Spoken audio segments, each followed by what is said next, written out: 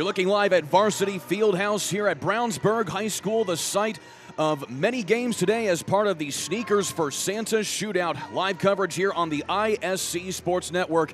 Game 1 features the number 11th ranked Eagles of Zionsville taking on the Decatur Central Hawks. Today's game is brought to you by Pearson Automotive Tennis Center. Your year-round tennis center is available to you in Zionsville and PearsonTennis.com. And by Galitko and Daly.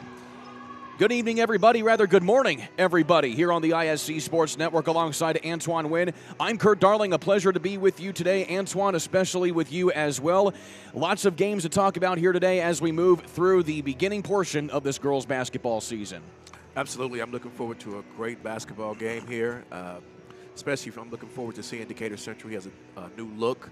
He lost 2 players, and he had to replace them. So I'm looking forward to a great basketball game, and Zionsville is always solid. Decatur Central 5-0 coming into today's contest. That is the first time that they have gone 5-0 for the first time in 14 years. You have to go all the way back to 2009, the last time they had that good of a start to the season. But still, Zionsville, the 8th-ranked team coming into this contest, 5-2, coming off of a loss to a tough Fishers team, Coach. Yes, Zionsville is very tough. They lost, I think, by 4 points to Lawrence Central, and they beat Lawrence North. So they've played a hectic schedule thus far, and they're going to be around when the smoke clears. Indeed, they will. They come into this contest 5-2 under the tutelage of Andy McGuire in his 21st season at the helm of the Eagles. He has built a heck of a program. Of course, they've lost a few players, but also gained a few players as well. But one of the notable players that they lost from a season ago was Liana Hall, definitely, who was actually Miss Indiana basketball a season ago. Yes, she was tough. When I was coaching at Lawrence Central High School, she gave us serious problems. I think she ended up going to maybe Michigan, maybe? She went to North Carolina. North Carolina, okay, yeah. Yeah, she was solid, yes. Indeed she was. So certainly having a tough, certainly a tall task to replace that kind of talent for Coach Andy McGuire. But Decatur Central in particular, they lost a few players to other schools, as you mentioned before we went on the air, but they also gained a few players as well. Heaven Thompson and Havana Thompson in particular, they transfer in from Roncalli, but they still have a lot of good base players as well, like Soraya Gerard, who's averaging a double-double this season. In the meantime, we will go ahead and pause momentarily as we get ready for the national anthem. They have to do a sportsmanship announcement as well. But, Coach, as I talked about, Soraya Gerard averaging a double-double this season. She's going to be one heck of a player to stop for Zionsville. Yes, she is very, very good, a good player, and she's going to cause a lot of problems. So, trust me, they're going to load up on her side. Decatur Central with wins over Monrovia, Connorsville, Perry Meridian, on the road at Cascade, and then at home at Whiteland. They have only had one true road game this season. That was at Cascade, and then they have a neutral game today here against Zionsville. We pause for the national anthem. Back in a moment on the ISC Sports Network. Have you been injured at work? Visit your work injury lawyers at indianaworkers.com. We help injured workers. For a free consultation, go to indianaworkers.com, a division of Galitko and Daly. We go to work when you can't. 3, 2, 1. Has the first dunk in the building from Joya. Waits, Waddell finishes. And lays it in. There is right now the play of the game. Better finish. Good. We might see that on plays of the week. Great feed. The finish. Spin, win, 3. Bury it in the lane. No, gun, yes. Stop. Whoa, what a play. Flying in.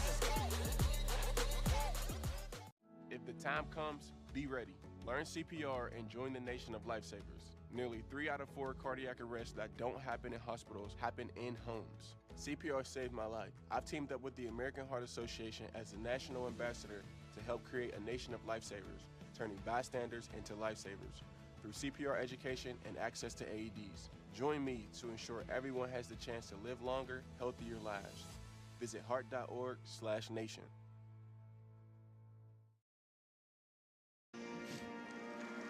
Getting close to opening tip-off here at the Sneakers for Santa Shootout here on the ISC Sports Network live from High School. Going through the starting lineups now are these two teams as we get going. First with the Zionsville Eagles on your visiting side of the scoreboard today. Lots of veteran presence here. Of course, Soraya Gerard, we already touched on her, but also Cassandra McMasters having a heck of a season so far. This is actually Decatur Central starters, excuse me. Soraya Gerard, as we talked about, but Cassandra McMasters transferred in to the district from the offseason. She's averaging 14 points a game, of course, coming off of Southport as well. Decatur Central under the tutelage of Nick Carruthers in his second year at the helm of the Hawks, coach.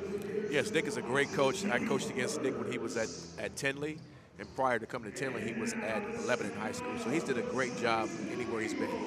And now the starters for the Zionsville Eagles. Again, 5-2 on the year are the Eagles. They have Emma Hahn, one of the top scorers in the state. 14 points a contest. She's already committed to play at Vermont next year. Also has a lot of help as well from Mackenzie Chapman and also Caroline Sampson in that lineup, coach, under the tutelage of Andy McGuire. Andy McGuire is a tough coach, too. He likes to play that pack line defense. I went against him when I was at Lawrence Central, and they got us pretty good on the Saturday morning. So he's got that pack line down pat. So they just don't rebuild, they reload every year. Indeed they do. Coach, some of your keys for these teams to be successful here today.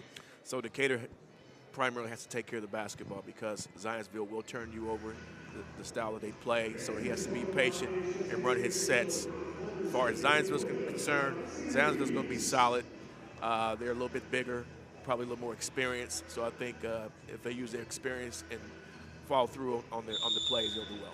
So it'll be Soraya Gerard facing off here with Caroline Sampson for the opening tip. We're underway in the first of several games today here in the Sneakers for Santa Shootout. In Zionsville, 5-2 on the year coming into this one.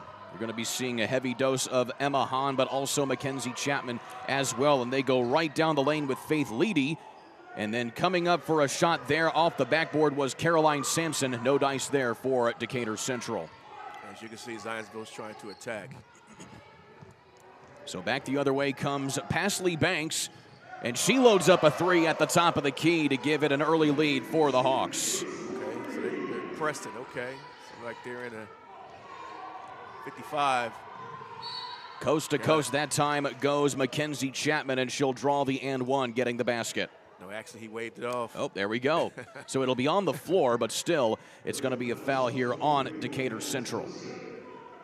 And it'll be Havana Thompson who will pick up her first.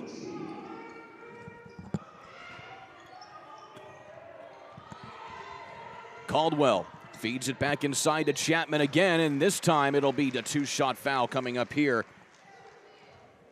That's going to be a problem for Decatur Central. That's two quick fouls. He's not deep. If you look at his roster, he's not deep. So they have to be very mindful of these fouls. Only 8 players on the varsity roster for Decatur Central. So here's Mackenzie Chapman. She's shooting about 70% from the line so far here this year. She's also a dangerous mid-range shooter as described by Coach Andy McGuire. Yeah, he has made a substitution already. Number 23, Havana Thompson, came out of the basketball game. So just a few rotations right there for Coach Nick Carruthers as it's a 3-2 ball game here in the early going. Zionsville still trailing at the moment. So here is Pasley Banks. She hit that three on the previous possession. Posting up that time is Gerard on the mid-range jumper. That's off the mark. And they're going to say she stepped out of bounds. Did Allie Caldwell on the rebound. It will remain Decatur Central basketball. That was a great call. He looked down the line and saw that. So on the inbound here will be McMasters. And here is Heaven Thompson. Thompson again, another one of those transfers from Roncalli for Decatur Central. Into the corner, here's McElrath. And she goes right down the baseline. I like what I'm seeing out of Decatur. They're solid, and as I said, they have to be patient, and they've been very, very patient. Oh, nice. On the cut, back door. Nicely done there for Caldwell. That's what moving to do for you. You move without the basketball, good things happen. High-tempo game so far here in this contest as Thompson gives it back up here to Pasley Banks. One of the things to look out for today as well, as there's a 3-ball up top, that time from Thompson. That's off the mark. And Sampson quickly up court here with Leedy.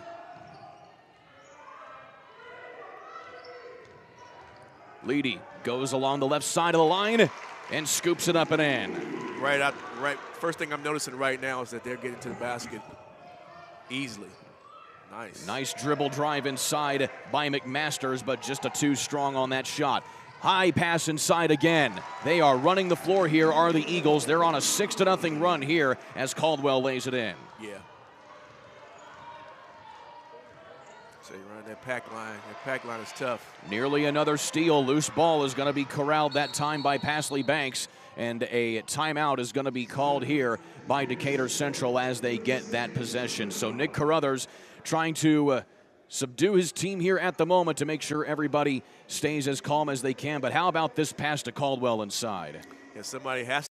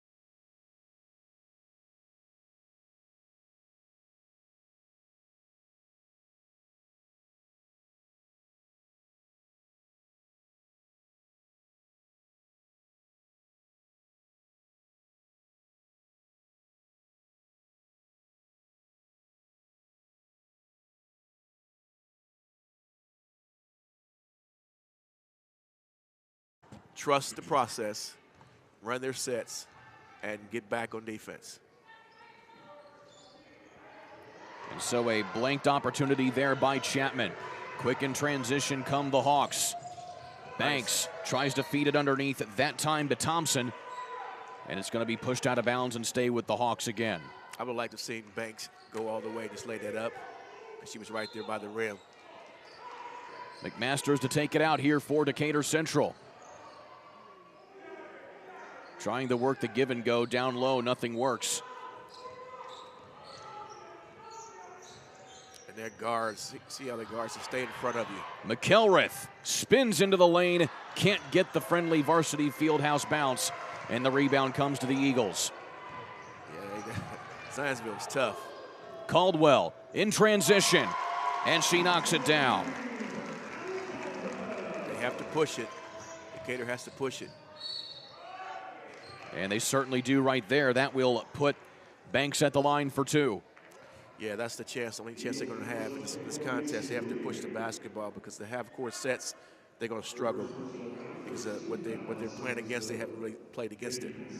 Decatur Central certainly relies on Kennedy Pasley Banks for scoring. She has 2 games over 18 points so far this season. She knocks down her first foul shot.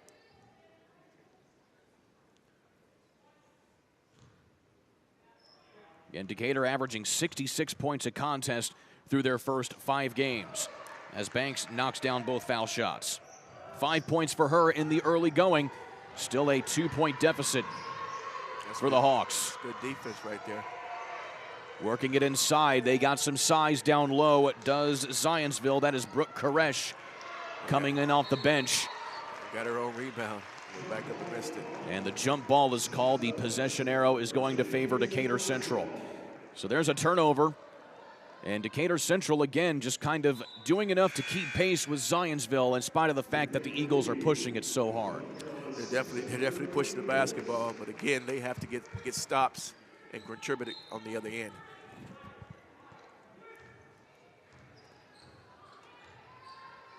So Banks will bring it up here for Decatur Central. That's good. Getting her hands in right there was Caroline Sampson, and she forces the jump ball to give the ball back to the Eagles. They have to have better spacing. Spacing was not good there.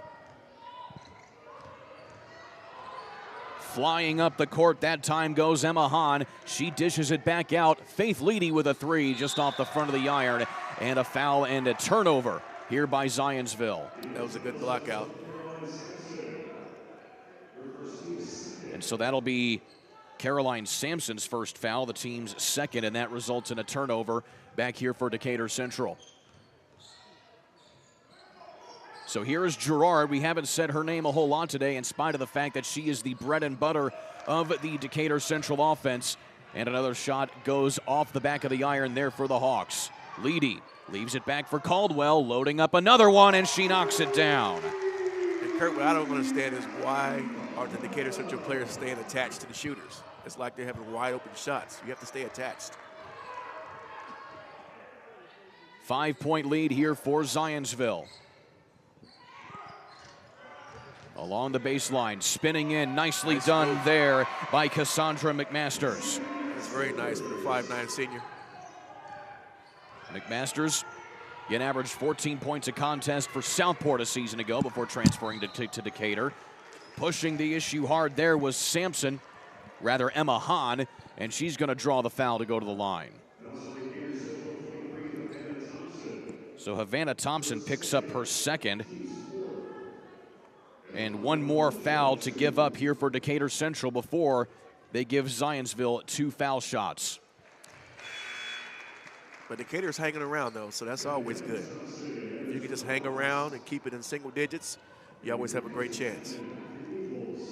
Emma Hahn knocks down her first one. She is reliable, 72% at the line this season. Zionsville now 4 of 6 at the charity stripe.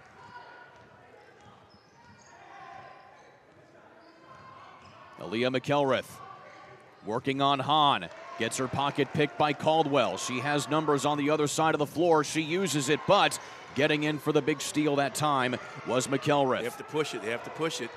You have numbers. Both teams really amped up here in this atmosphere. Trying to do everything herself that time was Havana Thompson, and she turns it over. That was a bad business decision. Corner 3 coming up, and just off the back of the iron from Chapman. Push it, attack. Right down the lane, Euro step inside by McMasters, and she draws a foul. That was good right there. You have to attack when you have opportunities. And so Cassandra McMasters at the line for the first time today. I'm very pleased with Coach Carruthers' team. They're really fighting and staying there, hanging around.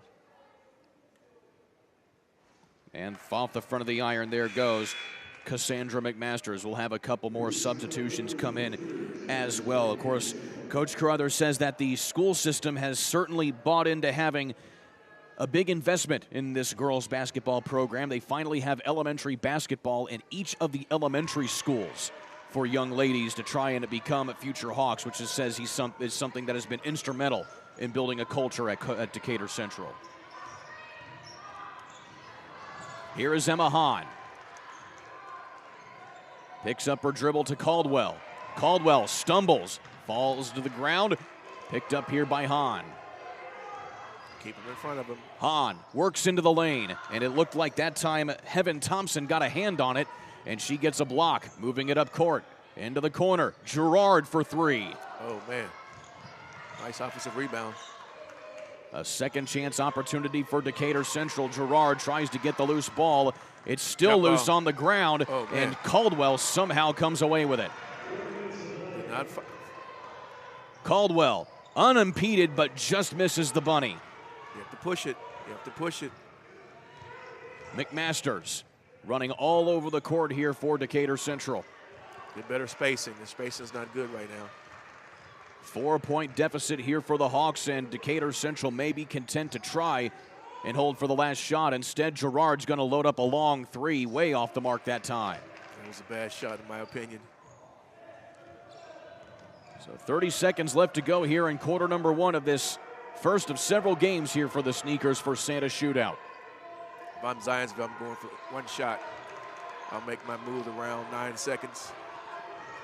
Emma Hahn gets a little bit of help on the pick and roll inside, and Sampson will go to the line for two.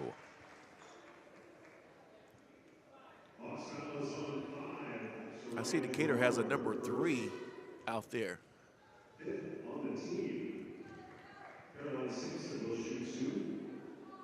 And so back in here is Caroline Sampson, who will shoot 2 foul shots. Again, that is now the 5th foul for the Hawks of this quarter.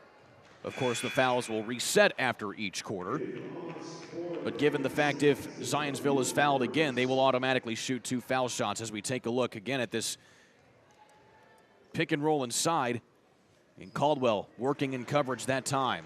She misses both foul shots, though. 10 seconds left to go here for Decatur. They have to make a move quickly. Gerard slips inside, loses the handle. Caldwell will heave it from half court, and that goes off the side of the backboard, and that will be the end of quarter number one. 4-point lead for Zionsville. Back in a moment here on the ISC Sports Network.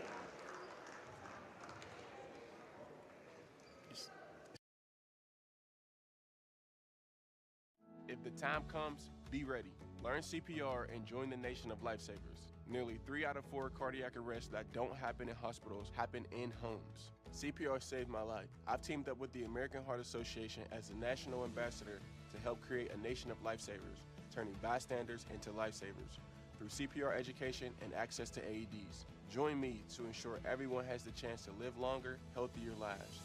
Visit heart.org/nation.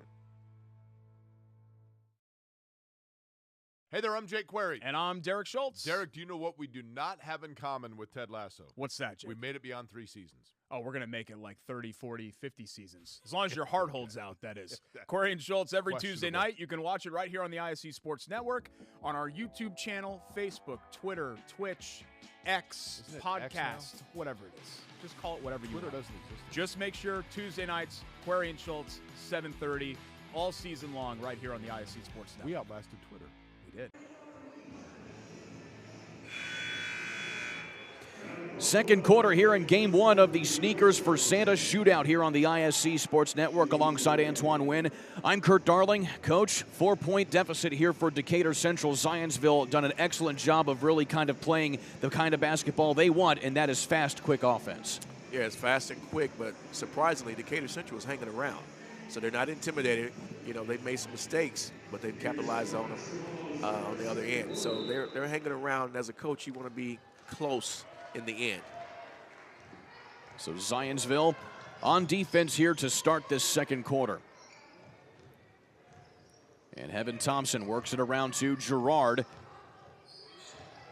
And I believe that is Shyla Akers-Richards, who is wearing the number 3 jersey here today for Decatur Central. She usually wears number 34. She is only a freshman, standing at about 5'11".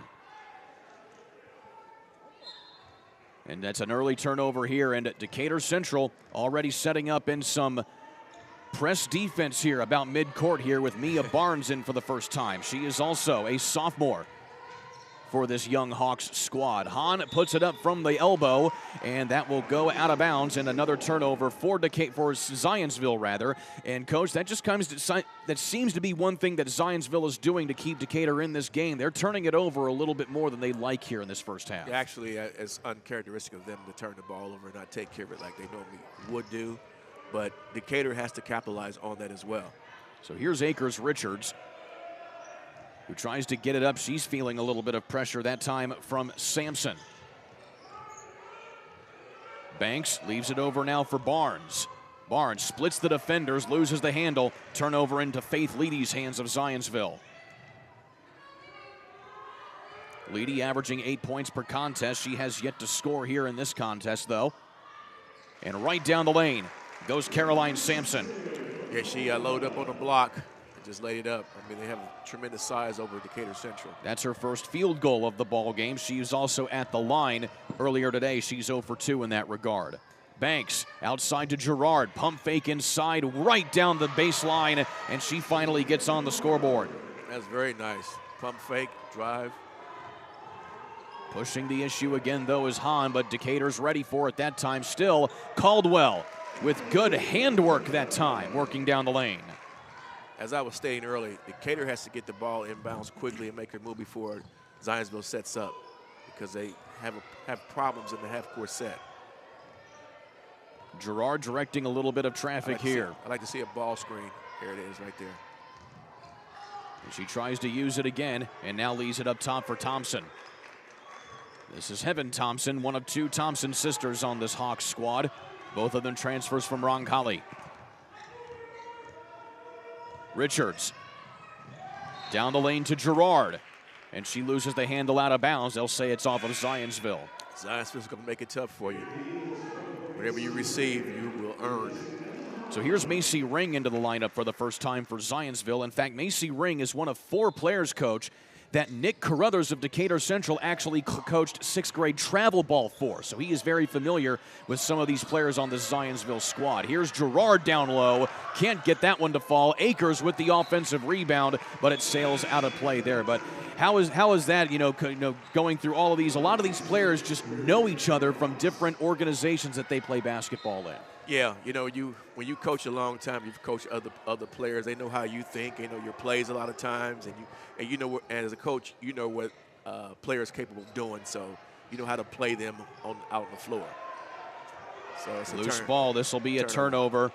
One way or another, it's an over and back for Faith Leedy. That'll be back to the hands of Decatur Central. As we talked about, Coach, turnovers seem to be the one blemish here for Zionsville in this contest. Yeah, if they wasn't turning the ball over, it would be probably a 15-point ball game, but they're turning the basketball over and giving Decatur opportunities to stay in this basketball game. Zionsville has certainly done that, and also Decatur has taken advantage of those opportunities. Here's Banks outside. Barnes loads up a 3. That's a little bit short. See, somebody's not back. And wide open underneath is Caldwell. As a coach, it makes your hair fall out when you see something like it happens. Caroline Sampson actually on that take. She now has 4 points. Richards. Now Gerard. Up top, Banks. Good shot of Banks. Certainly needed that one to fall there for Decatur Central, as it's the largest lead of the contest so far here for Zionsville. And now it gets even larger, as it will be a shot and an and one, that time for Mackenzie Chapman. As a coach, I may get a timeout right now to kind of settle it down a little bit, because right now they're on a roll right now. I will say this, Mackenzie Chapman has done an excellent job getting to the line in this ball game. This is her 3rd trip already in this first quarter and a half. Yes. Because right now you're looking at a 10-point ball game that can easily go to 15 or 20. So I'm calling a timeout if I'm a coach. She misses the and one, but an offensive rebound temporarily there for Zionsville. And they're actually going to say that went off of Decatur Central, who stepped on the baseline. And so it stays with Zionsville. So they get a chance here, as it'll be a 30-second timeout called here by Coach Andy McGuire of Zionsville. Today's game is brought to you by Pearson Automotive Tennis Club, which is Indiana's premier indoor tennis facility. Located in Zionsville, they've got 8 indoor courts that allow you to play, learn, and stay in shape when winter refuses to go away. Log on to PearsonTennis.com or call 317-559-7100 to reserve your court time or book a lesson today. Andy McGuire coaching up his team. He's been a high school coach for 26 seasons. This is actually his second stop at Zionsville. He coached the Eagles from 1999 to 2005 before taking a hiatus and then coming back, and has since led Zionsville to much success in his tenure there for the Eagles. It's always good to be able to come back once you leave. It means you left in good standings if you're able to come back. It certainly looks like they were able to take him back, and he certainly kept building on the legacy that he has built here at Zionsville.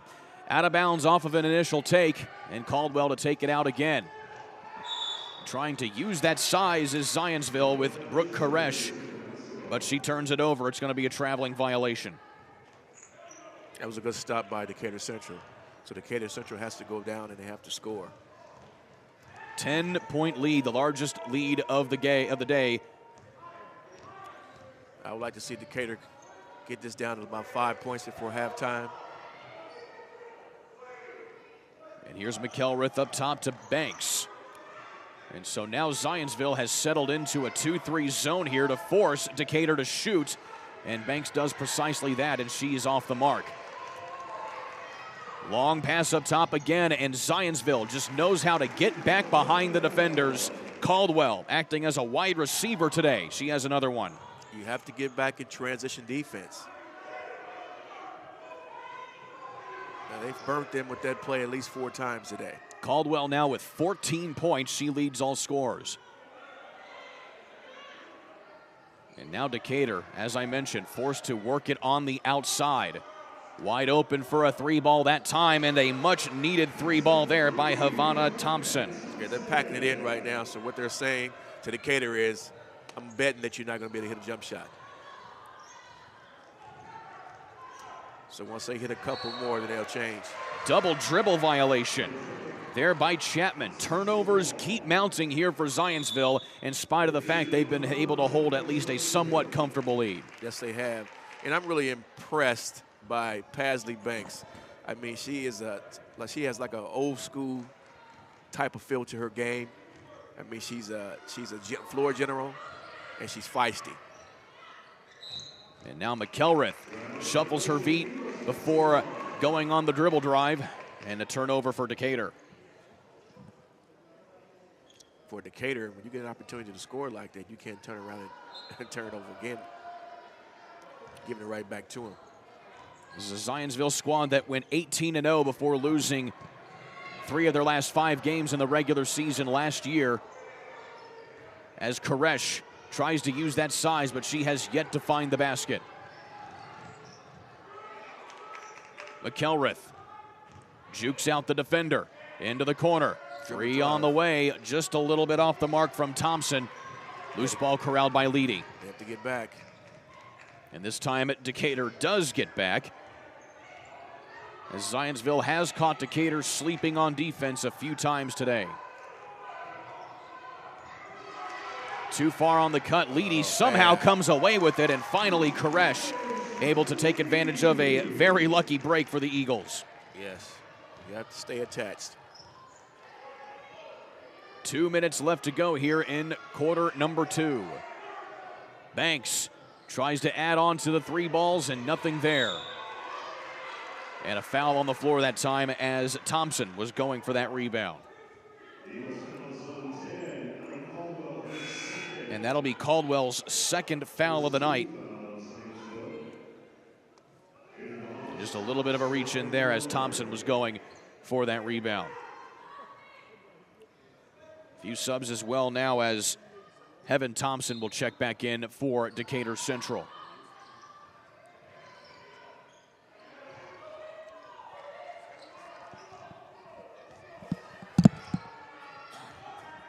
Havana Thompson leaves it for her sister Heaven Thompson, and she knocks down a big three from the top of the key. That was a much-needed three-pointer there. Got beat again. She lost it. And another turnover by Zionsville. So sometimes they push the issue a few too many times as Thompson hits down the third three of the day for Decatur Central. Three-point shooting has been keeping the Hawks within striking distance of this one as they're down by 8. Well, a lot of the points that Decatur's given up is in transition points because they're not getting back in transition defense. So, and they're making it very, very hard for Decatur. Ashley Banks, as you mentioned, Coach, the floor general here for Decatur. She decides to take one herself and a little bit too strong. Another turnover. She has to attack. Back-to-back turnovers here as Thompson spins into the lane. Nothing there, but Girard is able to get the second chance opportunity. 6-point ball game. I mentioned 5 for less. Decatur Central now on a 7-0 run to bring it back to a 6-point ball game. Elbow jumper doesn't fall that time for Chapman. On the follow-up there is Koresh. Yeah, that hurts right there.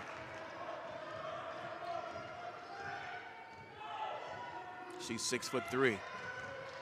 Into the final minute here of the first half. You know, I'm actually holding the ball for the last shot, to be honest. Decatur neglected to do that in the end of the first quarter. Yes. May be thinking differently here. I'm holding the basketball. Not making my move until about 8 seconds. That's too early. Pick and roll inside that time for McMasters, and nothing doing. That's too early because if they come down here and score, that's a 10-point ball game. So Leedy will hold for the last shot for the Eagles. Travel.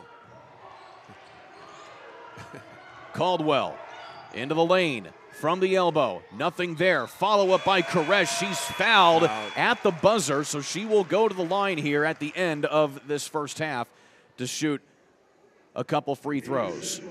See, that hurts. So Caroline Sampson, rather, will have that shot.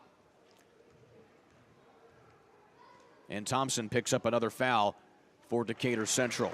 So here's Sampson. Makes her first foul shot of the day. She went 0 for 2 in the first quarter. And they're going to put 2 ticks of a second back on the clock. And with two ticks like at 0.2 of a second, you cannot get a shot off. So they have to put players at the line here to go for the rebound. And no shot as you anticipated there, Antoine Wynn. And that will bring us to the end of the first half. Heck of a ball game so far, but still Decatur Central trailing Zionsville here in this one. 9-point deficit here for the Hawks to the Eagles as we go to halftime. Back in a moment here on the ISC Sports Network. How much time Have we get? you been injured at work? 10 minutes. Visit your work injury lawyers. No, I'm talking about- Oh, for here. How long is this break here, For a free JD? consultation, go to IndianaWorkers.com, a division of Galitko and Daly. We Minute go and to a half. work. Do you need to go That's to the fine. bathroom? No, I'm fine. Okay, you're good. I'll take one of them donuts. Some if you see don't a mind. student athlete why I working got on him. a shot. Thank you, my friend. Yeah, no problem.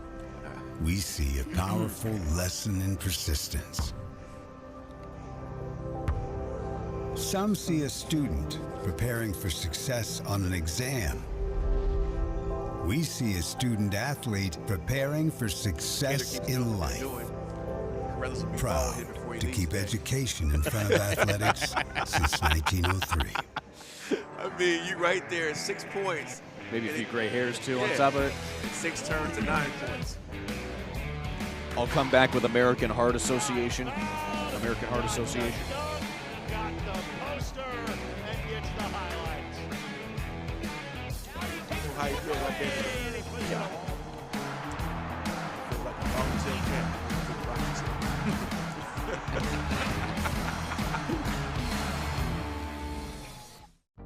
Have you been injured at work?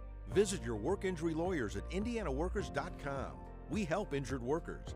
For a free consultation, go to IndianaWorkers.com, a division of Galitko and Daly. We go to work when you can't. Today's game is brought to you by the American Heart Association. In addition to learning hands-only CPR, the American Heart Association encourages schools, businesses, and other organizations to have a cardiac emergency response plan. Free templates and resources are available from the American Heart Association. Simply scan the QR code now on your screen.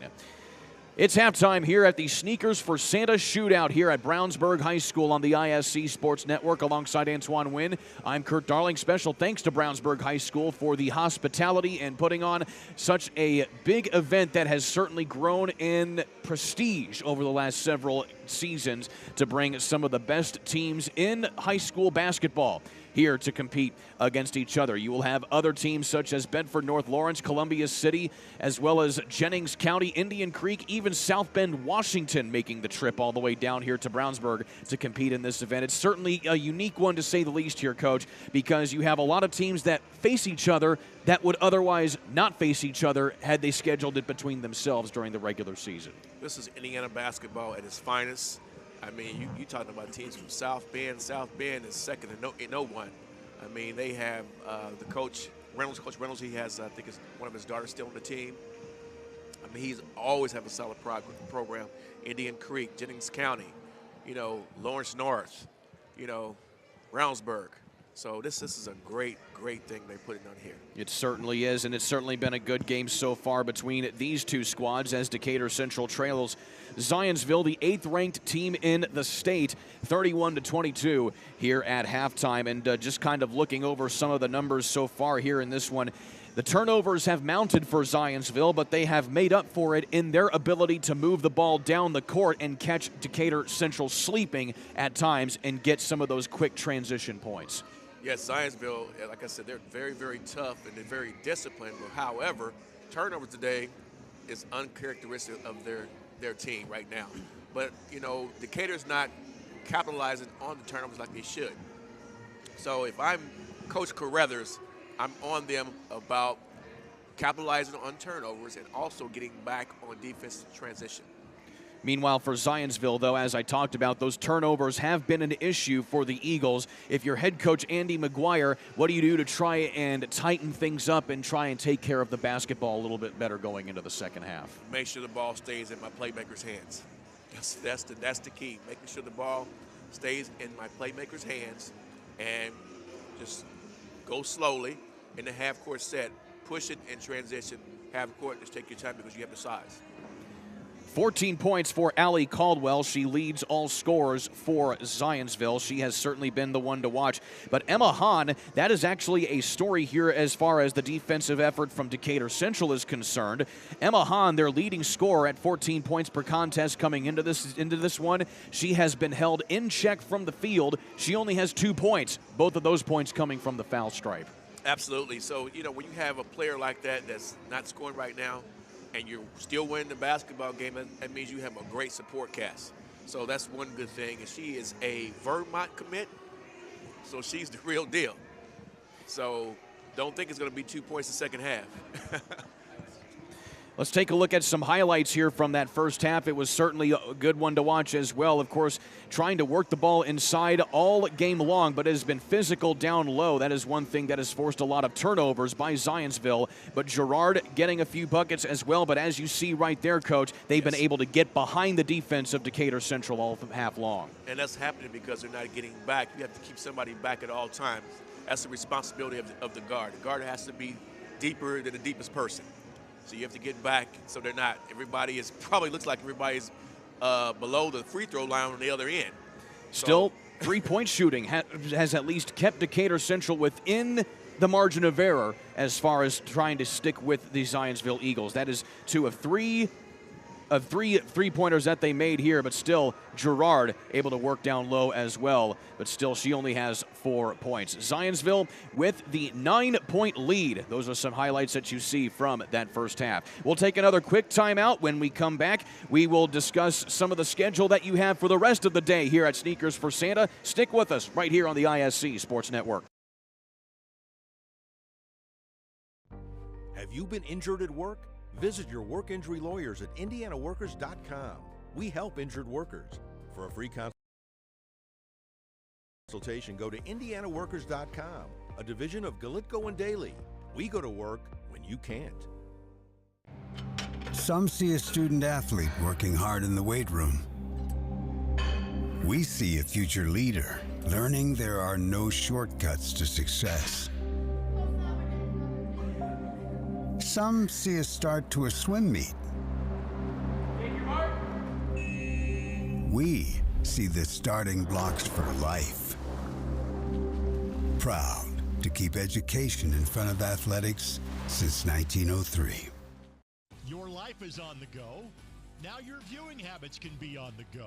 With the ISC Sports Network app, your team is at your fingertips. You can download years' worth of content from the ISC Sports Network library. High school, college, special events, weekly and monthly shows, wherever you find your favorite app. And you can always find out more information at iscsportsnetwork.com.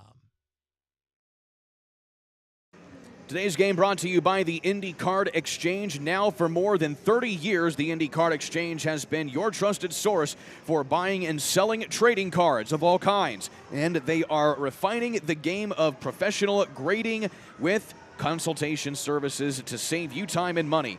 Go to the IndyCardExchange.com for more information and to see how you can make money off of your collection.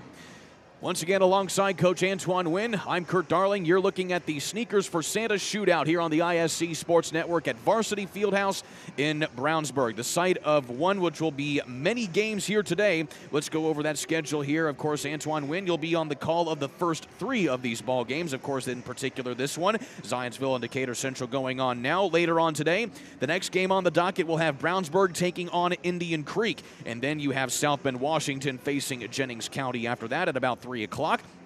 And then at 4:45, Noblesville takes on Bolingbrook out of Illinois. So you have an Illinois team coming in here to participate in this event. And Hamilton Southeastern, one of the top teams in the state from a season ago, they will be facing Columbia City at 6:30. And then the nightcap game later this evening at 8:15, we'll have Bedford North Lawrence taking on Lawrence North. You'll have many guys like Andrew Smith and John Cupo on the call, as well as Kelsey Casper. She will have the call of the game immediately following this one. You can catch all of that right here on the ISC Sports Network. Exciting event here, to say the least. And Coach, you got two more games after this one, so you have a busy day here for the Sneakers for Santa Shootout. Yes, I do. So right now, I'm just preserving my vocal cords right now, keep them lubricated so I can have this long haul. I'm looking forward to the other two games as well. There'll be certainly some fun basketball to watch here. It's certainly been fun for this one so far, as Zionsville leads Decatur Central 31-22. And speaking of Decatur Central, their boys football team competed in the Class 5A state football championships just not even 12 hours ago out at Lucas Oil Stadium. It was an unfortunate end for them, though, as they fell to Fort Wayne Snyder. 33-6 was the final score in that one. But the Decatur boys football team coming away with their second state runner-up trophy in the last 6 seasons. So lots to build on athletically for this Decatur Central High School athletics program, certainly as they've been building here for the girls basketball program as well, starting 5-0 this season. That's the best start they've had since 2009. Yes, Zionsville, like I said, they're very, very tough. And Decatur, they have their hands full, but I think they're going to come out and be a little more productive this half. I touched on it briefly in the first half. Zionsville won their first 18 games of the season last year, but they lost 3 of their last 5, and then they unfortunately had to go up against HSC in the sectional, one of the toughest sectionals in the state right there on the north side of Indianapolis, and their season came to a premature end with Lila Hull on that squad. She was Miss Indiana basketball a season ago. So Zionsville looking for a little bit of redemption here this season. Hopefully they can find it here, as it will be the second half of this ball game here at Sneakers for Santa Shootout, the first of several here today. They're going in the post early. And Caldwell trying to spin underneath, just off the mark there. So Decatur Central trying to come back into this one.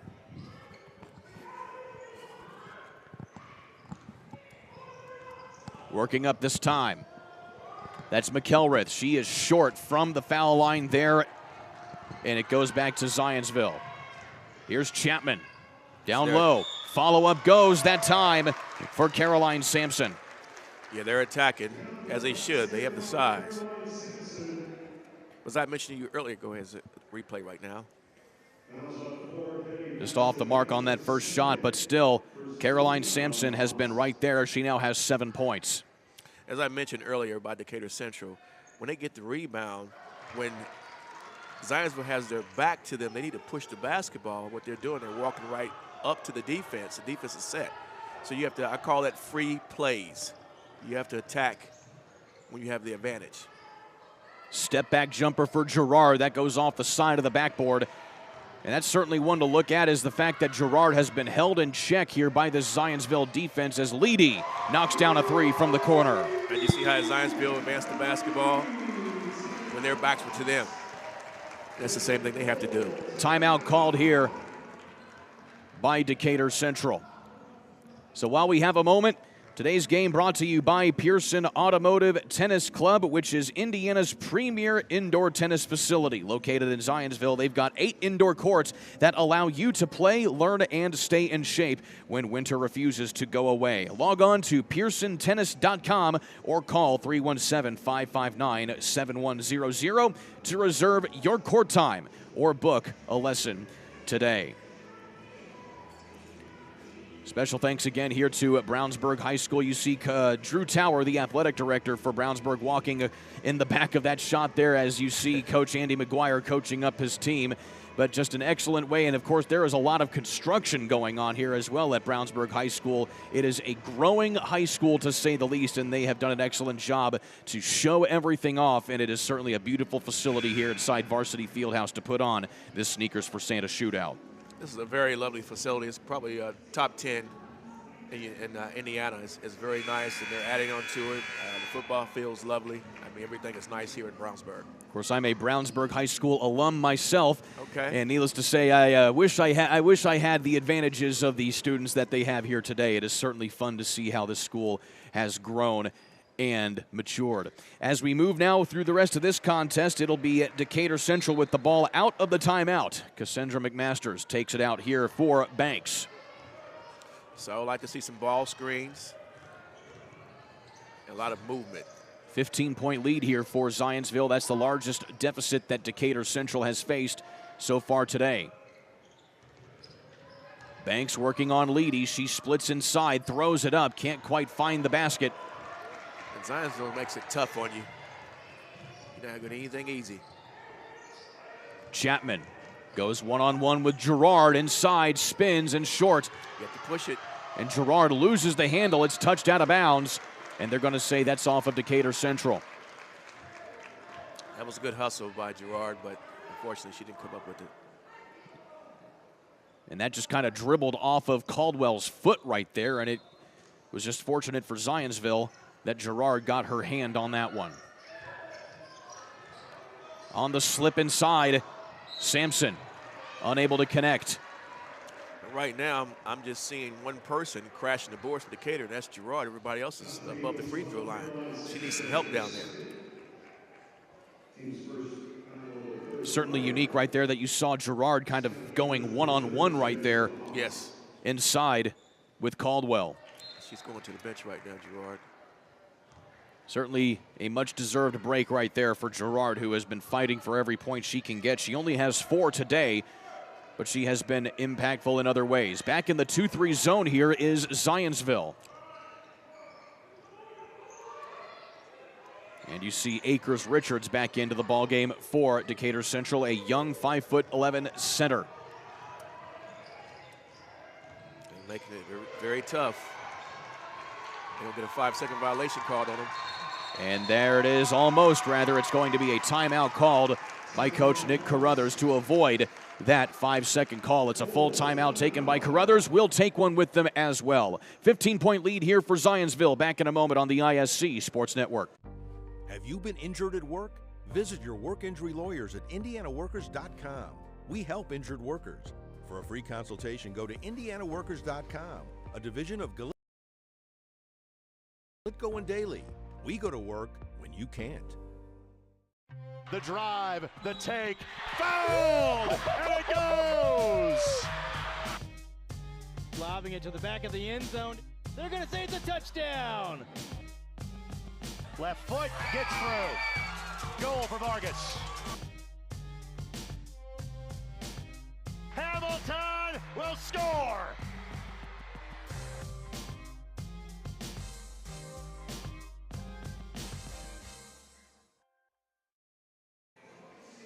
There you see the huddle of Decatur Central as Nick Carruthers coaching up his team to try and get out of this deficit. But also in that huddle as well here, Coach, you see Anna Munn as well as Chantel Poston. Now, those are very big names as far as Nick Carruthers and high school basketball are concerned. Anna Munn, the all-time leading scorer at Decatur Central in her day, but also Chantel Poston, a big player at Purdue as well.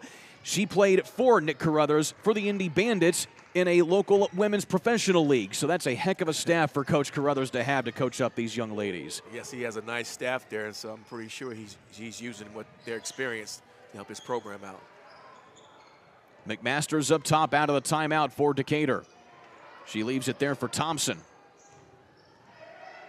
Banks has a slight opening but is short from behind the arc, but a big offensive rebound on the loose ball there by Thompson. If you notice about Decatur Central, everything they're doing is hard, and that's because Zionsville. Thompson with a big three right there. That is her second of the day.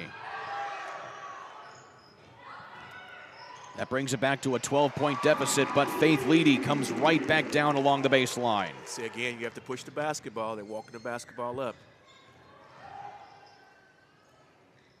Banks Get pulls back. up.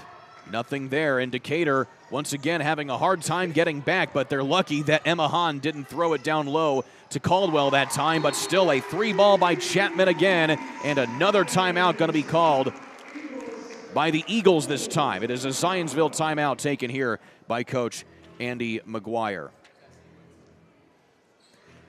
So right now, as we take a look at this again, it's certainly a heck of a shot from Chapman that time to cut the lead, but still Faith Leedy was able to come back the other way and get a big shot down low here on this drive. As I was stating to you earlier, again, Zionsville is doing to Decatur Central what Decatur should be doing to them, because when you're small, you're quicker, so you have to push the basketball. They're walking the basketball up, and in half-court sets, they're struggling. So you have to push the basketball when you have opportunity to do so, because the game is getting away from them right now. Today's game brought to you by Indy Card Exchange. Now, for more than 30 years, the Indy Card Exchange has been your trusted source for buying and selling trading cards of all kinds. And they are refining the game of professional grading with consultation services to save you time and money. Go to the IndyCardExchange.com for more information and to see how you can make money off of your collection today.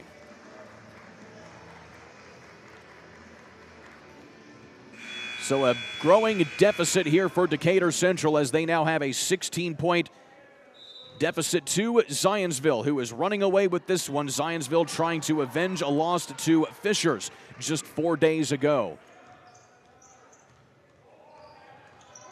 McElrath for Decatur Central works into the lane. Throws it up that time and still nothing doing, but Gerard comes away with the follow-up, still nothing there. Akers-Richards, the freshman, gets another offensive rebound, and she will go to the line for two. What I've noticed about Gerard, I've had players like her. She has a nose for the basketball. She's always around the basketball, and that's always a great thing. And they're going to call the foul on the floor, rather, but still, either way, it is a fresh possession for the Hawks. They have to score here. Ball screen would help out. Gonna give it to her in the corner. She was open. 2-3 zone again here from Zionsville as McElrath trying to navigate it back to Gerard up top. Thompson directing a little bit of traffic here as time continues to wind down here in quarter number 3. Nice Into drive. the lane, McElrath. She'll draw the foul there as she put up the shot. That was a nice drive by number 1. And so Chapman will pick up her first, and that's the third foul here of quarter number 3. Again, a nice drive there by McElrath, and she goes to the line. That move that she just made, so a lot of times you can do a dribble drive dish. So she had Pearson over at the top that she could have dished it to as well. McElrath, only a sophomore guard here. Again, a young team for Coach Nick Carruthers to kind of build up. And it's certainly impressive that they've gotten off to a 5-0 start here this season as McElrath goes 1 of 2. And the future's bright for them. Caldwell, she has yet to score here in this second half. She had 14 in the first, trying to break that stalemate with another 3. And the loose ball fought for here. Thompson comes away with it briefly, but Leedy is able to steal it away again on the loose ball. And Hahn is going to take a hit there from Thompson. Another foul there on Decatur. Yeah, they can't. Decatur just can't hold on to the basketball. It's like a hot potato. Caldwell will take it out. Allie Caldwell averaging 10 points a contest. Down low to Koresh. She's been able to use that size today so far. She has 4 and can't quite make it 6 as she loses it out of bounds, as they'll say it's off of the Hawks. Yeah, somebody's got to come help out. She's 6'3". You can't expect one person to guard her. It has to be done by committee. Zionsville out of the Hoosier Crossroads Conference. And there's a foul away from the ball. It's going to be an offensive foul on Zionsville, so the shot will not count there as Emma Hahn almost made her first 3 ball of the contest. Lucky for Decatur. And that would have certainly busted it even more wide open than it already has been for Zionsville. As you can see, number 13, she's waiting right there patiently. In the next game on your docket today, Indian Creek taking on Brownsburg. Antoine Wynn will have the call with that, along with Kelsey Casper, coming up right here on the ISC Sports Network. Be sure to stick around for more coverage of the Sneakers for Santa Shootout. Another foul coming up on Zionsville here.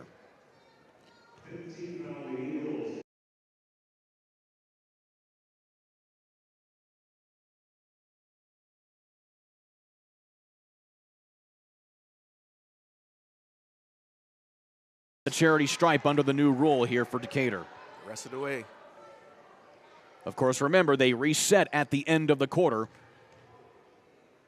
So it's not like that for the whole half. It's certainly a new rule to get used to if you've been watching high school basketball for a long time. It also keeps confusion down from the coaches, too. I know, as a coach, I would tell the referee, foul count is 6-0. What are you going to do about it? So now that keeps the coaches quiet. Zionsville working a good set here with Caldwell driving the baseline, and she draws a foul. If you see that play and instant replay, somebody's got to slide over and take that charge. And that's where the talking comes in at. You have to talk. Somebody has to drop. So Caldwell at the line for the first time today. Again, 14 points for her today. That's a new season high for her as she nails her first foul shot. Correction, that's actually the second most that she's had this season. She had a 19-point game against Ron Colley just a couple of weeks ago. 16 for her now, though, off of those 2 made free throws. So we have a 17-point game right now. McElrath from the elbow, too strong. And a foul here on Decatur will give the ball back to Zionsville. So fouls definitely starting to rack up here, Coach, as both teams now will be shooting 2 free throws for the rest of the quarter. Yes, it is hard when you're a team like Decatur going up against a team like Zionsville. Once you give a big lead like it, it's hard to get back in because they're not going to let you back in. It certainly hasn't been without a fight, though. Decatur Central has certainly been scrappy all game long, but Zionsville has just been slowly but surely been able to build out that lead. Yes, I'm very impressed with Decatur Central. They're just not capitalizing and doing the little small things to keep them in a basketball game. Nice cut inside that time by Caldwell, and she gets shoved out of bounds. It'll be a foul coming up on Decatur. And 2 shots. As we keep alluding to, the automatic 2 shots. And Caldwell will continue to add to her point total. She has been sensational for the Eagles today.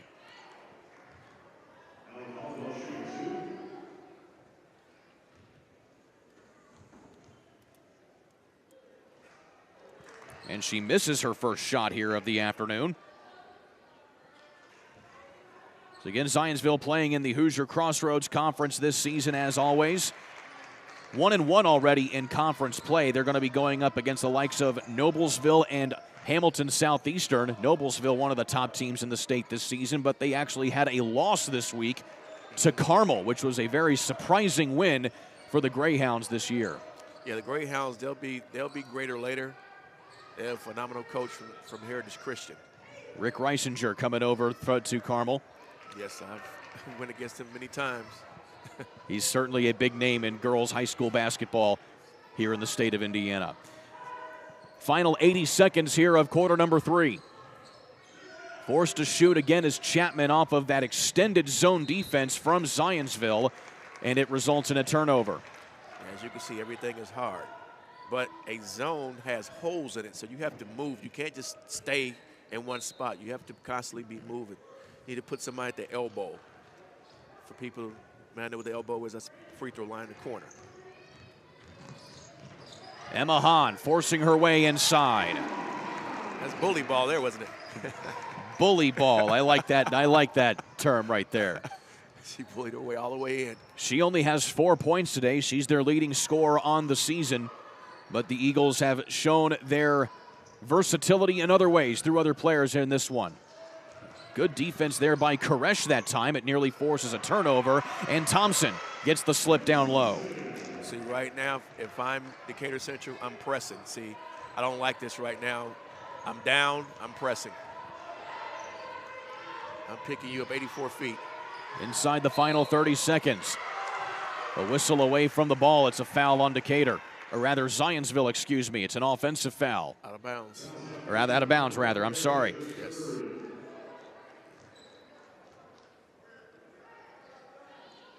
So it looked like it was Koresh who just touched that one out of bounds, so it's a turnover here for Decatur. And if I'm Decatur Central, I'm not shooting any jump shots, I'm attacking. Especially as I'm going to free throw line. 18-point lead for Zionsville, their largest lead of the day. Gerard unloads from deep.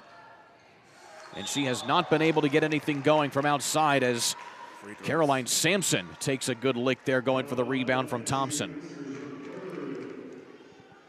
I just mentioned you should be attacking. Sampson back at the line again. This is the first time she's going to be shooting 2 shots today. Both other times she's been to the line today have been for and one opportunities, in which she is 2 for 2.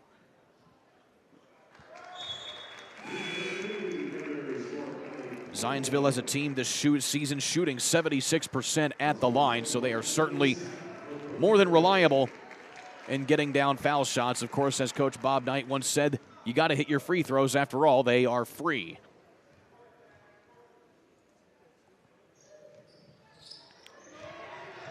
One of the two goes Sampson, but an offensive rebound for Zionsville.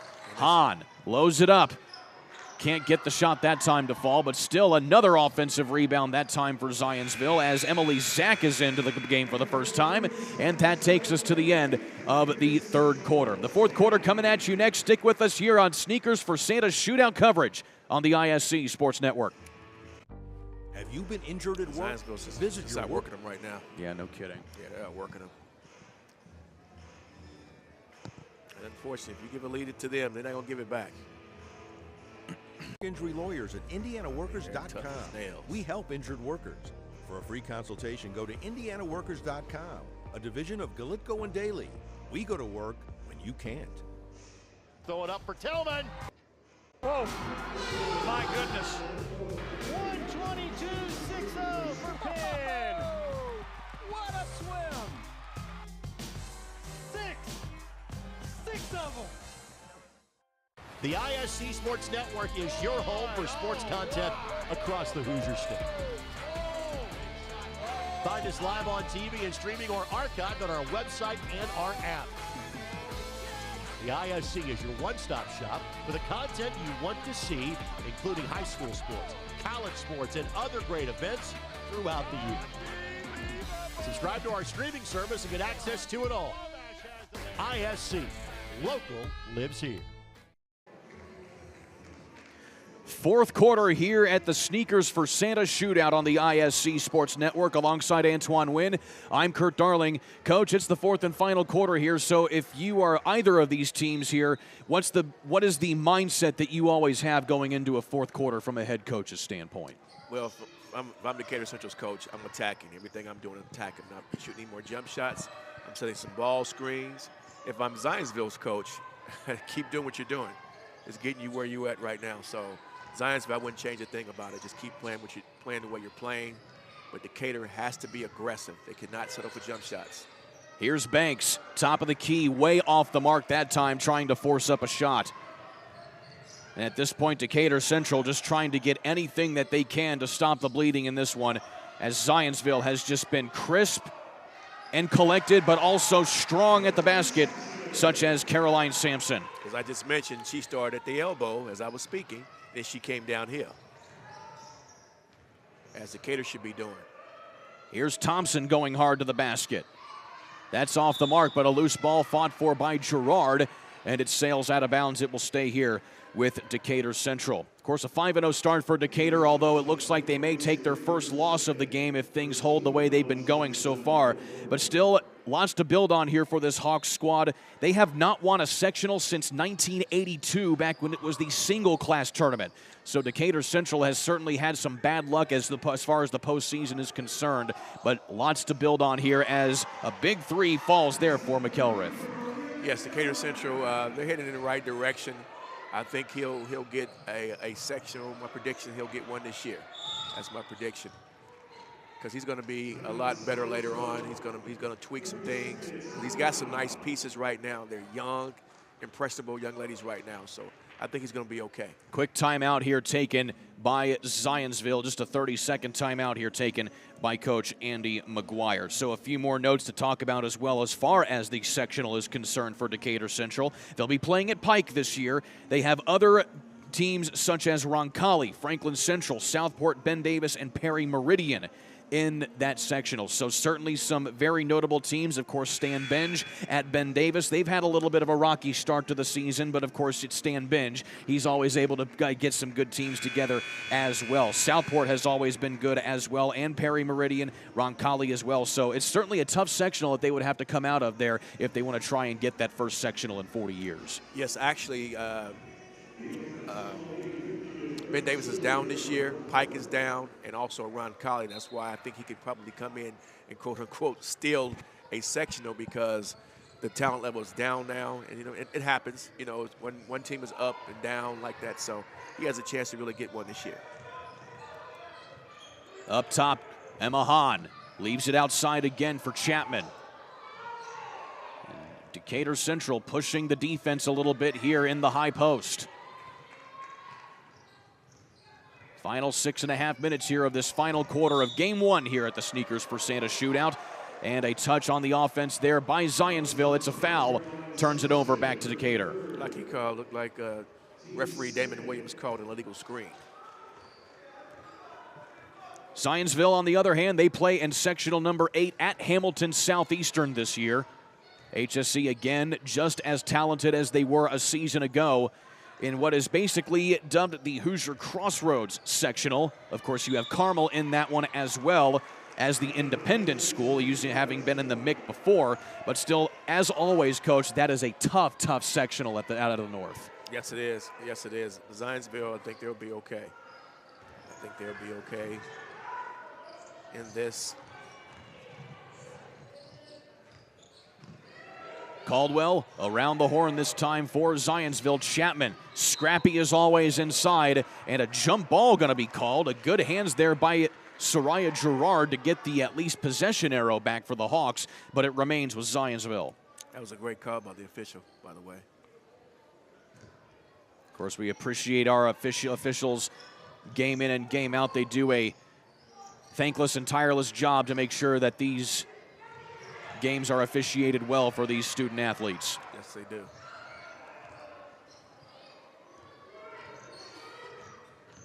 Emma Hahn down the low inside, and almost taking the charge there was Soraya Gerard, but instead they're going to call a blocking foul on her as she may have taken one too many steps in setting up to take that charge. Yeah, that was a great call by the official again. And what I've noticed, too, that Decatur can improve on, they need to make Zionsville uncomfortable. They haven't never really made them uncomfortable on the perimeter, but Zionsville has made them uncomfortable. So, you know, I don't care how good of a team you are, if you're good at pressing, nobody likes to be uncomfortable. Emma Hahn makes both free throws again, has not been very productive today, but she has, as far as a scoring aspect is concerned, but she has still made her impact in other ways. 20-point lead now for Zionsville. And you talk about how Zionsville has made Decatur Central uncomfortable, but still, as opposed to what the score indicates, as McElrath goes to the line there, Decatur Central has not made it easy for Zionsville today. They have not. They have turned them over, but they have not capitalized. But again, normally Zionsville is more comfortable with the basketball, not turn the basketball over. So today is not your regular Zionsville team. Two players in double figures scoring for Zionsville. Allie Caldwell has 17 points, along with Caroline Sampson, who has 13. And McElrath misses her first foul shot there to add to her total. And she misses the second one as well. They haven't been to the line very much, have Decatur, but they still have probably been left wanting shooting the foul shots. That was a great offensive rebound, too, by the way. McMasters back outside to Thompson. McElrath splits the defenders, draws the foul, and they're going to say that was on the floor, so it won't be a shooting foul here. But that is foul number 4 on the Eagles, so one more. And the Eagles are allowing Decatur to shoot 2 free throws. As I mentioned, I said everything should be going toward the basket, so they're doing that right now. Here's Banks with a 3 from the wing. So right now they have to press right now. And they are. They're pressing finally. Decatur not going to go quietly in this one. So I would have liked to see that first half. One of the first big tests of the season for Decatur this year in Zionsville, the number 8 team in the state, as Leedy buries a big 3. That was a good ball rotation. The ball was steady moving.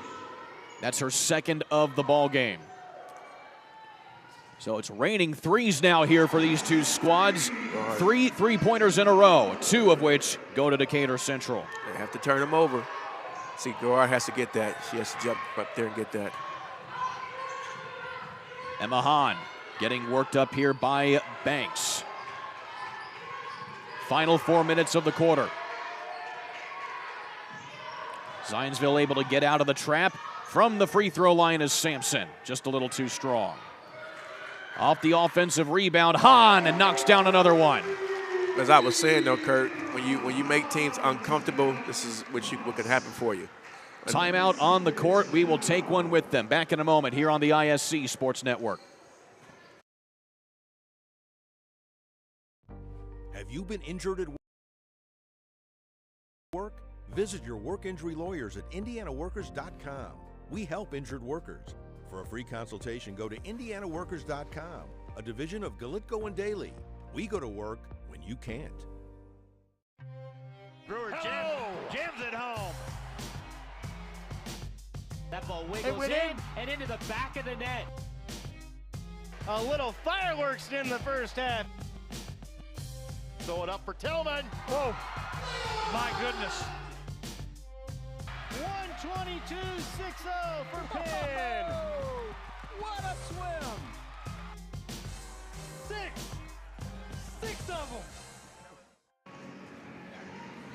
Decatur Central with the ball out of the timeout here alongside Antoine Wynn. I'm Kurt Darling. 20-point lead for Zionsville. And, Coach, we were just talking off of the break about how you certainly would like to have seen Decatur press a little bit more on defense a little bit earlier in this half than what you have seen here today. Yes, I think had they done what they're doing right now as far as pressing, it might be look a little differently. However, but again, if you play like that, you have to be conditioned for the long haul. So I don't know if they're conditioned for that, but you have to be conditioned for that. Blocking foul called here on Zionsville. It looks like it's going to be Caldwell who will pick up yet another one. Actually, it's going to be Sampson going to be picking up her 4th personal foul. That's the 5th of the quarter, so once again, automatic 2 foul shots here for Banks. Again, the next game on the docket, Indian Creek taking on Brownsburg. Kelsey Casper and Antoine Wynn will be on the call for that one. You can catch that and a lot more games here from the Sneakers for Santa Shootout right here on the ISC Sports Network. And I'm Decatur, I'm pressing after this made basket, and I'm pushing it on the offensive end. That's the game plan. Trap right there. There's a trap. And keeping it up here, though, is Leedy. Long pass to Caldwell, spits inside and knocks it down. She ties her season high with 19 points.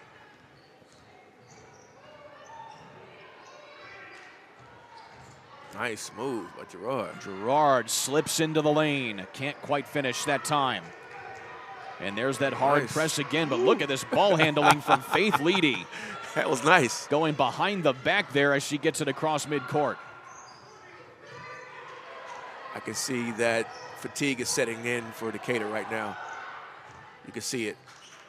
We talked about conditioning off the break, Coach, is the fact that sometimes even with a not-so-deep bench like Decatur Central, you have to have your team ready to go for a full 40 minutes. Yes, you do. I mean, when I was coaching this high, I coached my girls. We conditioned for the long haul. We conditioned high school basketball 32 minutes. We conditioned for 40 minutes. That's an old Nolan Richardson phrase. 40 minutes of you know what. Nobody home on the inbound there from Caldwell, but Leedy is able to track it down. And here's Koresh working it inside on the post-up. A little bit too far on that shot.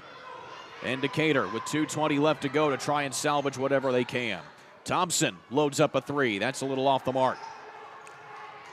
Hey, you have to trap. You have to trap. Somebody has to push it to the sideline. So it helps too late. Caldwell harassed all the way up court, leaving it for Leedy. Nice D. Push it, push it. McMasters comes away with the steal. She'll go coast to coast and lay it in and get the and one. That was nice. She kept the basketball and came downhill. That's the first time McMasters has scored since the first quarter. She was blanked in the second and third, and it's yet another and one opportunity here for McMasters.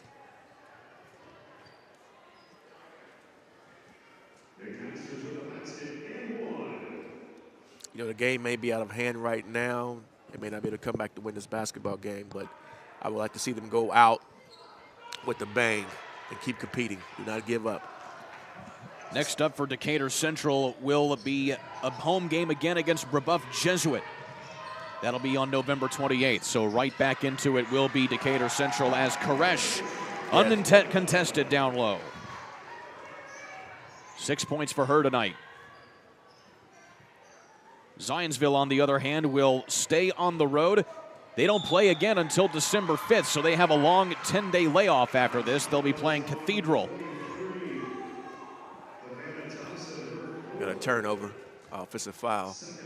So Havana Thompson picks up her 4th foul.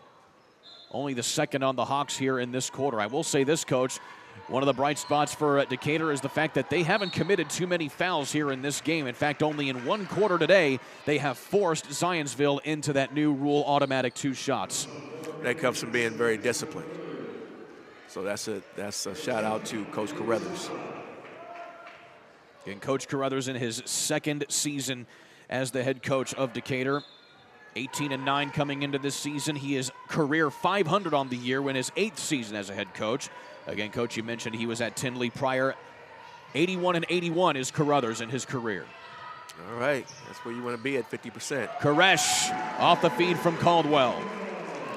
A big like that, you have to attach your body to her. You cannot let her be free. You have to attach your body to her.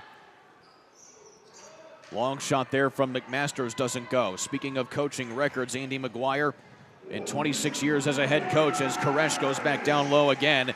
He has 319 career wins. He is looking at 320 here in about a minute. Yes, he is. Nice. McMasters gets her second chance opportunity, and she'll draw a foul here with the waning seconds of this ball game. You upon us. You can just see the Decatur. You can just see their body language. You can see they're just tired, fatigue. And that happens when you have to play catch up. Lots to be impressed with, though, with both of these squads. Zionsville was certainly punched in the mouth several times by this Decatur Central squad, but it is a Hawks team that is certainly showing signs of growth and maturity into the right direction as they move into the future under Carruthers. Yes, I mean, the future is very, very bright. I mean, they're young and they're very ambitious right now, and I'm looking forward to seeing big things from them in the future. Meanwhile, Zionsville, the future is now for this squad. Again, they won 18 games last season, going to try and replicate that again. They are 5-2 this year, though, with losses to Lawrence Central and Fishers. So they'll have to work a little bit harder this year as Girard keeps fighting. She draws the end one. I love Girard. Love her game. She is feisty. She's a 5'9" junior. And Girard with that bucket gives her now 9 points on the evening, trying to move into double figures. She averages a double-double this season, and she could certainly get to that with that bucket, but she misses it. So either way, she's averaging 19 and 12 through those first 5 games. That is certainly impressive for the junior guard. And she averaged 13 last year as a sophomore. Zionsville beating their scoring average here today with 66 points. So far, they're averaging 55 a season, and they keep trying to pour it on here as Thompson will draw a foul here in the final 10 seconds. And that'll be Havana Thompson's 5th foul, so she'll come out of the ball game for the remainder of whatever's left. Yeah. Heck of an effort for her, though. She knocked down a 3-pointer. She comes away with 3 points to end the day. And this is Macy Ring at the line for 2. She has not scored today, and that will continue to be a fact here as she misses the first one, but still, Macy Ring, a junior, one of those players that played 6th grade travel ball under Coach Nick Carruthers of Decatur Central. You also have Caldwell, Chapman, and Sampson in that same boat as well. Attack. Girard goes down low. Final 2 seconds will wind off, and that will do it. Final score in this one, 66-47. The Zionsville Eagles move to 6-2 on the year, and they come away with the victory in Game 1 of this Sneakers for Santa shootout. Antoine wins, certainly an impressive win for Zionsville as they move towards the rest of the season. A tough matchup against Cathedral coming up in 10 days' time. Well, they're battle-tested, and I think when the smoke clears, I think they're going to go deep in the tournament. I'm talking about maybe state because they have a solid basketball team, and they know how to weather the storm. They're very seasoned. So highlights here of this one. Certainly been tough as they worked down low game in and game out for this Zionsville squad. Some big 3-pointers as well in that second half from Faith Leedy gave Zionsville a heck of a win here today. Antoine Wynn, you have a lot more games to worry about here, so we'll go ahead and let you rest your voice here as you'll be working with Kelsey Casper as well as Andrew Smith coming up here through the rest of this one. But certainly good to work with you again, my friend. Hope to work with you down the road as well. It's always a pleasure. Looking forward to the next time. Definitely. Final score again in this one, 66-47. Zionsville knocks off Decatur Central. I'm Kurt Darling saying so long till next time. Game 2 with Kelsey Casper coming up here in about half hour or so right here on the ISC Sports Network.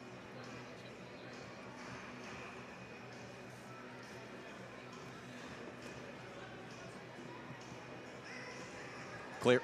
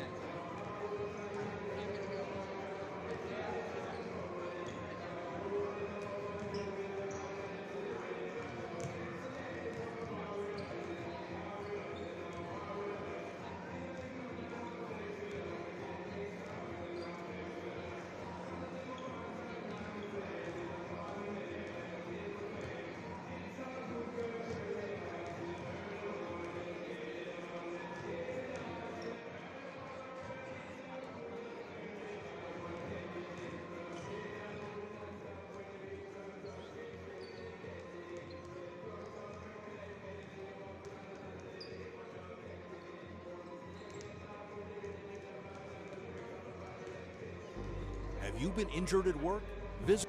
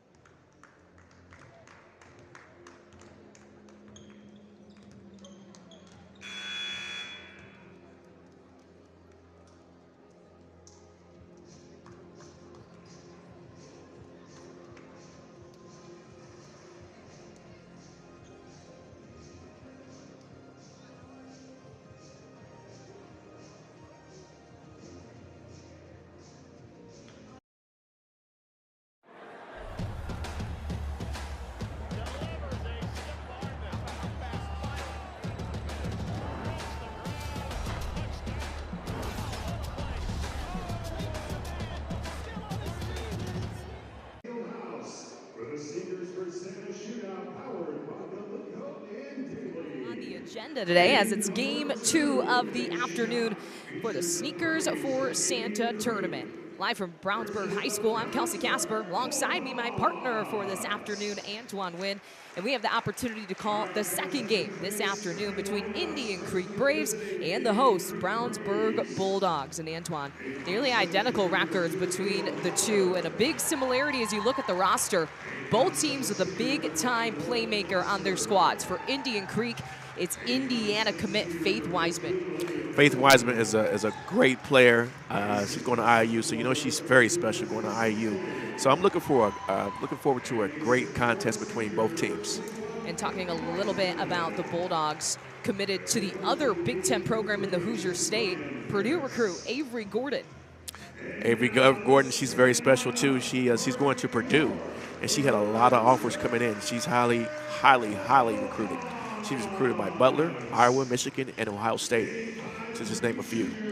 So definitely going to utilize their bigs down low for today. That's the big chunk of scoring between these two teams, as both lineups are getting introduced. As I mentioned, Indian Creek sitting at 4-2 on the season under the direction of head coach Brian Harris, who enters his 7th season leading this program. As far as what we've seen so far from this team, they're coming off of back-to-back losses. Last one taking place just a couple of days ago against Franklin Central. They lost that one 63-39. And as for Brownsburg, also coming off of back-to-back losses. Before the holiday, they fell to Hamilton Southeastern 69-57, and before that, they fell to Noblesville. It was a close one, 59-54. So both teams today, looking at this game as an opportunity to get back on track. Yes, if you look at Brownsburg is battle-tested. You just mentioned Hamilton Southeastern, highly ranked. I think they may be number 1 or number 2 in the state. And you mentioned Noblesville, they're ranked in the top 10 as well. So they're battle-tested. So when the smoke clears, Brownsburg will be there. Looking at tip, you see Faith Wiseman standing tall at 6'4" for the Braves. And we're off. Indian Creek takes the opening tip. That's Ayla Lawler, running point guard for this offense. Hands it off to Lauren Foster. So if you look at Brownsburg, they're in man right now. Wiseman in the paint, block. double teamed. It was almost like the defense knew to collapse right on her as soon as she got near that. Absolutely. And a quick turnover as Delaney Steers takes a tumble. Wow. Here comes Wiseman, though, down court, uses the backboard, and she's got the first points of the game. Wiseman, she's showing why she's going to IU. Ella McCullough brings it down court for the Bulldogs. Emma Hendricks to the right side, floats it up off the rim. Wiseman went for the board. It's going to step out of bounds. This one's going to stay with the Bulldogs. And taking a look at the starting lineup for Brownsburg, Delaney Steers, Emma Hendricks, Siona Bradley, and there's a bucket right there, Ella McCulloch, and as well as Avery Gordon. Actually, Avery Gordon not on the court for the Bulldogs. As you can see right out of the gate, they're paying special attention to Faith. Definitely paying special attention to her. She's averaging over 21 points per game, majority of this offense coming from the senior. And that's a low. She's 6'4". Wow. She's a problem.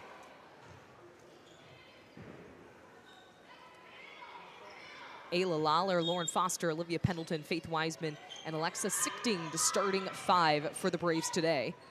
Can't get a shot off again. Her teammate, Sichting, gets a second chance, but no luck, and here come the Bulldogs.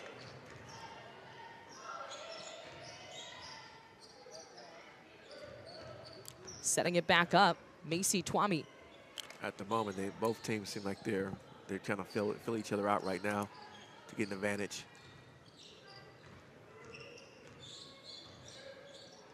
Looking inside, Twai. She changed her mind. She started to drive and changed her mind. The three from McCullough goes off the board. Offensive rebound, though. Steers down low, in trouble. Tapped away, but Brownsburg still recovers. Lengthy possession for the Bulldogs. Working all the way around and blocked down low. Great block. That came off the hands of sophomore Alexa Sichting. It's going to stay Brownsburg ball. Off the inbound, right to the top of the key.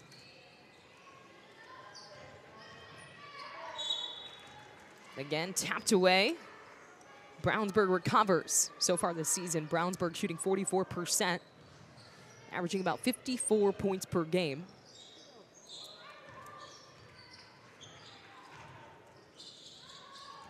We saw a few threes, and a foul's going to be called.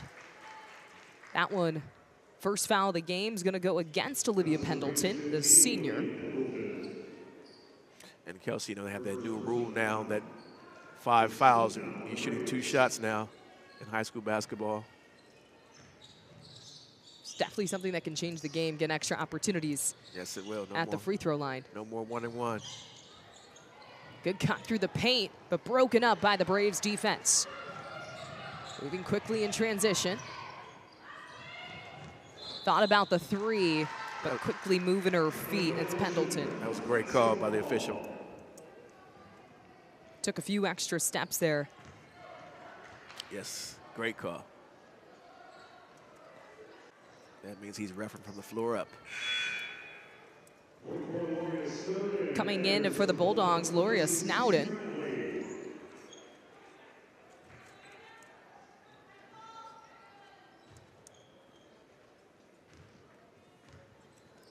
Running point for the Bulldogs, Elle McCulloch. She averaging 10.5 points per game. She hit a season high 14 against North Central in their win. Nice little give and go, but the shot no good. Pushing it down court. This time she'll let it rip from three, goes in and out. And an offensive rebound, but can't stay with it, but is going to be called Indian Creek ball. Right now, both teams are still trying to fill each other out. It's not smooth right now. This is a 3A school. Indian Creek coming in and playing a bigger program in Brownsburg. Indian Creek last season had a 27-2 record. Poked away from Wiseman, down court, but swatted away, called for the foul. Faith Wiseman turned it over. Great job by Delaney Steers, being aggressive.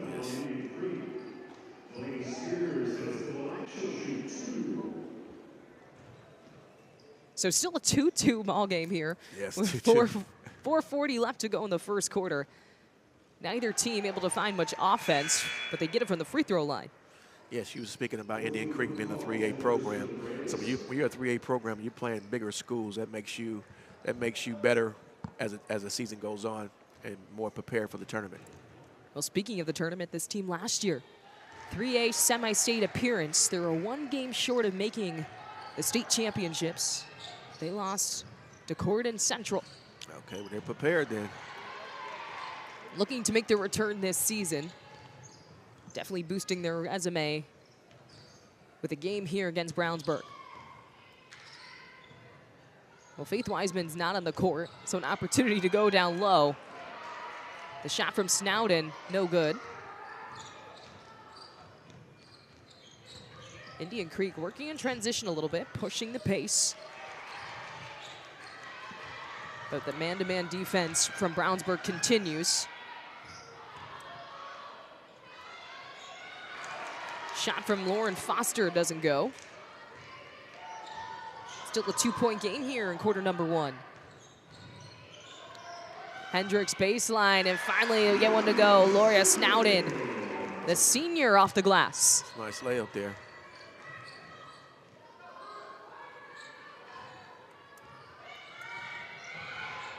Lauren Foster committed to play at Taylor next season, averaging about 16 points per game. And another turnover for the Braves. Bad pass goes out of bounds. Brownsburg ball as Faith Wiseman checks back in. You can see a highlight from her. She had the early points on the fast break. Kelsey, is Avery not playing today? That's what I was trying to check earlier. The 3 hits from Ella McCulloch. I don't think so. I think it's her in street clothes right there with the... I believe that's it too. No, Yes. I can't find her number on the bench as well. Yes. And that's Faith Wiseman, and 1. That's her. So big loss for Brownsburg today. Their biggest piece of offense Yes. on the bench in street clothes. Yeah, that's her. Because I was wondering, I'm like, somebody's missing. We had mentioned Avery at the beginning of the broadcast, a junior center committed to Purdue. She averages 26.5 points per game. She's had 2 30-point performances this season. She dropped 33 points in their overtime loss to Plainfield this season. I saw her about 3 weeks ago versus Warren Central. And I know she probably had 30-plus then as well. What were your impressions of her then? Oh, she was solid. She was solid. She's one of the best I've seen so far. And Brownsburg's going to have to call a timeout, struggling to get the ball past half court. She has a boot on. So a 9-5 game here in the early goings. Brownsburg with the lead on ISC Sports Network. Have you been injured at work? Visit your work injury lawyers at indianaworkers.com. We help injured workers. For a free consultation, go to indianaworkers.com, a division of Galitko and Daly. We go to work when you can't. 3, 2, 1. Has the first dunk in the building from Aaron Joya. Waits, Waddell finishes and lays it in. There is right now the play of the game. Better finish. Good. We might see that on plays of the week. Great feed. The finish. Spin, win, 3. Bury it in the lane. No, gun, yes. Stop. Whoa, what a play. Flying in. Back for more first quarter action. Brownsburg in control with the 9-5 lead. It's Emma Hendricks dishing it down to the corner. Great ball movement. Off the rim. And left alone all the way down court. With the shot off the glass. Offensive board from Wiseman. Little wraparound, no good. But Indian Creek getting up the court quick. We've seen them push it in transition. They had a man left all alone down court. Yeah, they have to make those baskets. When you get easy shots like that, you have to make those. McCulloch throws it into the paint. Little jumper, no good from Snowden. It's going to head Indian Creek way. Only 5 points for the Braves so far, a team that's averaging 58.3 points per game. And also a team's defense that's been stellar. 16 steals averaging this season. Good move through the paint. You could see the way she maneuvers around that defense. She's obviously strong. Wiseman, the Indiana commit. Last season, she averaged 16.1 points per game. Wow, that's impressive. But already this season, 21.6 points per game. She's shooting 66% for the field coming into today's game. Wow, that's very impressive.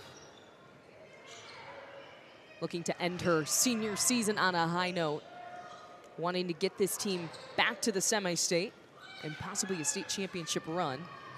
Little mid-range jumper, no good, but there for the cleanup. Yes. That's Lanaya Walkett. I like how she kept the ball high, didn't bring it down.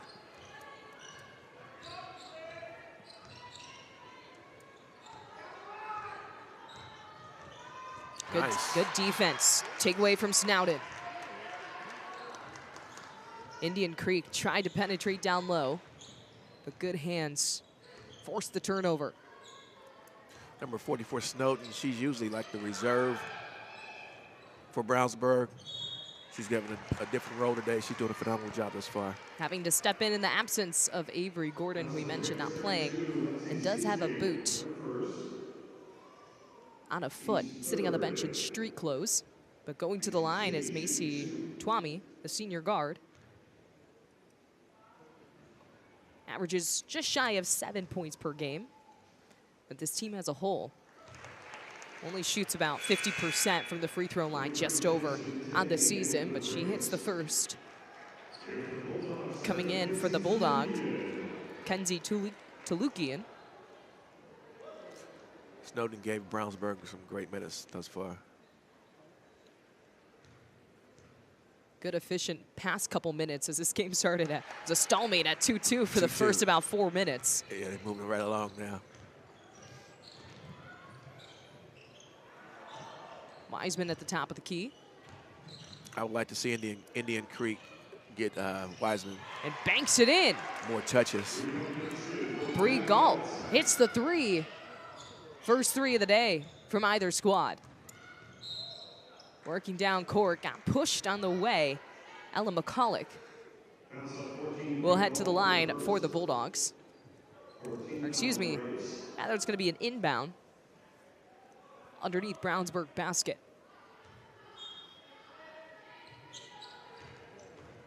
Left all alone, easy bucket. That's very nice.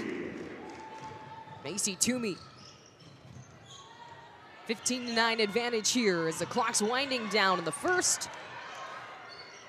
And taken away, another turnover for this Braves team.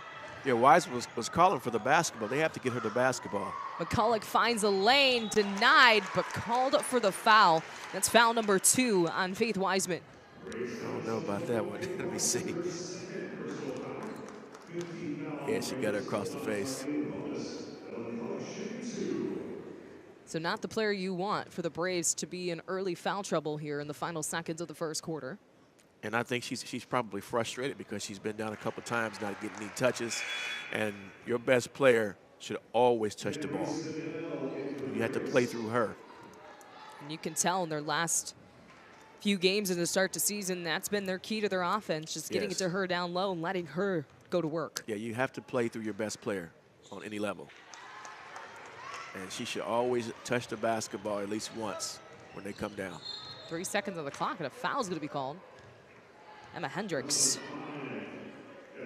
draws her first. I guess that was a foul to give. 3 team fouls thus far.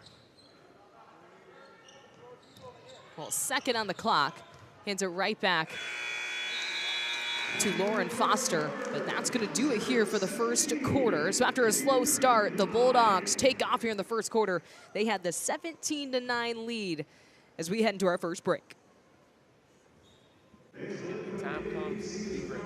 Learn CPR. Good job. Thank you, you too. Nearly 3 out of 4 cardiac arrests.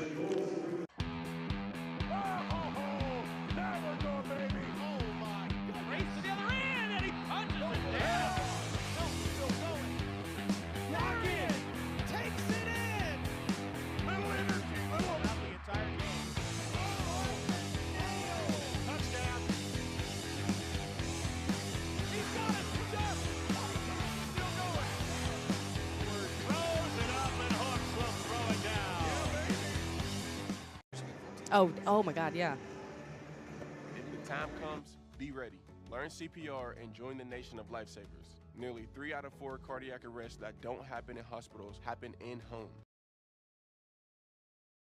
CPR saved my life. I've teamed up with the American Heart Association as the national ambassador to help create a nation of lifesavers, turning bystanders into lifesavers through CPR education and access to AEDs. Join me to ensure everyone has the chance to live longer, healthier lives. Visit heart.org/nation. Lead for the Brownsburg Bulldogs, but family owned since 1983 on Main Street in Brownsburg. M&M Body Shop offers full service collision repair with a lifetime guarantee on their craftsmanship. Call when you need them at 317-852-6347. Well, after a slow start offensively for both sides, it's the Bulldogs who pull ahead at 17-9. They've been able to take advantage of some key turnovers on the Indian Creek side. And the Braves just really haven't been able to get their offense moving at all in that first quarter. Yes, as I've stated, Indian Creek has to play through Wiseman because when you're a big like that, you tend to get frustrated and you make terrible mistakes and fouls. So play through her, things would change. Macy Tui drives to the hoop and draws the foul. We've seen that a couple times towards the end of this first quarter. Bulldogs being aggressive, finding their way to the hoop for 2 shots as she makes the first. 43% field goal shooter coming into this game. Last season, this Brownsburg team 16-10, 4-3 in the Hoosier Crossroads Conference. They're in a tough conference. We had mentioned they coming off of back-to-back losses, back-to-back conference losses against Noblesville and Hamilton Southeastern. Yes. We saw the double team down there, but great pass from Wiseman. But it's Alexa Sichting who can't get the bucket. But you could see the defense collapsing on Wiseman. Good awareness to dish it down low. And what's surprising about Brownsburg, they're playing well without their best player. Sometimes you get a letdown when your best player is not there, and they're very scrappy. Well, that's surely scrappy. Kenzie Tulikin. Is that Wiseman? Oh, no, it's not. Fouls on 14 Bree Galt.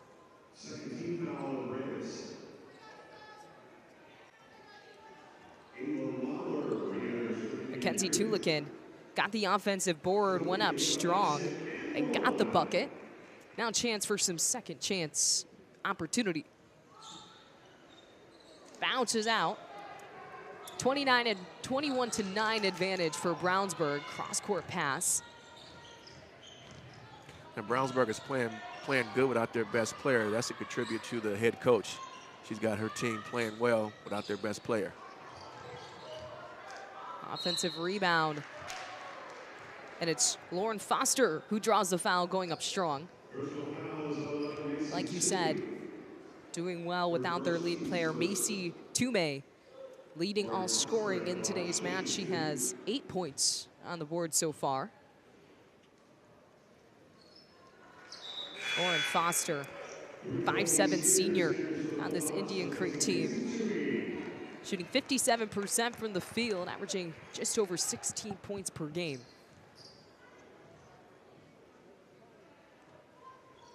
She makes back-to-back free throws. Finally puts the Braves in double digits as they break out the full court press. Brownsburg dumps it down. What we got going on? And officials stop play. Not exactly sure what the call was on that. I don't know either. For a second, I thought it was. He called it from the C position. Well, either way, Brownsburg still with possession. Al McCulloch gets out of pressure.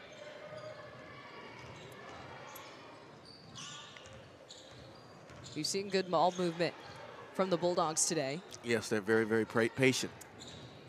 Long possessions, no shot clock here in high school girls basketball. But I got a feeling it's coming. Soon enough. Yes. In some cases, it's needed. Most definitely. Long range jumper. It's good. 3-point basket from Ayla Lawler. And she has been the best three-point shooter on this team this season, shooting 62% from behind the arc. And Wiseman still, ooh, man.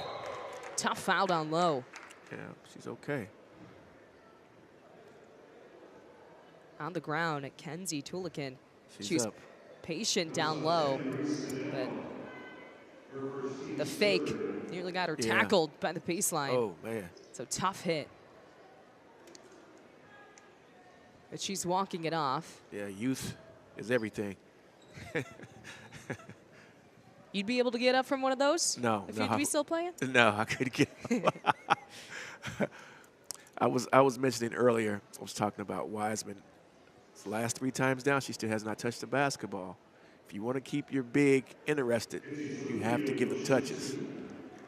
And you had mentioned this. You could see a little bit of frustration on Yes. her. One of the fouls called. Yes, and that's because she's not touching the basketball, and she knows that she should. I've seen it, so I know you can keep your bigs happy, then everybody else is happy. Macy Toomey checks back in for Brownsburg. And a good free throw makes it 22-14 with 6:02 left in the second. Only a bad pass turned over. Indian Creek recovers. Faith Wiseman at the top. Good defense, works around it, draws the foul.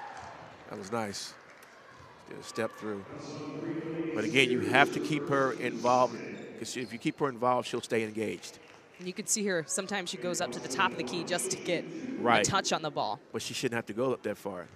You got to set some ball screens for her. Pin downs. Wiseman misses the first. We've seen two fouls called on Faith Wiseman. Yes. But she's also an elite blocker. Yes. Averaging just over 4.5 blocks per game. This is the first time I've ever seen her play, and I'm impressed. She's long and athletic. Well, pressure from the Indian Creek defense. Bulldogs get it past court, but they're going to call a timeout. 7-point game here in the second quarter on the ISC Sports Network. Have you been injured at work? Visit your work injury lawyers at indianaworkers.com. We help injured workers. For a free consultation, go to indianaworkers.com, a division of Galitko and Daly. We go to work when you can't. Hey there, I'm Jake Query. And I'm Derek Schultz. Derek, do you know what we do not have in common with Ted Lasso? What's that, Jake? We made it beyond 3 seasons. Oh, we're going to make it like 30, 40, 50 seasons. As long as your heart holds out, that is. Query and Schultz every Tuesday night. You can watch it right here on the ISC Sports Network, on our YouTube channel, Facebook, Twitter, Twitch, X, podcast, whatever it is. Just call it whatever you want. Twitter doesn't exist. Just make sure Tuesday nights, Query and Schultz, 7:30, all season long, right here on the ISC Sports Network. We outlasted Twitter. We did. It'll be Brownsburg ball on the inbound. Indian Creek cutting their deficit to 7 here with just over 5 to go in the second quarter. Running a new defense. As you can see the double team. Yeah, collapsing, but doesn't matter.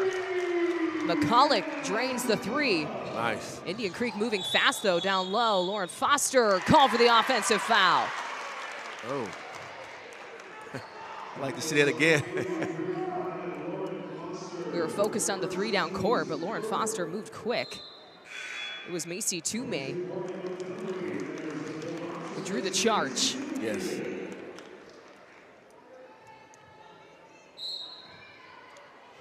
And we mentioned bringing out the press here in the second quarter.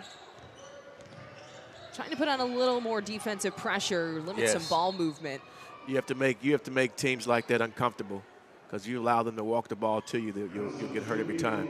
So you have to definitely make the players uncomfortable.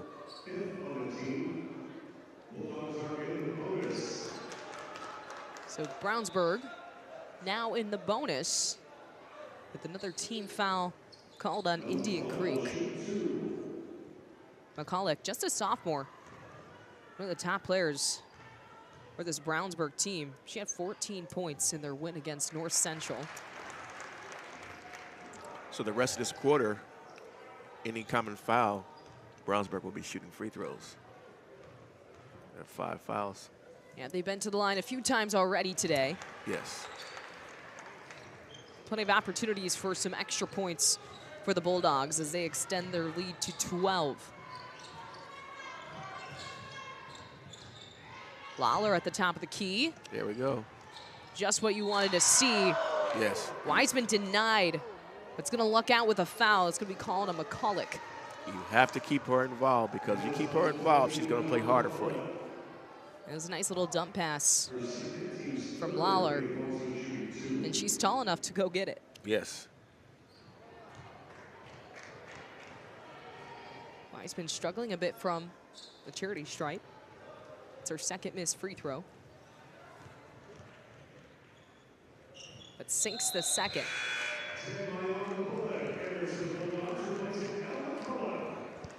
Miana Bullock enters the game for the first time for Brownsburg, as well as Morgan Montgomery. Indian Creek has to be careful, because this game can definitely get away from them quickly. They're already down by 11.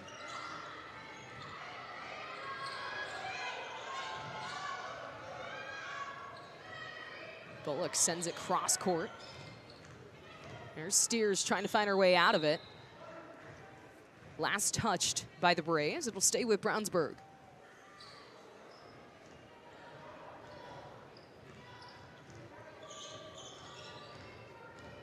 AC Tume hands it off to Hendricks.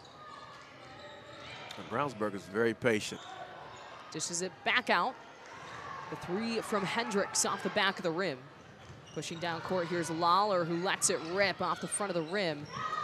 Foster, what a play. Is going out of bounds, jumped out, and threw it back out on. That's going to be Macy Tume. It's a great aggressive play and awareness from Foster. See, I would have a play for Wiseman for out of bounds. Just throw it right there in front of her by the rim. She can just grab it and go right up. Yeah, rather Indian Creek setting it up, offense back up. And a foul's going to be called. It was Bree Galt in the paint, took a tumble, but whistle blew. I believe it was a call on Montgomery. The inbound tried to target Wiseman. Yeah, you have to throw it high. You can't throw it low. Another three is good from Ayla Lawler. Throw the ball high where no one else can get it. She's 6'4". Nobody else is getting that. Well, finally the press works for Indian Creek as Brownsburg throws it away. So a couple big threes, keeping this game in distance for Indian Creek. As we're just under 3:45 here in the second quarter, 27-19 lead for the hosts of the tournament, Brownsburg. Ideally, you want to go in. If you're down, you want to go in at 5 points or less. Yeah, Indian Creek looking for some momentum before the halftime break. Nice move down low off the glass. Bree Galt with a bucket and the steal. Defensive pressure the last two possessions, Indian Creek. Yeah, 6-point ball game now. Ayla Lawler with the takeaway. It draws the foul going up for the basket. I just mentioned they were down by 11, down by 6 now. As you can see the spin move in the paint. It's good footwork. For Indian Creek now, the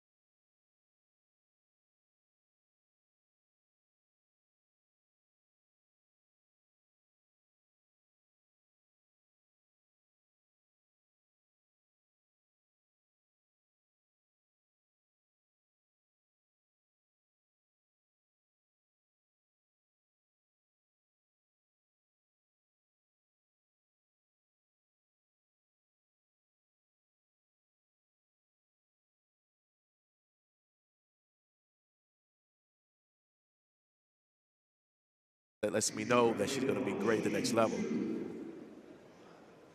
Committed to play for one of the best college teams in the country, Yes. Indiana. Yes, absolutely. I believe they reached #2 last season at one point. Yes, they did, yeah.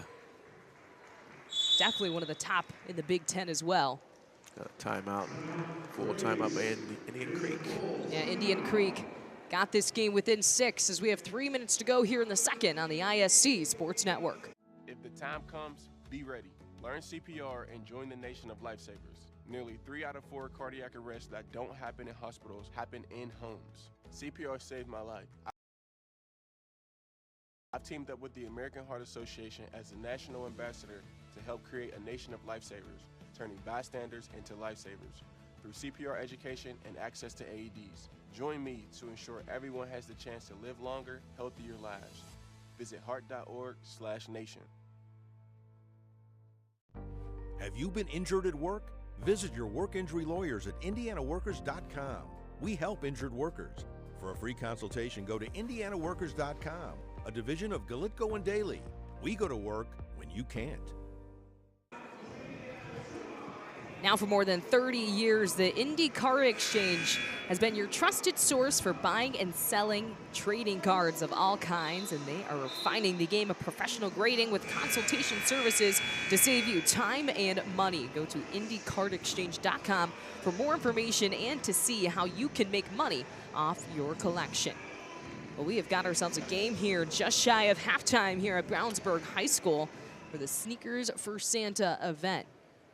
It's Indian Creek Braves taking on the hosts, Brownsburg Bulldogs. I'm Kelsey Casper, alongside me, Antoine Wynn. Brownsburg with a 6-point lead. They look to make it 7, but that one rims out. Here comes Indian Creek. Lauren Foster dries up, gets the bucket. Nice. Yeah, it was very nice. Got it down to 4 points now. 4-point game, and the pressure's still on defensively. And that's going to be called a travel, so another turnover for Brownsburg. Indian Creek has elevated. Brownsburg has went the other way. Yeah, we had mentioned this game started out 2-2 for about the first 4 to 5 minutes. Yes. Not much offensively happening for either side, but Brownsburg really took off in that first quarter. Indian Creek slowly coming along, finding their big down low, but an offensive foul. It's going to be called on Faith Wiseman. That's 3. That's her 3rd. She got to come out. You have to pick her out. And she's a player you're going to need in that second half. Wow, she's got, wow. That's unfortunate. Not the place you want to be No. at this point of the game. She's got 3 fouls, so she can't come back into the 3rd quarter. Breaking the press, good ball movement down low. One bounce, can't find the bucket. That was off the hands of Bree Brown, a freshman. Lawler down low, good move in the paint. Can't get it to go, no foul called. Just over 2 minutes. Next foul for either team, free throws.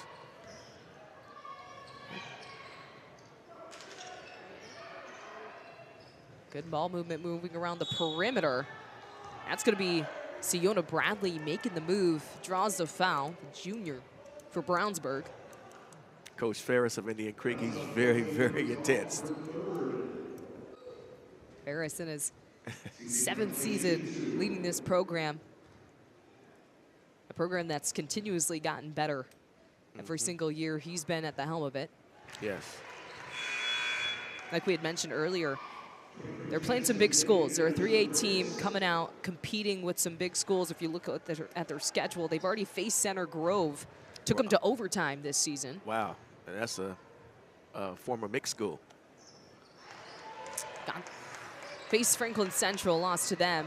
But they also have Westfield on their schedule, another 4A school in the same conference as Brownsburg, the Hoosier Crossroads. And by Indian Creek playing their schedules, I mentioned, when they play, once they play in their sectionals or whatever they play in, county, things of that nature, it'll be a lot easier because you won't see that type of competition. Foul's going to be called on Bree Brown. A little bit of a different defense from Brownsburg, collapsing on the double team. It's unfortunate that their top player, Wiseman, won't be able to play into third quarter. Someone we also have not seen for a minute for Brownsburg. Yeah, she Maria said out a long Snowden. time, yes. Because normally she's a role player when they played. Being Gordon's out, she has to get the minutes now. The second tallest player on the squad. The look from three in the corner. That goes over. Good. Pushing tempo. Attack. Fast break. Lawler up and in. Counted and one. Yeah. That was a great pass and a better finish. 3-point play chance here for Lawler. Great job staying with it. So Indian Creek with a chance to make it a 2-point game, something we haven't seen it since the early parts of that first quarter. Absolutely. 2-point ball game. She makes the free throw, crucial free point for Indian Creek. Just over a minute to go here in quarter number 2.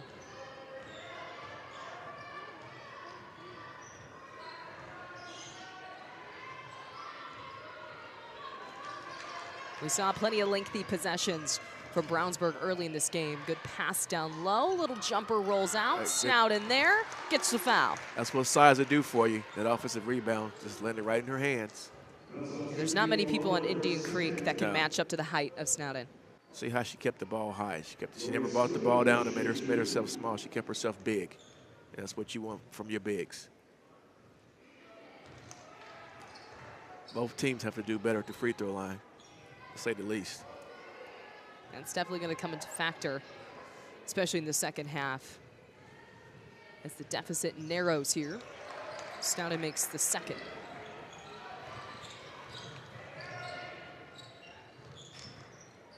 Letting it rip from three. Snowden tipped it. Indian Creek recovers. Oh, man, she overcommitted. That one off the corner. It's going to stay with the Braves. That was Ellie Oliver, the 6'1" freshman for this Braves team, trying to get some height with Faith Wiseman out. Yep. She's the second tallest. 36 seconds left on the clock. The Braves will set it back up. I would probably go for one shot, Kelsey, to be honest. I want the last shot. It's a little early. But an open look goes off the rim. That's Bradley with the board. And this will definitely be the last possession for the Bulldogs as the clock winds down to 10 seconds. Snowden, back out, Hendricks. Rebound with 2 seconds, throws it away. Last check it. Macy Toomey at the last second had an opportunity to extend the lead. But 31-28 advantage for Brownsburg here in the first half. Indian Creek with a great second quarter to cut this deficit to just 3. When we come back, second half action here on the ISC Sports Network. Some see a student athlete working on a shot. We see a powerful lesson in persistence. Some see a student preparing for success on an exam. We see a student athlete preparing for success in life. Proud to keep education in front of athletics since 1903.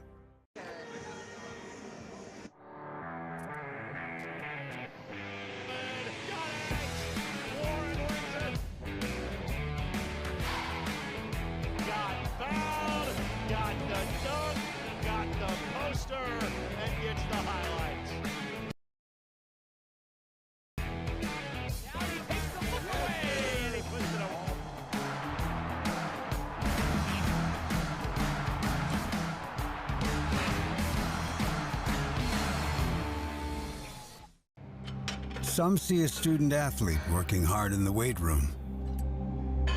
We see a future leader learning there are no shortcuts to success. Some see a start to a swim meet. we see the starting blocks for life. Proud to keep education in front of athletics since 1903. Your life is on the go. Now your viewing habits can be on the go. With the ISC Sports Network app, your team is at your fingertips. You can download years' worth of content from the ISC Sports Network library. High school, college, special events, weekly and monthly shows, wherever you find your favorite app. And you can always find out more information at iscsportsnetwork.com. Have you been injured at work? Visit your work injury lawyers at indianaworkers.com. We help injured workers. For a free consultation, go to indianaworkers.com, a division of Galitko and Daly.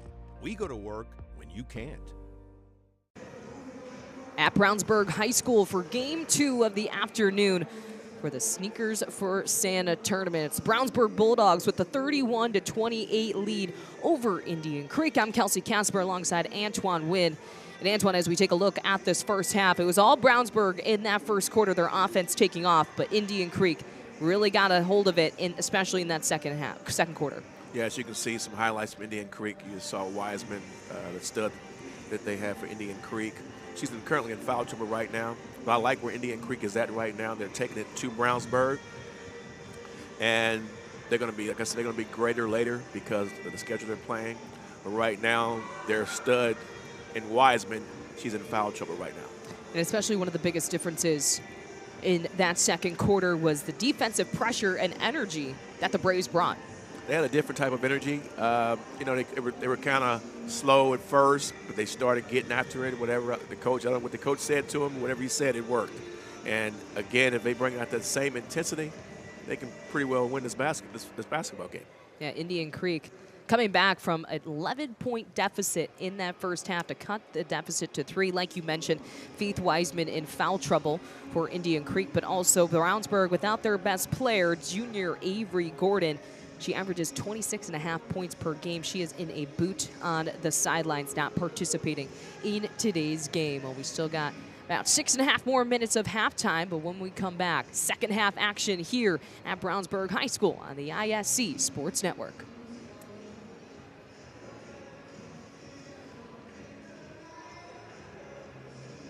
The drive, the take, fouled, and it goes! Lobbing it to the back of the end zone. They're going to say it's a touchdown. Left foot gets through. Goal for Vargas.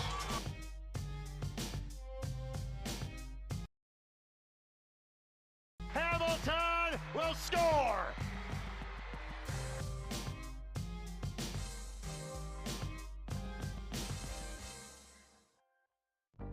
Have you been injured at work? Visit your work injury lawyers at indianaworkers.com. We help injured workers. For a free consultation, go to indianaworkers.com, a division of Galitko and Daly. We go to work when you can't. Throw it up for Tillman. Whoa, my goodness. 122.60 for Penn. What a swim. Six of them. The ISC Sports Network is your home for sports content across the Hoosier State. Find us live on TV and streaming or archived on our website and our app. The ISC is your one-stop shop for the content you want to see, including high school sports, college sports, and other great events throughout the year. Subscribe to our streaming service and get access to it all. ISC, local lives here. Have you been injured at work? Visit your work injury lawyers at indianaworkers.com. We help injured workers. For a free consultation, go to indianaworkers.com, a division of Galitko and Daly. We go to work when you can't. Brewer jams it home. That ball wiggles in and into the back of the net.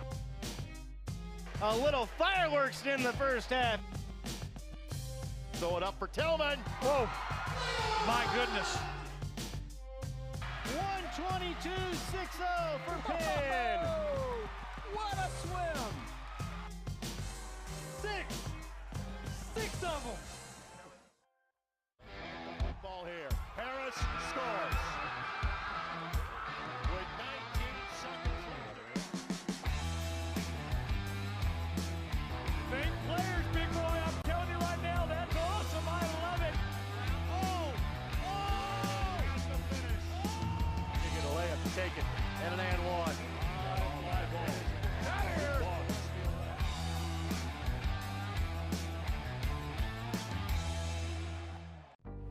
Have you been injured at work? Visit your work injury lawyers at indianaworkers.com. We help injured workers. For a free consultation, go to indianaworkers.com, a division of Galitko and Daly. We go to work when you can't. Some people see a huddle in the locker room. We see a second classroom. Some see a student athlete on the court. We see a future leader in the community. You see, high school sports in Indiana are special. That's because they're about learning and growing, not just winning and losing. Fans, I'm Commissioner Paul Neidig. Support education-based athletics in Indiana by buying a ticket to your high school's next athletic event.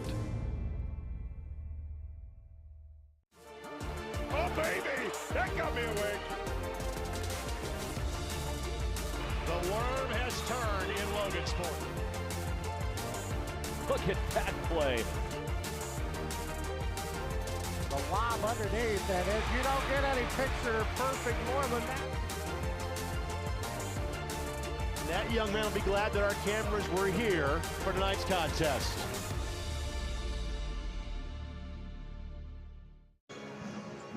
Back from the halftime break at Brownsburg High School, the Bulldogs in control, the 31-28 lead over the Indian Creek Braves. I'm Kelsey Casper alongside Antoine Wynn for an action-packed day of girls high school basketball. This is game number 2. Antoine was on the call for game number 1 alongside Kurt Darling, where Zionsville got the win over Decatur Central. We got 4 games ahead of us. Antoine, you got the next game as well, man. 3 games in a row for you. South Bend, Washington taking on Jennings County. That's what you got next. Noblesville versus Bolingbrook will follow. Then Hamilton Southeastern taking on Columbia City. And then the final game of the night, Bedford North Lawrence taking on Lawrence North. Yes, the rest of the basketball games we have here will be tremendous basketball games. You have a lot of teams that are left are highly ranked. So I'm looking forward to the next contest as well. You have South Bend, Washington.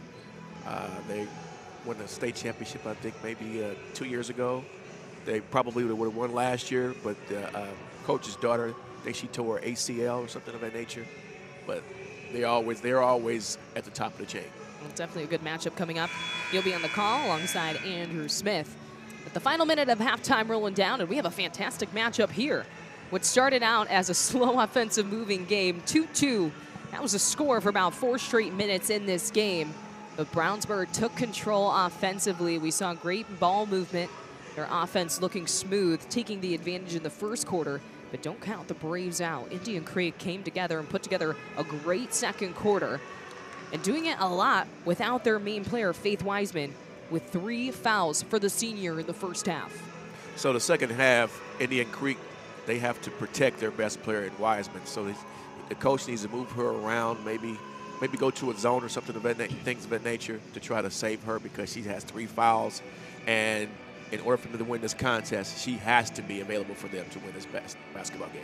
And Brownsburg, without their star player, Avery Gordon, and you gave credit to this team and to head coach Debbie Smiley. Their team seems to be working and functioning just fine without their best player. Yes, and that's surprising, because sometimes teams tend to have a letdown when their best player is not there, because they're so used to being able to go to that player to get things done. But I'm very, very, very impressed with what they're doing thus far. So third quarter gearing up. The Bulldogs down by 3. Faith Wiseman back in. She's already got a touch on the ball. That's something that we talked about. Didn't get many touches, but great eyes. Drops it down low to her teammate. That's going to be Alexa Sichting for the bucket. That was a great, great pass and a finish. Wiseman has a nice touch. Well, another unknown whistle. Yes. From the ref. Actually, the clock. That's what it was. Well, we got it moving now. But it's a 1-point game here in the third quarter. Ella McCulloch, the sophomore, back running this offense. Sets it at the top of the key. Good defensive pressure from Olivia Pendleton.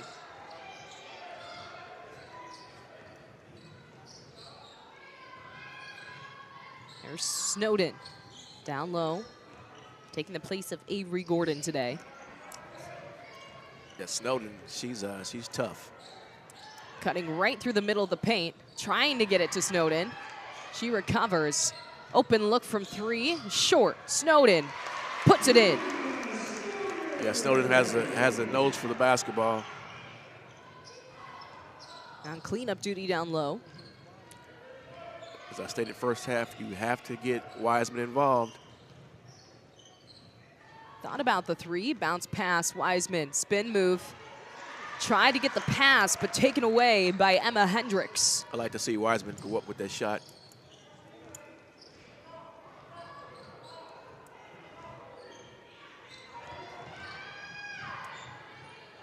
Great move. Delaney steers with an easier path to the basket.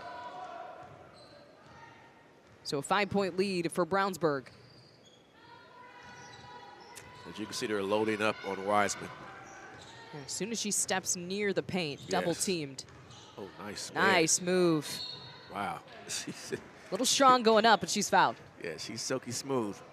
I'm just impressed that she's 6'4". She's, you know, she has a body control, great footwork.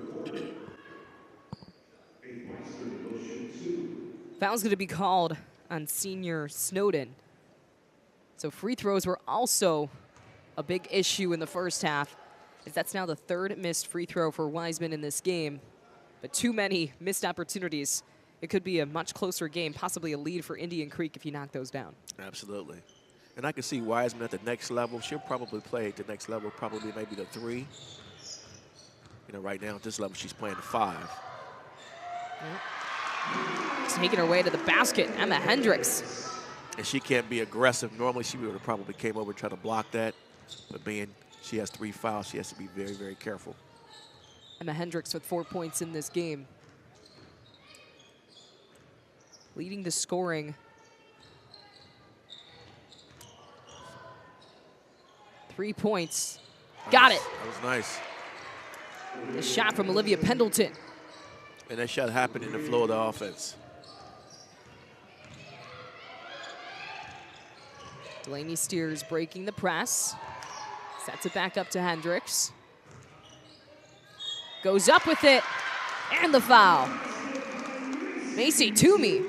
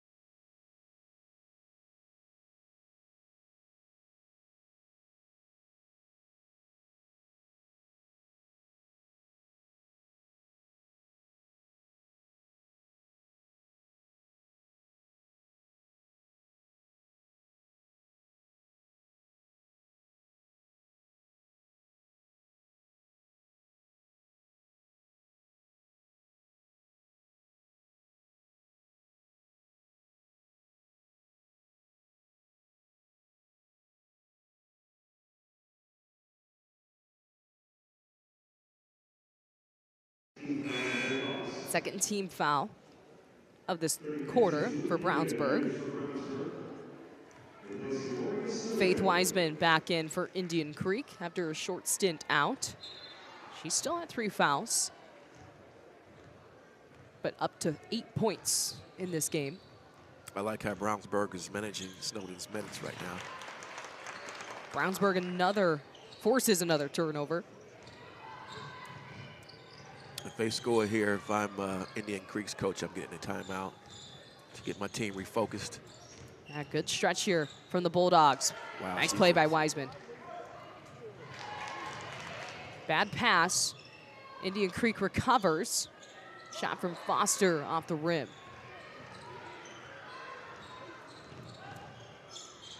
Brownsburg in trouble, trying to get it past half court and taken away. Oh, nice spin. Nice spin move. A foul's going to be called. That was Bree Galt. Nice pressure in the takeaway. Brownsburg wasn't able to get past half court. You can see, like you said, nice spin move. Yes. So I think they're going to give it to him on the side, out of bounds. Got a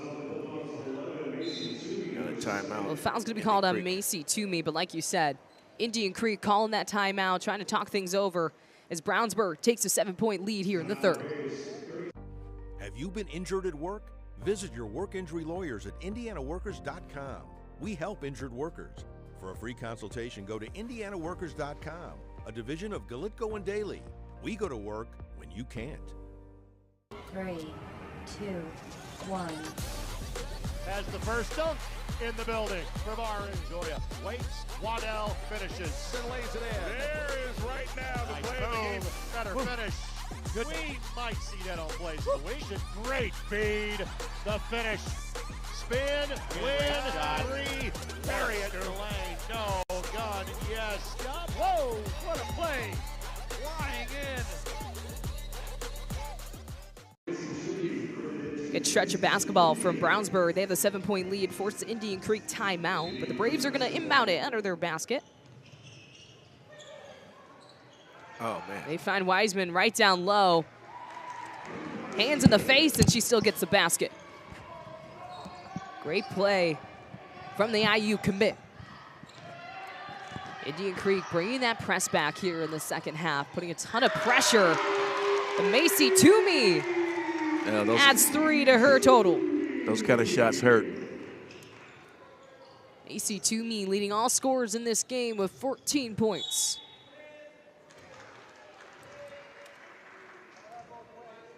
Wiseman draws a foul. There's a lot of fouls this half already. That's 5 fouls total.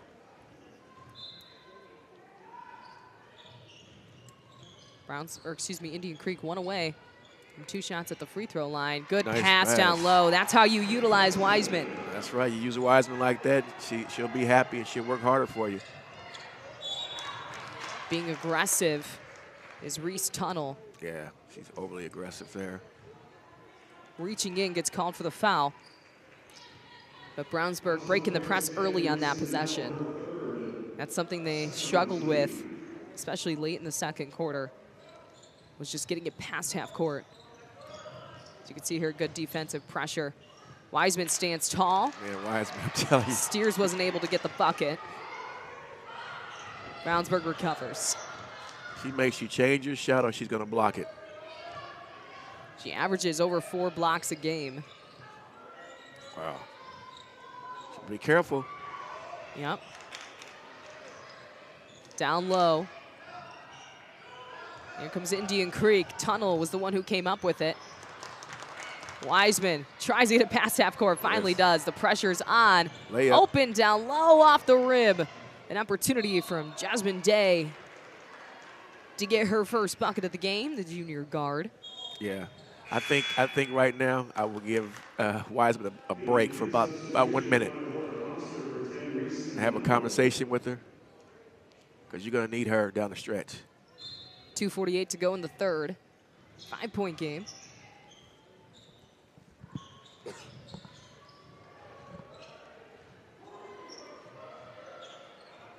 There's Wiseman, triple teamed. Actually going to call off Wiseman's foot. Yeah. And by her being a big right there, that's where that jump hook comes in at. Keep the ball high, do a jump hook over your left or right shoulder. His team averages just over 13 turnovers per game. Steers caught sleeping. But Brownsburg manages to hang on.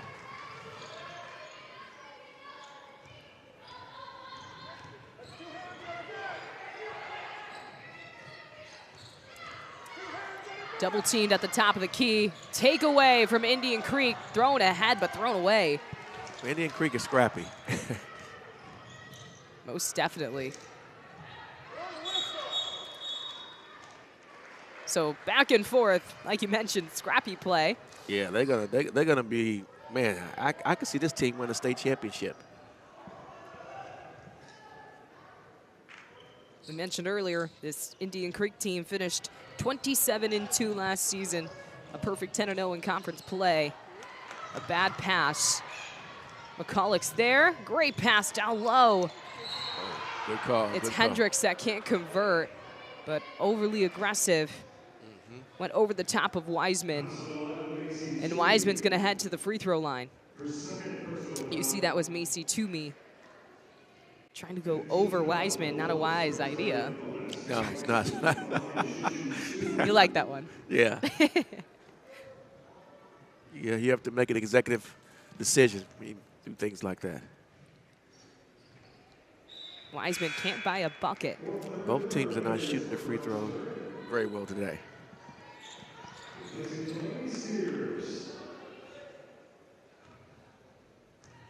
Delaney Steers takes a seat.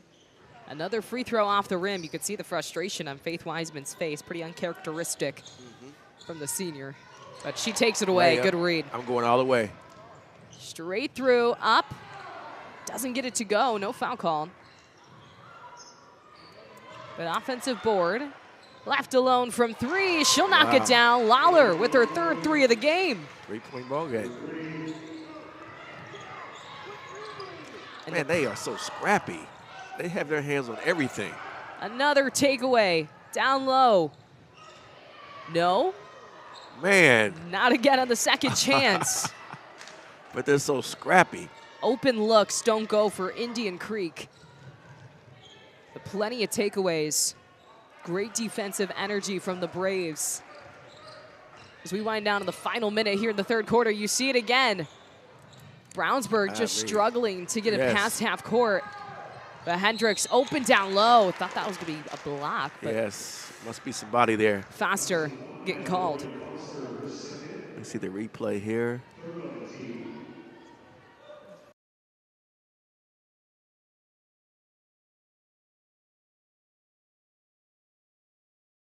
Yeah, but I'm very impressed with Indian Creek, to say the least. And they're 2 or 3A? Which are they? 3A. 3A, wow. Taking a look at their next matchups. They're going to wreak havoc in 3A. Yeah. Owen Valley, Greencastle, and Cloverdale, their next three opponents. Okay. Manages to stay in bounds. Here comes Foster. Give the ball to your bread and butter. Out to the three. Off the rim. Those threes. And another takeaway from Indian Creek. This time Foster's going to get it. What a move. Going up strong is Foster, and there's another takeaway. Indian Creek, nice bounce pass down low, and a foul's going to be called. 2-point game. And what's funny is, like, I'm watching Indian Creek. It's like watching my old team. That's how we played at Lawrence Central. Scrappy like that. We always played 84 feet, and that's the way they're playing. So you can see great bounce pass from Ayla Lawler down to Bree Galt, who finds her way at the free throw line. The Achilles heel for this Indian Creek team. Yes. Free throws. And as a coach, you hate that. She'll make the second and make it a 1-point game. So Faith Wiseman, still with 3 fouls in this game, takes a seat. I'll look to save her for that fourth quarter.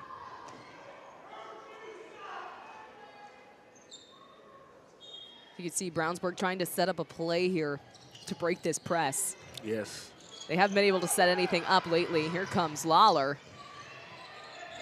In the hands of Bree Gall, almost got the steal too.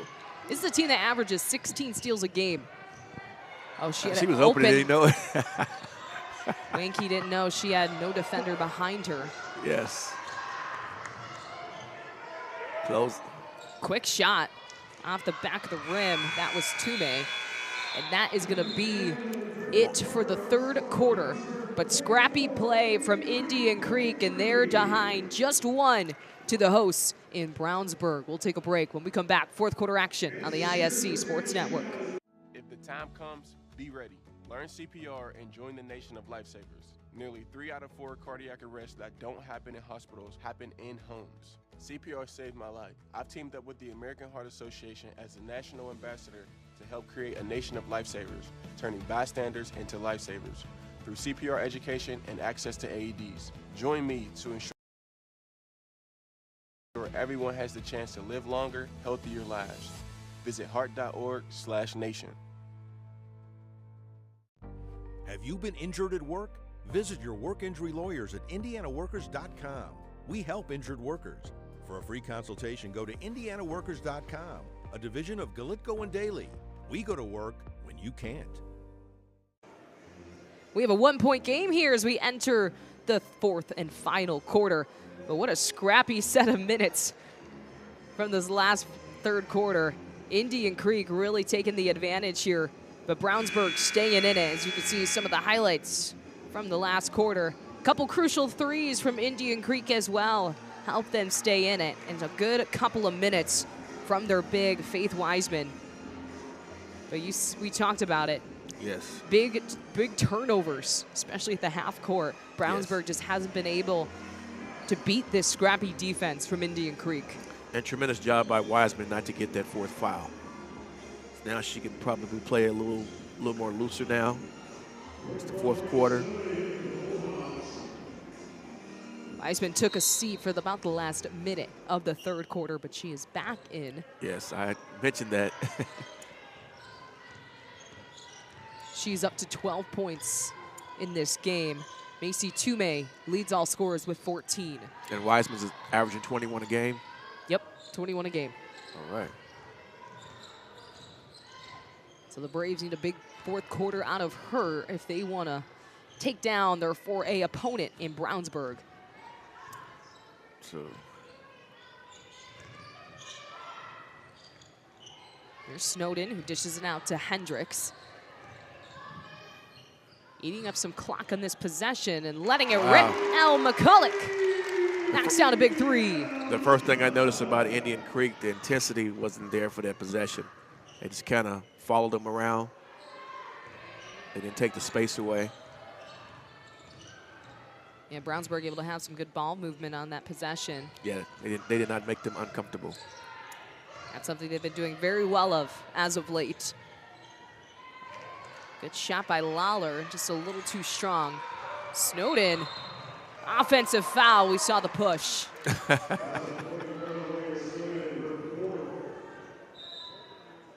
Trying to break up the defense down there. Got a little too aggressive. But I blame the point guards or the guards just in general, because when your big has the basketball, if they're not accustomed to dribbling the basketball, you have to come get the basketball from them. That's why that foul occurred. She's not used to having the basketball. Indian Creek trailing by 4. Letting it rip from 3. Snowden with the rebound. There she gets it to her guard, Delaney Steers. Here's the defensive pressure we're seeing. Yes, I see is amping up now. But open down low, Hendricks to Snowden. Oh! Snowden was blocked. Hendricks caught it, but she was on the line.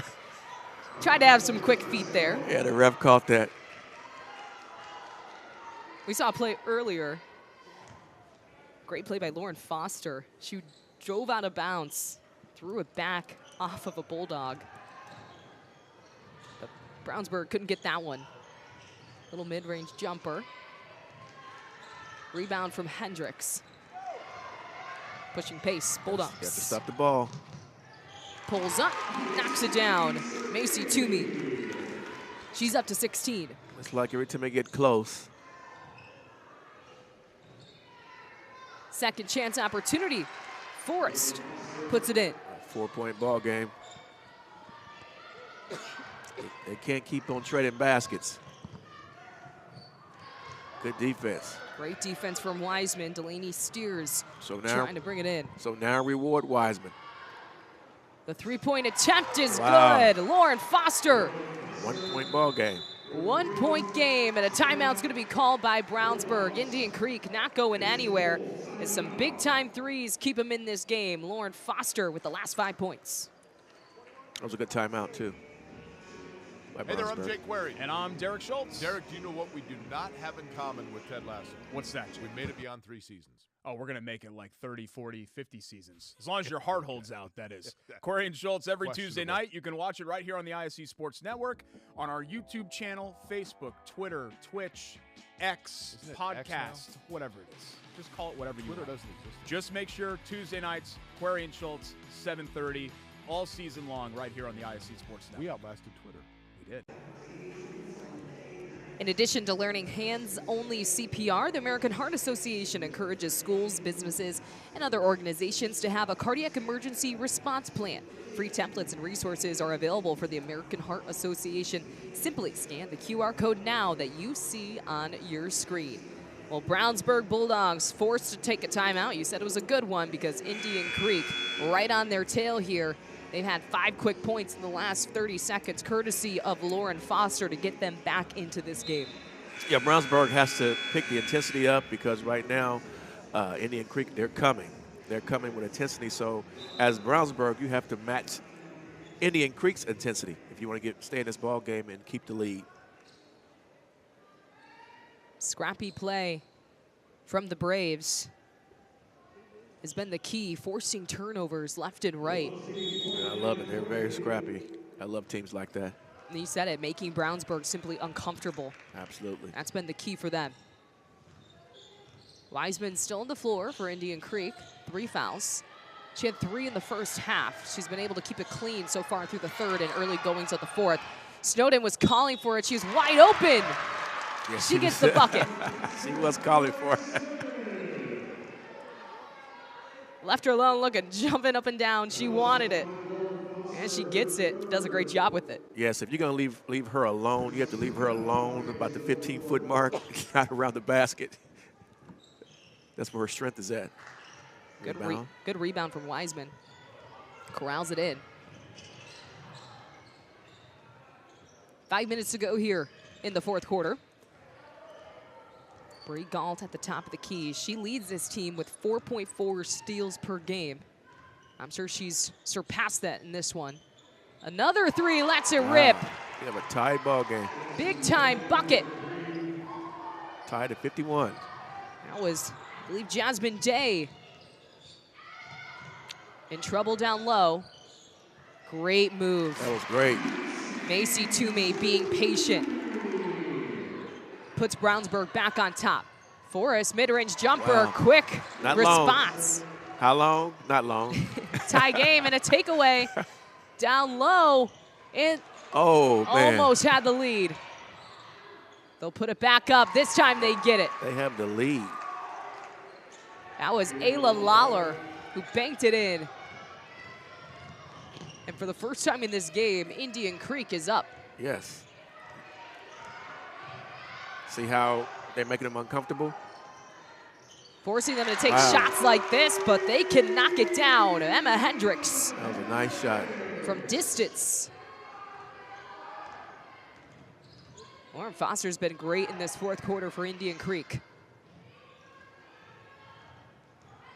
Ditching her defender, tries to go reverse. That was Jasmine Day, nice move, but couldn't get a good angle underneath the basket, and she's there for the takeaway. Quickly taking it back on defense. Exciting final minutes here in the fourth quarter of game number 2 at Brownsburg High School. Wiseman goes to the paint, floats it in, nice. Guaranteed bucket. That's 14 for her, right? 14 points for the senior, committed to play next season at IU. So Bulldogs trailing. See, if I'm Indian Creek, I'm putting pressure because right now. Great move, give and go down low. Open look for Hendricks, but can't convert. Coach is telling him slow down now. He wants him to rest. And a foul's going to be called. He got timeout. Oh, timeout. So Indian Creek with the 1-point lead as we're going to take a break here. Exciting action in the fourth on the ISC Sports Network. Have you been injured at work? Visit your work injury lawyers at indianaworkers.com. We help injured workers. For a free consultation, go to indianaworkers.com, a division of Galitco and Daily. We go to work when you can't. Some see a student athlete working hard in the weight room. We see a future leader learning there are no shortcuts to success. Some see a start to a swim meet. We see the starting blocks for life. Proud to keep education in front of athletics since 1903. We've got a good one here in the fourth quarter at Brownsburg. Indian Creek up by 1 over the Bulldogs.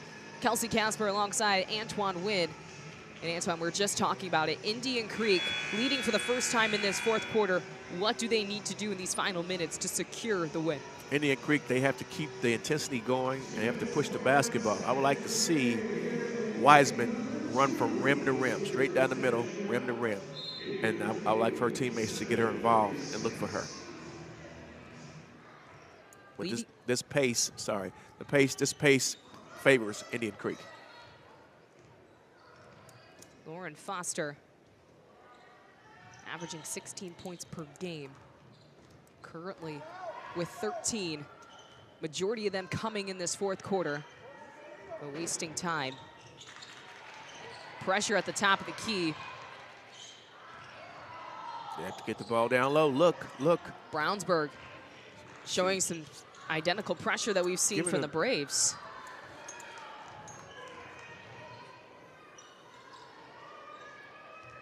There's Bree Galt. Give it to her. Picks up her dribble. Good cut from Foster. But it's going to be called for too many steps and travel. For me, that's a waste of possession. Your best player is begging for the basketball. No one even gave it to her. Good defensive possession for Brownsburg, though. A ton of pressure. Absolutely. So now they have to reciprocate that. Speaking of Indian Creek. Here's Good McCulloch. D. Great D. Cutting the baseline off. Great D. McCulloch takes a look from 3.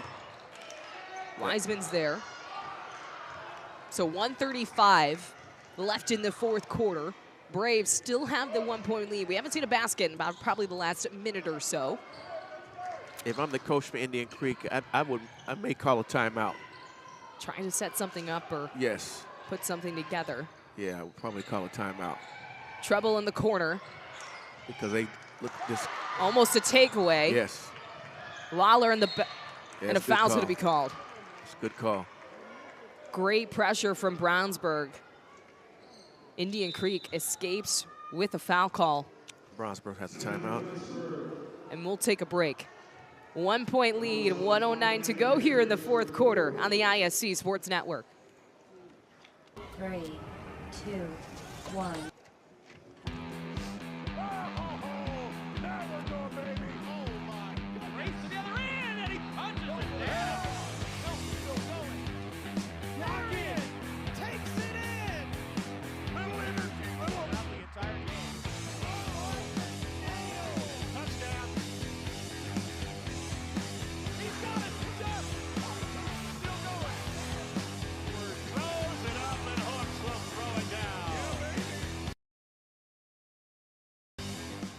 If the time comes, be ready. Learn CPR and join the nation of lifesavers. Nearly 3 out of 4 cardiac arrests that don't happen in hospitals happen in homes. CPR saved my life. I've teamed up with the American Heart Association as the national ambassador to help create a nation of lifesavers, turning bystanders into lifesavers through CPR education and access to AEDs. Join me to ensure everyone has the chance to live longer, healthier lives. Visit heart.org/nation. Family owned since 1983 on Main Street in Brownsburg, M&M Body Shop offers full service collision repair with a lifetime guarantee on their craftsmanship. Call when you need that, 317-852-6347. 1-point game, 1:09 to go. The Braves with the advantage and also with possession here. Good defense from Brownsburg. Braves recovered. They had a player open down low, but they opt to set it up here. And the foul's going to be called on Brownsburg. Sounds like what they're doing now, from the looks of it, it's like they're stalling the basketball, but they haven't did particularly well at the free throw line. So I don't know about that strategy. So we're not at the line just yet. Indian Creek will inbound again, but you had mentioned struggling from the free throw line has been the biggest problem for Indian Creek today. Looking at their stats, they were 66% from the line coming into this game. That surely is not the case today. Yeah, it's going to drop tremendously. So another foul to give. Yeah. We got one more until free throw time. Free throws. As far as scoring goes, for Indian Creek, Lawler and Wiseman, the two top scorers, 14 points apiece. Lawler's knocked down a couple big threes. Struggles to get on the inbound, and there's the 5th foul. So 50 seconds left. They wasted about 10. Yes. But they have to make these free throws, otherwise it's obsolete. That was, I'm sure, Brownsburg's idea. Get them to the line. So Brownsburg's betting that they're not going to make the free throws. Only player in foul trouble for the Bulldogs, their center, Snowden. And they're the first missed. Yeah. That's Bregalt at the line, the junior. Looking for a 2-point advantage, sinks the second. 1 of 2. But still a 1-possession game. So with the clock winding down. Bulldogs get it past half court. 39 seconds. They have to attack. Going through the paint, foul called. Yeah, that's out of bounds, though. That's just the second team foul this quarter for Indian Creek. It's going to go against Ayla Lawler. 32 seconds on the clock. They'll inbound across from their bench. That's Walkine on the inbound.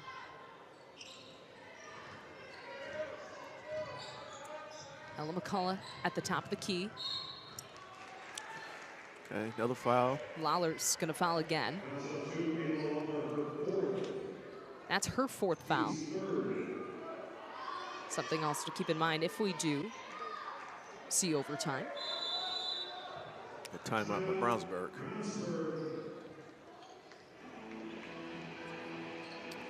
So the final timeout for Brownsburg as we'll take a break. 2-point advantage for Indian Creek.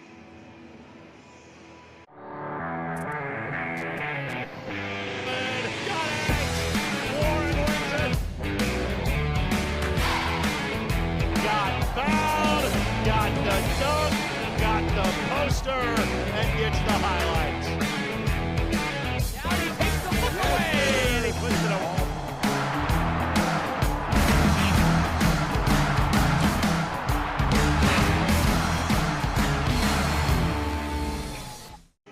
Indian Creek still has another foul to give. 26 seconds to go. Indian Creek with the 2-point advantage. Like you mentioned, 26 seconds on the clock. Absolutely. Coach Debbie Smiley talking with her team, trying to draw something up. Like you said, all they got to do is just get to the basket. It's a 1-possession game. Yes, I would attack the basket right now. If the middle's clogged up, then I'll take the short jumper. But I would definitely make my decision quickly.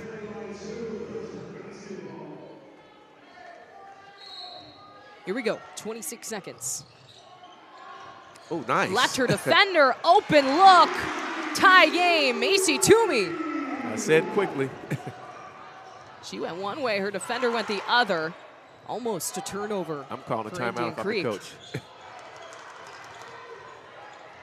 A little unsettled here, 10 seconds on the clock. Wiseman can't get it in. Picked up by Brownsburg. It's going to be called jump ball. Jump ball, where's 1.9 left on the clock.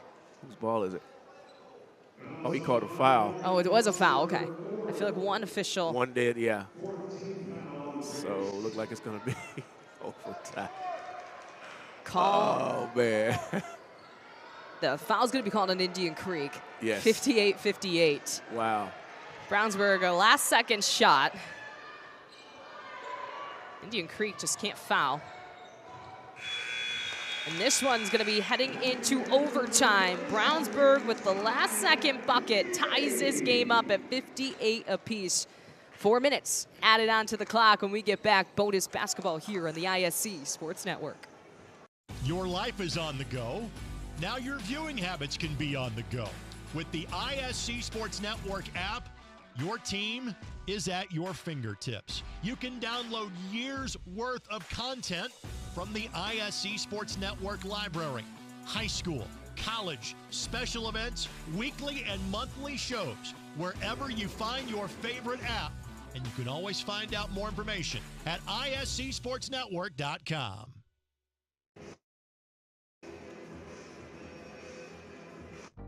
Have you been injured at work? Visit your work injury lawyers at indianaworkers.com. We help injured workers. For a free consultation, go to indianaworkers.com, a division of Galitko and Daly. We go to work when you can't.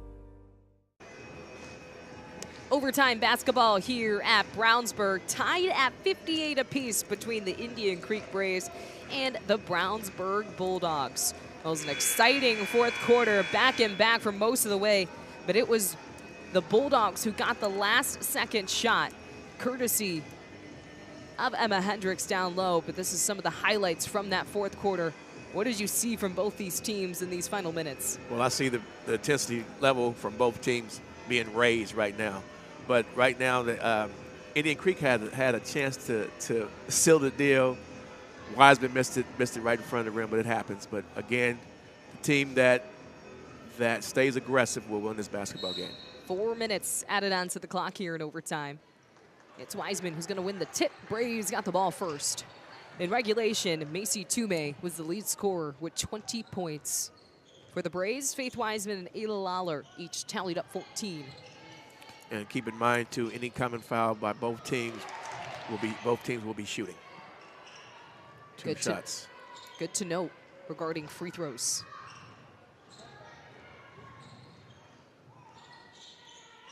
Wiseman's at the top, picks up her dribble. So I'm attacking if I'm Wiseman.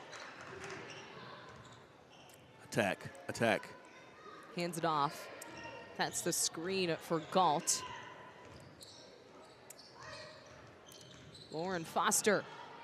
She finds her way, but denied the block off the hand of Elle McCulloch. Yeah, for me, Indian Creek is playing too safe right now. You kind of have to be reckless right now. Great block, all ball on that. Yes. That took off 45 seconds. Wiseman gets the inbound. So keep her dribble alive with a foul. Free throws. That's going to be called on number 12. Sayana Bradley. Kind of going around the screen. That's her second. So like you said, heading straight to the free throw line. Yes, both teams moving forward.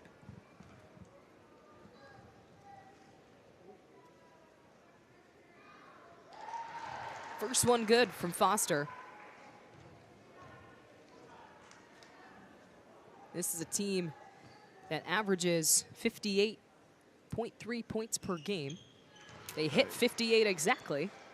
Yep. So maintaining that average in regulation. So the 2-point advantage for Indian Creek. Brownsburg breaks the press. Down to the baseline, setting it right back up. Just under 3 minutes to go. Open look baseline. Deflected off of Wiseman, but it's going to stay Brownsburg way. Wiseman blocked from behind. Walkine kind of beat her down the baseline. Yeah, when you have a bigger defender on you, you have to come to a jump stop and do a pump fake and get them off their feet, then go up.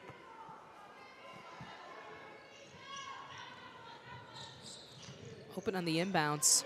Right back to Walkine. Puts it up, draws a foul. What was it called on? It's going to be on Jasmine Day for the Braves. Thought it could have been Wiseman. Wiseman's been very safe. Joaquin at the line. A sophomore on this Bulldog squad. Hits the first. Brownsburg coming into this game, shooting 51.5% from the free throw line. She knocks them both down. It's a tie game. Tie game again. Like we mentioned, both teams coming off of back-to-back losses. Trying to get back in the win column, each looking for their 5th win of the season. Lauren Foster dribbling her way all across the court. Give it to her, give it to her.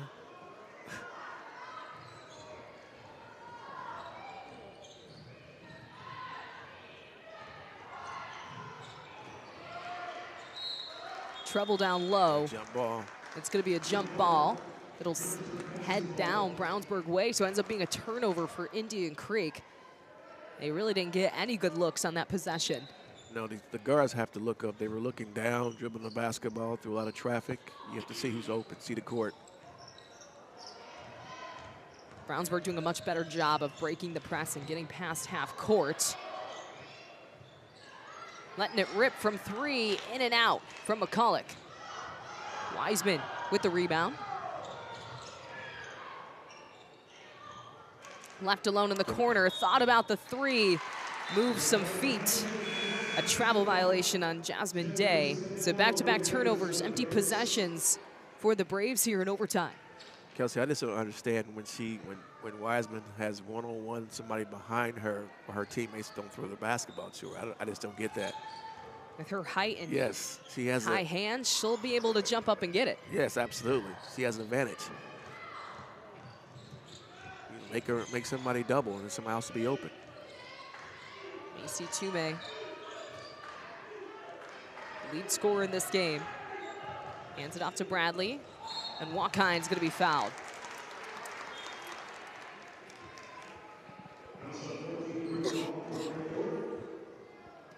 So Joaquin just nailed the first 2 free throws of overtime for Brownsburg.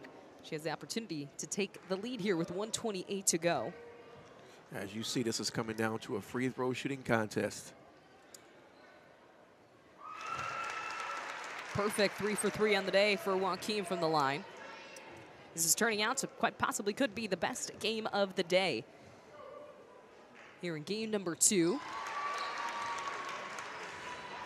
So a 2-point lead for Brownsburg. Indian Creek with 1:20 to work with. Attack. Wiseman's got it. Give it back to her. The 3-pointer, it's good. Big time shot from Lawler. The 1-point lead for the Braves as we head into the final minute. And coach just called the press off. He told him to back off. You see Brian Ferris getting into it. Joaquin, wow. Her second chance, no good. He called a timeout. And a timeout's gonna be called. So an empty possession from the Bulldogs, and the Braves have the 1-point lead, 52 seconds to work with here in the 4th. That's a good timeout.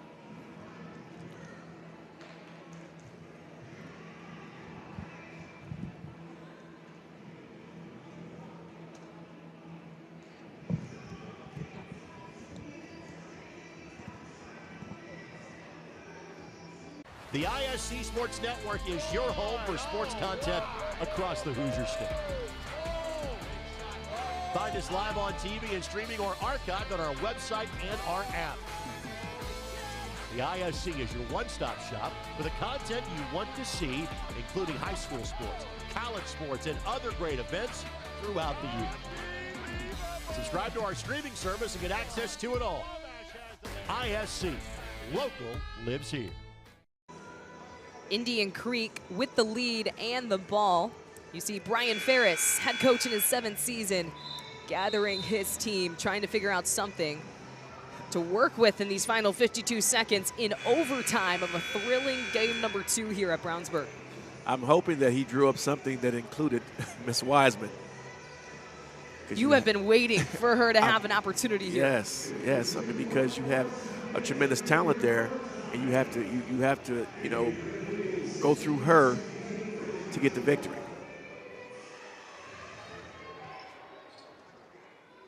Well, pressure from Brownsburg. Because you can see when she gets the basketball, she's double teamed. She's a willing passer.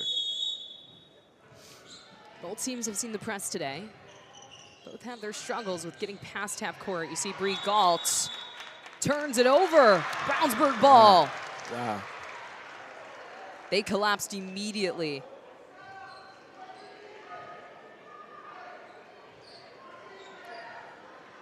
So the Bulldogs will inbound it exactly where the Braves just did. They got 48 seconds to work with. Open down low. Can't get the shot off. Last touched by the Bulldogs. That was Kenzie Tolukian down low. Great job. Hands were straight up from Indian Creek. Got free throws. So a foul's going to be called. Lauren Foster will head down to the free throw line, looking to extend this lead to possibly 3, which is maybe the biggest lead we've seen in the last quarter or so. Yeah, no lead is safe. It's been back and forth, especially in that fourth quarter. She hits the first, big time for the Braves. It was all Brownsburg in that first quarter. And then we saw the energy, the defensive pressure really pick up for the Braves, who forced plenty of turnovers. So timeout for Brownsburg. Full timeout. And we'll take a break. Brownsburg down by 3, looking to tie this or take the lead. 40 seconds left to go in the fourth quarter. Have you been injured at work? Visit your work injury lawyers at indianaworkers.com. We help injured workers. For a free consultation, go to indianaworkers.com, a division of Galitko and Daly. We go to work when you can't. Brewer jams it home. That ball wiggles in and into the back of the net. A little fireworks in the first half. Throw it up for Tillman. Whoa, my goodness. 122.60 for Penn. What a swim! 6 of them.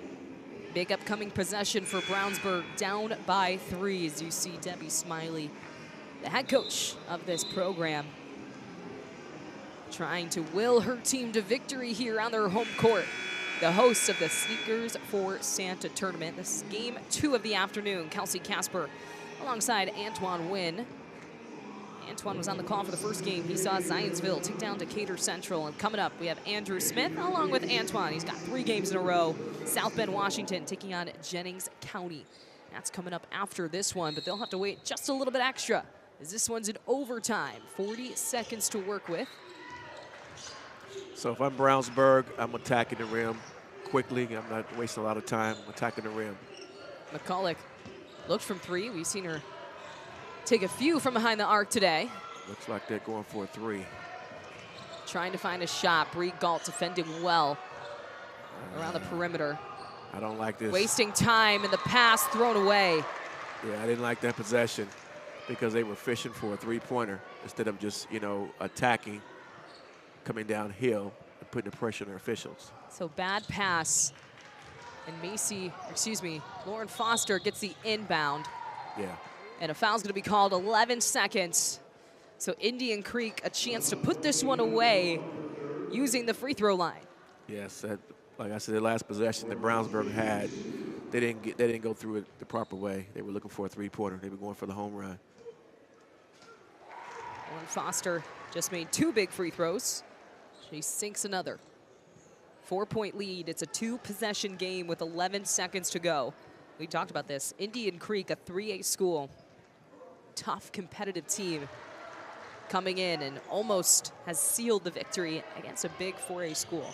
They have to push it. They wasted too much time.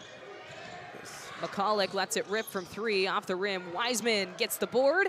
Good win. And Indian Creek will hold on to it. The Braves with the comeback win, force overtime, and get the 5-point win over the hosts, the Brownsburg Bulldogs. Antoine, the aggressive, scrappy play from Indian Creek willed them to victory here today. Yes, Indian Creek, is they're better than advertised. I'm looking for big things from them in the future, and they came in and beat a sound Brownsburg team on Brownsburg's home court. So, great win for them. Great game from Indian Creek. And as for Brownsburg, Macy Toomey, the lead scorer. But it was Faith Wiseman and Ayla Lawler who knocked down some big threes to will this win for Indian Creek. They'll move to 5-2 on the season, and the Bulldogs fall to 4-4. Well, that is just game 1 of the day. We got another matchup waiting for you. South Bend, Washington taking on Jennings County. Andrew Smith and Antoine Wynn on the call. The final score from here today, Indian Creek takes the win 67-62 over the Bulldogs. For our crew, I'm Kelsey Casper saying so long from game number 2. Game number 3 coming up here on the ISC Sports Network.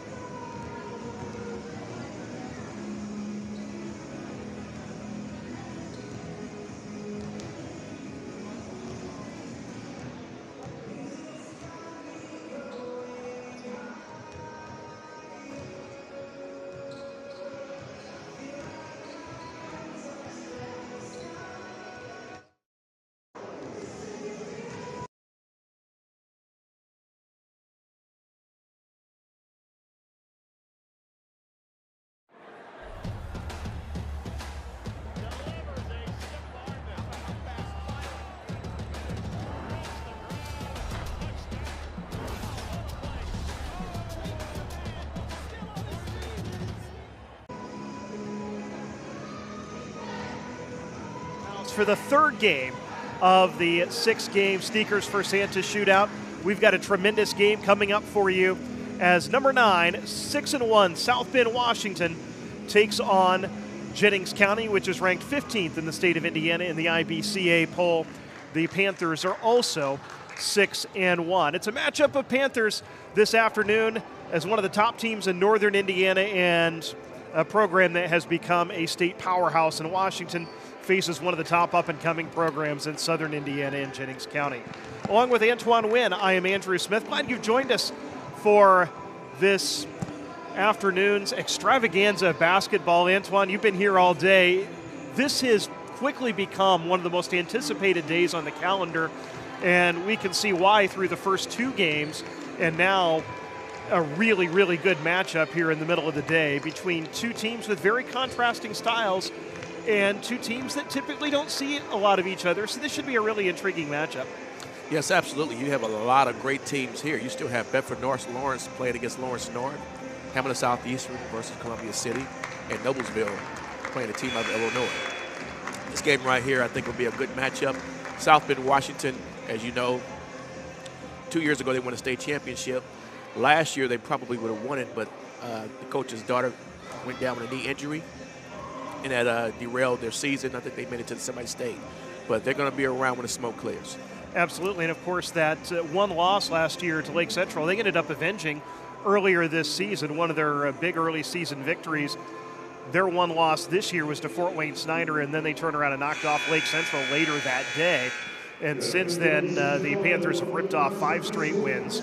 Jennings County also has won 4 straight, and their head coach, Christy Sigler, won her 100th career game on Tuesday night with a victory over Jeffersonville by a 69-58 score. And got a lot of talent on the floor, and as the starting lineups are being introduced to the crowd here, one of the players we'll be looking at from Jennings County, Julianne Woodard, a 6-foot senior, averages 17 points, 9.7 points a game, headed to Michigan State, and there's a lot of talent around her as well. Molly Ernst is one of the top shooters in the sophomore class, a 5'10 guard, averages 17.4 points a game, as the remainder of the Jennings County lineup, Madeline McIntosh, Olivia Elmore, and Etta Young for Christy Sigler's squad.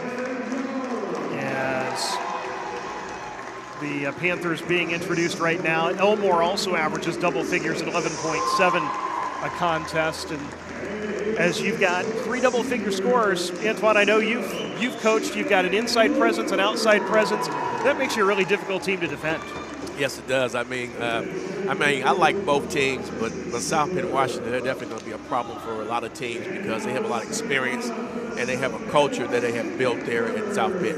Absolutely. They will not have Kyra Reynolds available, at least in the starting lineup today, as the junior Purdue commit averages 16.7 points a game. But she is not listed in the scorebook today and likely will be a scratch. But this Washington team is very deep and talented. Monique Mitchell, the preseason player of the year in South Bend, averaging 18.4 points a contest. She's a 5'11 junior.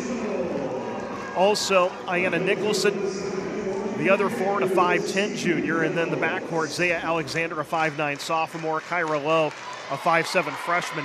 And Ryan Wilson, a 5'8 junior, averages 13 points a game. And the thing about this Washington team, they will get out and they will defend and they will make things very difficult on you for 84 feet. Yes, Coach Reynolds, he does a tremendous job of coaching his girls up. And like I said, his best player is not playing today, but I guarantee you they'll still play like she's still in the rotation or start lineup. It's about time to tip off game number 3 of the Sneakers for Santa Shootout. Julianne Woodard tips it uncontested into the front court, and away we go. Jennings County with the first possession, and saving the ball from going out of bounds was Ernstis, but playing ping pong right now. It's finally being settled down by the Panthers. First possession of the game. Ernstis, a very good outside shooter, will swing it through over to the left side. cutting into the baseline and working it back out. Still. Elmore lost it, had her pocket picked, and coming down the other way, missing the shot as Wilson put back up, no good. And the rebound cleared by the Panthers. And that was Eddie Young with the board. Yeah, it's too strong. And again, there's that very... Called a 10-second violation. She must not have been across midcourt. She was not. She was trying to get the offense set up, but South Bend Washington just denying all the outlet opportunities, and really good on-ball defense by Raya Wilson. But that's her job as a guard. You have to get the ball across before you call any plays. Inbounds pass for a 3 out of the corner by Monique Mitchell. And Washington takes an early 3-0 lead. That was a nice shot by Mitchell, the 5'11 junior. Nice pass, too, on the inbounds to find her open in the corner from 50 feet. Panthers with possession. Woodard in the high post. Takes a couple of dribbles. Up and under move. A little too strong. Rebound knocked out of bounds. It'll be South Bend Washington possession. Yeah, we were just talking about Mitchell. Mitchell has a lot of D1 offers, too. She has a Michigan State offer, Ball State, Evansville, Purdue, Fort Wayne, and Valpo. Got a feeling those will continue to roll in as she is just a junior. Matter of fact, there are no seniors on the South Bend Washington roster. Here's an interception. And pushing into the front court, Woodard up the left side for a basket by Olivia Elmore, and Jennings County's on the board. That was nice. As you can see, South Bend Washington gets the ball up the court very quickly. Washington scores 65 points a game.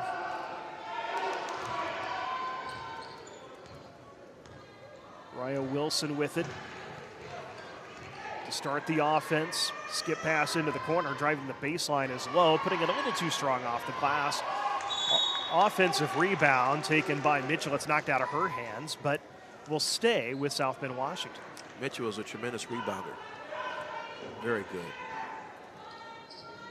She'll take the lob pass out high. And drive, pull up from the elbow. Leave it a little short. Offensive rebound taken by Lowe, and she'll recycle the offense. Lowe has it, baseline, launches from 18, and it's a little short. Rebound pulled down by Jennings County. Etta Young with the rebound. Molly Ernst is starting the offense. The left side three-point attempt in the air is a little too strong, and it's taken by South Bend Washington's Kyra Lowe, and she carried the ball. Yep. Great call. Just a little bit. Sometimes a guard will get away with that, where they'll put the hand under the basketball, but when you gain an advantage, that's what they'll call it. Absolutely. So 3-2, South Bend Washington with the lead. Molly Ernst is to bring it up against the pressure. Calls the play between the circles. Feet underneath Woodard. Goes to the right hand. Block shot by Monique Mitchell. Forced Woodard to fall away, and they got a hand on it. Loose ball on the floor. Should be South Bend's ball. And it is. Give Ayanna Nicholson the rebound on that, as she was the Panther that tied it up. So I like that both teams are aggressive. Both teams are on the floor trying to get those loose balls. Those are the 50-50 balls that you want to get. That aggression gets a possession here for Washington. A three-pointer off the top of the key from Wilson is no good. A rebound, Jennings County. Push it into the front court. Woodard to launch a three from the wing. It is too strong. Fight for the rebound. Good job by Olivia Elmore to track that down on the sideline and keep the possession alive for the Panthers. It's the Panthers and the Panthers today. So yes, it is. Same mascot. The Jennings County Panthers, I should say. Ball's fumbled in the corner, but picked up. Baseline drive, won't go, but Molly Ernstis is headed to the line for a pair.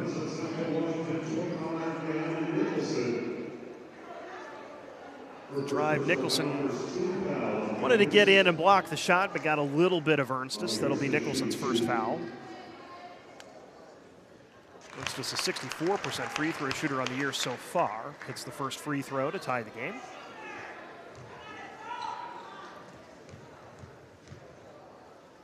Second shot is good, and Jennings County has its first lead. Wilson to bring it up. Feeds Alexander, baseline drive, pass knocked out of bounds. Good hands there by Olivia Elmore. Possession will stay with South Bend, Washington. Wilson inbounds. Kyra Lowe on the dribble. Skips it into the corner for Alexander. Back up top for Lowe. We'll swing it around to Monique Mitchell. And now Lowe looks to drive. Throws it inside, knocked away, but rescued by Washington's Nicholson. And now we have an offensive foul. Moving screen. And that will give possession to Jennings County as Ayanna Nicholson picked up her second foul. So Coach Steve Reynolds.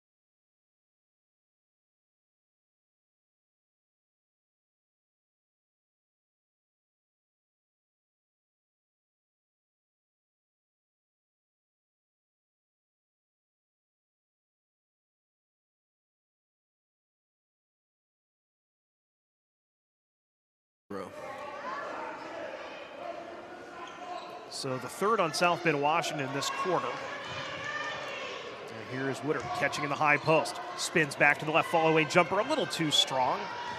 And Monique Mitchell has the rebound for South Bend, Washington. She'll take it herself and knock down an 18-footer. I see why Mitchell has a lot of offers. She can take over a basketball game. She has 7 of South Bend, Washington's 9. They retake the lead. Woodard catches high post. One dribble. Kick out for a 3 from Ernstis from the right wing. Good. She's got 8. Back-to-back threes for her. It's now 10-9 Jennings County.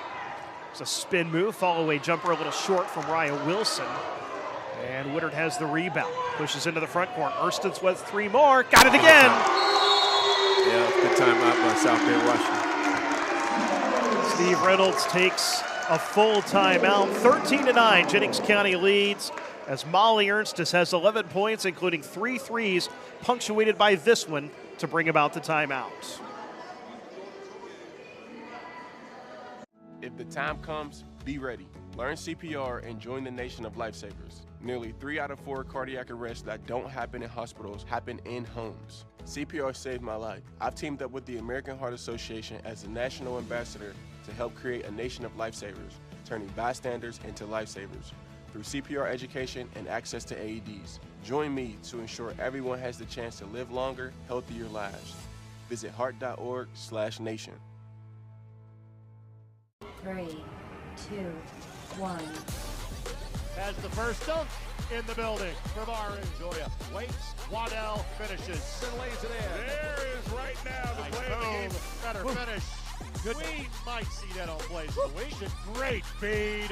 The finish. Spin, win, three. Bury it in the lane. No, gun, yes. Stop. Whoa, what a play. Flying in.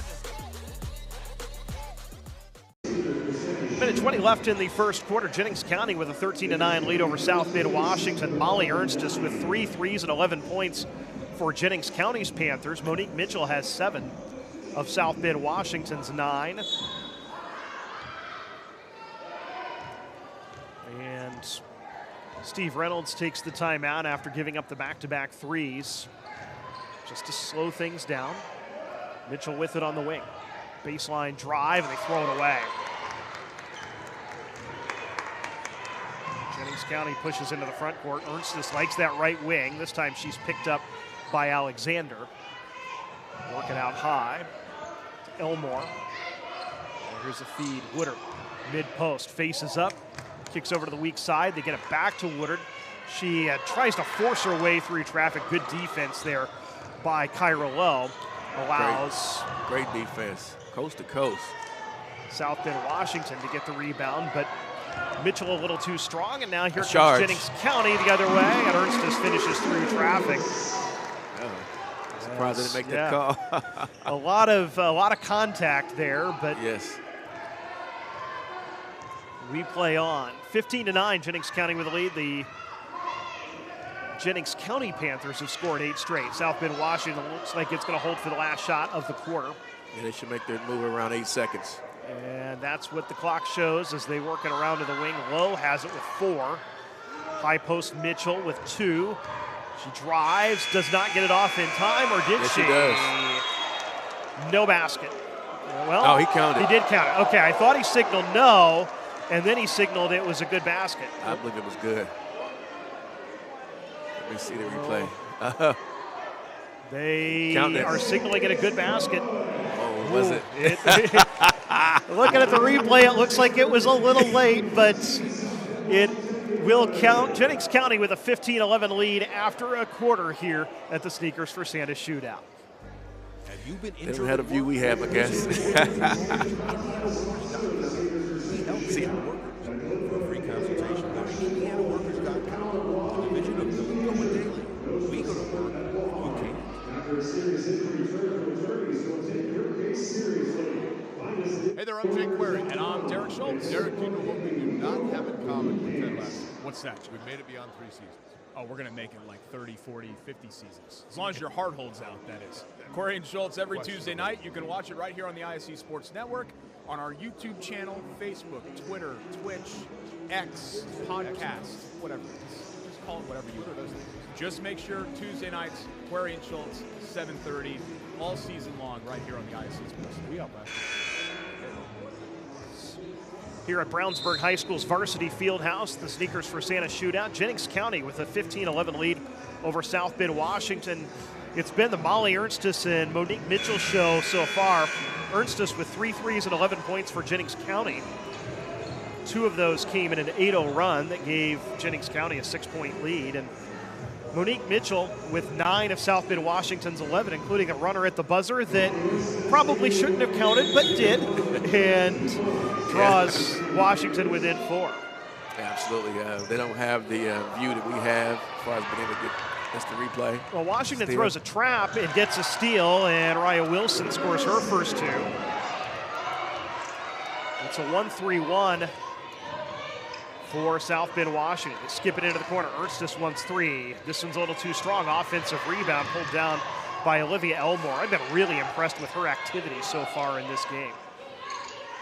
Backdoor pass, ball caught and put off glass by Riley Buford. She can't get it to go, but she is fouled. She'll go to the line. The foul was on number 00, McNeil. She's got 2 now, so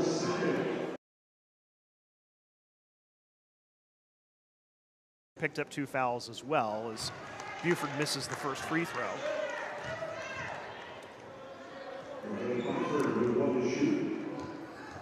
Make that Byford, the Riley Byford. Hits the second. And so Jennings County's lead is 3. South Bend, Washington pushes it into the front court. Good strong baseline drive by Mitchell, well defended. And Woodard comes away with a rebound. She'll dribble her own outlet. Stop on the left side, hit a cutter down the lane and throw it away. Wilson with the steal. Going coast to coast. She challenges her defender, can't get to go, and Woodard has the rebound. Jennings County into the front court. Ernstis takes the handoff and launches a 3 and knocks down her 4th. 6-point ball game. Molly Ernstis has hit 4 threes. Has 14 of Jennings County's 19 points. You can see why she's one of the top sophomore shooters in the state. Yeah, I always want other players to step up. Lowe skips it over to Alexander. She didn't look to shoot off the catch, but then took the drive and earned herself a trip to the free throw line. The foul on Julianne Woodard is her first. Oh, she must have hit her tailbone, probably. Yeah, she landed a little awkwardly. And yeah, that's exactly what happened as you see the replay. The youth will make you get up like that. Yeah. That adrenaline starts flowing, and yes, you shake it off and go shoot your free throws here as Zaya Alexander, 5 for 7 from the line this season. Has 2 free throws. And she misses the first. South Bend Washington team, that's probably the one area where they do struggle a little bit is from the line. They're just a 56% free throw shooting team overall this season. She missed them both. Woodard has the rebound. Push it into the front court. Erst is always looking to shoot when she catches, but that time had a defender in her face and couldn't get the shot off. And work it back to her on the wing. And South Bend Washington back into a man-to-man defense. And here's a three-pointer from the top of the key from Woodard that's short. And the rebound pulled down by Kyra Lowe. She'll race into the front court. Lowe cut off travel. I think she wasn't expecting to see Woodard there, and surprised that, oh, there's somebody here at the end of my drive, and wasn't able to make my move.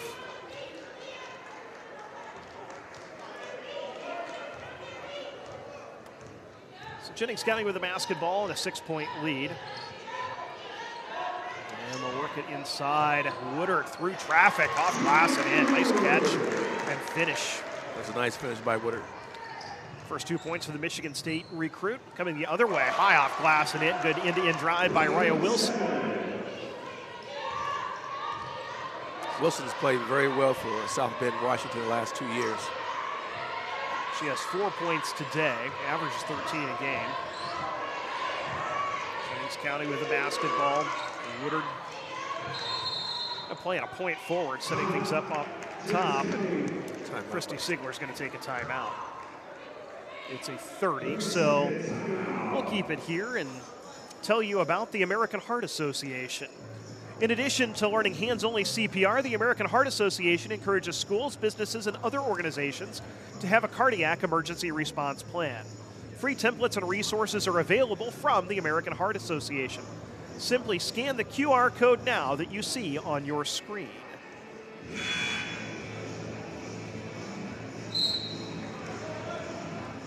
Well, Antoine, one thing I've been impressed with is South Bend Washington's defensive pressure is forcing Jennings County to start its offense probably a little higher than it would like to, but they've done a good job of getting the ball to the spots where they want it to be and getting good looks.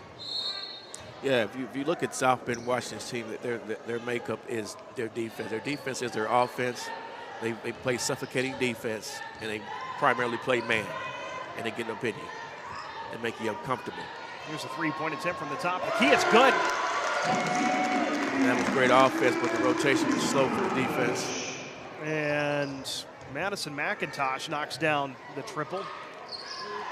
And when you can shoot it, a lot of things are looking pretty good. That's the 5th three-pointer of the game hit by Jennings County in this one. Yeah, they're hot right now. And this game is getting away from South Bend. Wilson throws it in deep. Monique Mitchell, who is scoreless this quarter, pulls up at the elbow, puts up a contested shot. It may have been partially blocked. It's knocked out of bounds. I believe it was. Yeah, had the last short. touch. Yep. Yeah, Alexander was trying to grab the loose ball, but it ended up being knocked out of bounds off of her hands. Ayanna Nicholson checks back in with 2 fouls for South Bend, Washington. She picked up 2 early ones. 24-15, Jennings County is just gradually opened up a 9-point lead. Jennings County with possession, and here is a travel. Edda Young lost her balance at the top of the key, and so South Bend, Washington will have possession. And I'm looking at the schedule. It looks like South Bend, Washington, their best player, she played in all the games except this one. Yeah, and Kyra Reynolds, so unavailable today, and they certainly miss her. Yes. As you would. You've got a top 60 player in the junior class. Here is a nice give and go inside. Nicholson couldn't finish. McIntosh has it. Now gives it up, and a good job by spinning out of pressure by Elmore. Dribble to the wing. Bring it back up top to Ernstis. Left wing pass. McIntosh directing some traffic, and she'll back it up top. One thing I can say about Jennings County, they're very, very patient. McIntosh hands off to Woodard. She tries to dribble through traffic and loses the handle, but dives on the floor to keep it alive. Now here's a drive inside by Elmore, and she finishes with a left hand. Very, very patient, very methodical. And they don't turn the ball over. No. With the pressure that South Bend, Washington puts on you, that's what they try to make you do, is turn you over. And yeah. They've done a good job of running their offense and getting the shots they want. It's led to an 11-point lead, and on the other end, there is a turnover. And they make you play faster than what you want to play. A couple substitutions for South Bend, Washington. Monique Mitchell, Mariah Wilson, Michaela McNeil is back in. Nicholson and Alexander, the 5 on the floor for the South Bend, Washington Panthers. Here's a 3 out of the corner. That is good. Wow. And it's Molly Ernstis again. She has 17 points, 5 threes, and Steve Reynolds is going to need to take another timeout. I don't think they faced this kind of deficit before.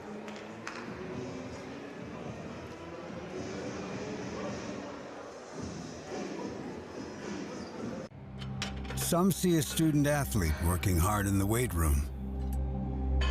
We see a future leader learning there are no shortcuts to success. Some see a start to a swim meet. We see the starting blocks for life. Proud to keep education in front of athletics since 1903. Have you been injured at work? Visit your work injury lawyers at indianaworkers.com. We help injured workers. For a free consultation, go to indianaworkers.com, a division of Galitko and Daly. We go to work when you can't. Jennings County has opened up a 29-15 lead over South Bend, Washington. 2:55 remaining in the second quarter. Along with Antoine Wynn, I'm Andrew Smith, and it's been the Molly Ernstis show. She has 5 threes and has scored 19 points for Jennings County. And her latest opened this up to a 14-point lead. And here's a drive inside. Monique Mitchell can't get it to go, but she gets her own rebound and will reset the offense. Well, when you need a basket, you go to your best player, and that's what South Bend, Washington tried to do, and now we have a whistle and an offensive foul. Wow. And that's Nicholson's 3rd. When it rains, it pours. So she will have to come out of the game, and a new face, Jemiah Params, is in for the Washington Panthers. McIntosh has it. Down to the high post, Woodard. Trying to feed it underneath. It ends up coming to Ernstes, who knocks down an 18-footer for her 21st point. Wow, I don't think South Bend, Washington has ever faced this before, this type of deficit. They were 27-1 last year, 6-1 this year, and they're behind by 16. Here's a rebound shot that won't go, but Michaela McNeil will earn herself a trip to the free throw line. And Julianne Woodard has her seconds. She has not scored a lot for Jennings County. She came in averaging 17 points, 9.7 rebounds a game, but has done a lot in terms of handling the ball and running the offense through her almost in a point forward sort of role. McNeil misses the free throw. South Bend, Washington 0 for 3 from the line today. And now 0 for 4. As a coach, you hate to see that. Yeah, those are the points that you leave on the floor. Here's a pull-up jumper from Woodard. Won't go, and McNeil has the rebound, and she is fouled. McNeil is a tremendous rebounder, too. Yeah, she has given South Bend, Washington some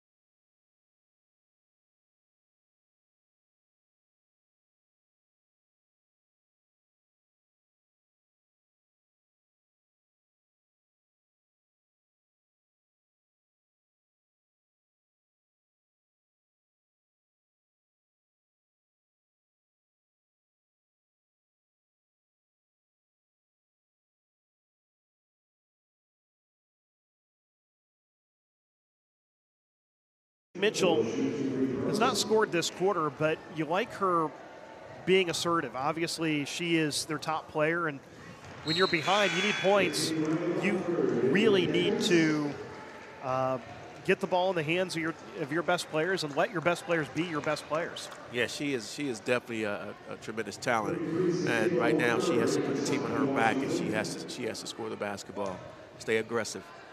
She made one free throw so far. That puts her in double figures, cuts the Jennings County lead to 13 and stays that way. But an offensive rebound, Mitchell puts it off the deck, off the glass and in. It's a three-point possession for Mitchell, and it's down to an 11-point lead for Jennings County. The other way, Elmore can't get it to go, but she'll go to the line. So you can't give him free throws. Parhams commits the foul. Elmore's a 79% foul shooter, hits the first. It's her 5th point of the day. And so we'll see even Belding check in for Jennings County as Elmore hits both free throws. 10 seconds to go as Lowe brings it across midcourt. Crosses over, explodes down the lane, cut off, and is going to be called for an offensive foul. Oh, man. Well, let's see. She cut off, and I'm upper arm a little bit. Yeah. It's a tough call. It is. So 3 seconds to go, and Jennings County will bring it into McIntosh, and they will just dribble out the remainder of the first half clock. Halftime in the third game of the Sneakers for Santa Shootout. Jennings County leads 33-20 over South Bend, Washington. We'll be back right after this. Have you been injured? Hello? Visit your work injury Hello? lawyers at indianaworkers.com. We help injured workers. For a free consultation, go to indianaworkers.com, a division of Galitco and Daly. We go to work and you can't. Some see a student athlete working on a shot. We see a powerful lesson in persistence. Some see a student preparing for success on an exam. We see a student athlete preparing for success in life. Proud to keep education in front of athletics since 1903. If the time comes, be ready. Learn CPR and join the nation of lifesavers. Nearly 3 out of 4 cardiac arrests that don't happen in hospitals happen in homes. CPR saved my life. I've teamed up with the American Heart Association as the national ambassador to help create a nation of lifesavers, turning bystanders into lifesavers through CPR education and access to AEDs. Join me to ensure everyone has the chance to live longer, healthier lives. Visit heart.org/nation.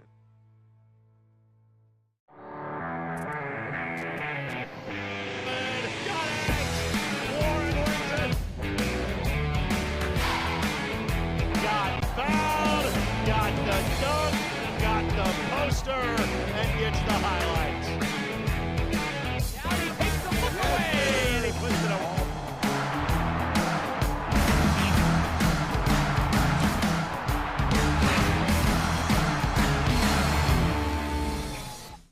Your life is on the go. Now your viewing habits can be on the go. With the ISC Sports Network app, your team is at your fingertips. You can download years' worth of content from the ISC Sports Network library. High school, college, special events, weekly and monthly shows, wherever you find your favorite app. And you can always find out more information at iscsportsnetwork.com. Have you been injured at work? Visit your work injury lawyers at indianaworkers.com. We help injured workers. For a free consultation, go to indianaworkers.com, a division of Galitco and Daly. We go to work when you can't.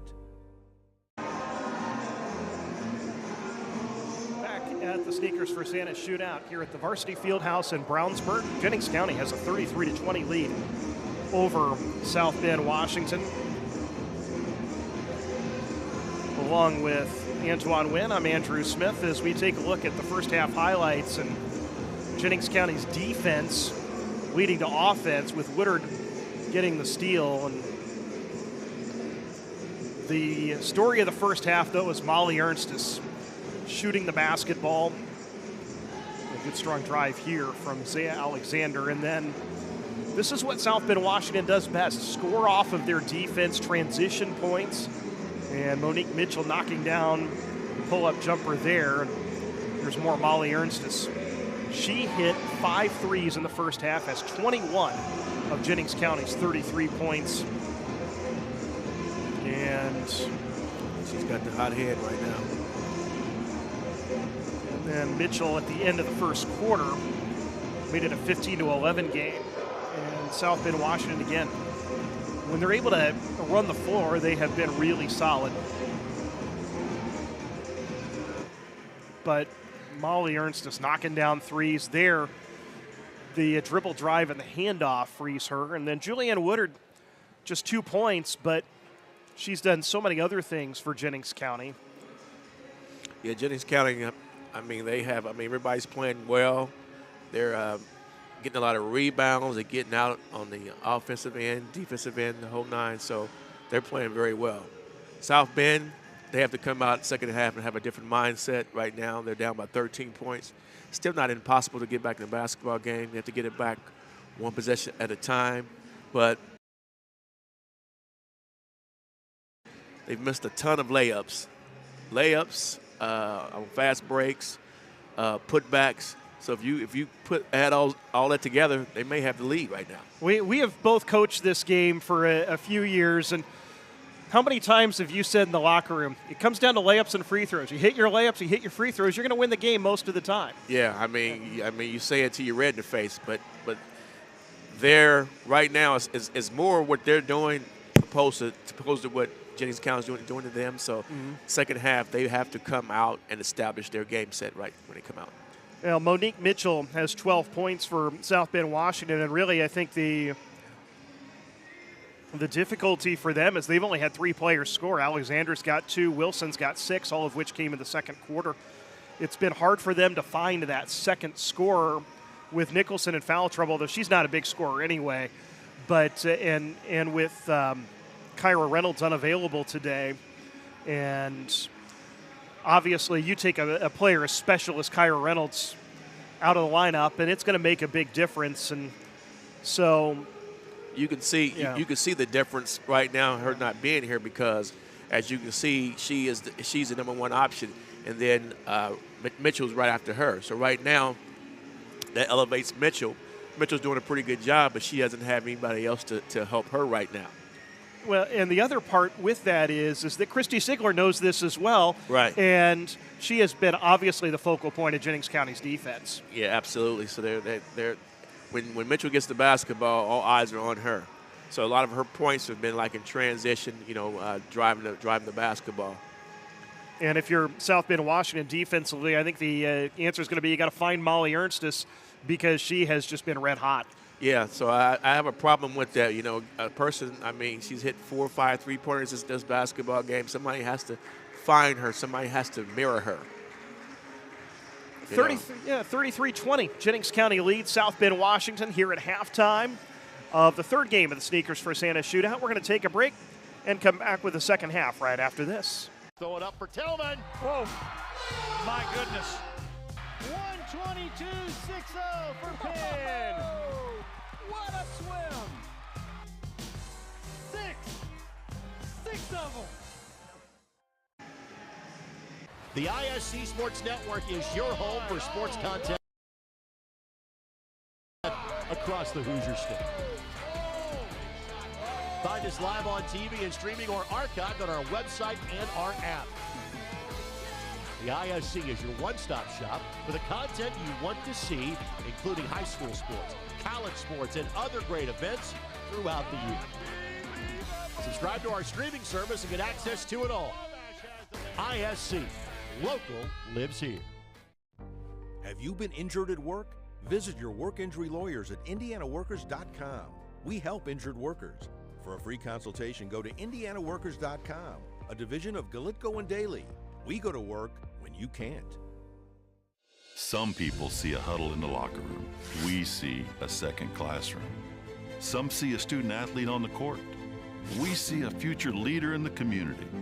You see, high school sports in Indiana are special. That's because they're about learning and growing, not just winning and losing. Fans, I'm Commissioner Paul Neidig. Support education-based athletics in Indiana by buying a ticket to your high school's next athletic event. Ball here. Harris scores. With 19 seconds.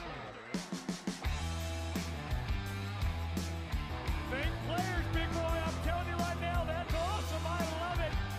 Oh! That's the finish. You get a layup to take it. And an and one.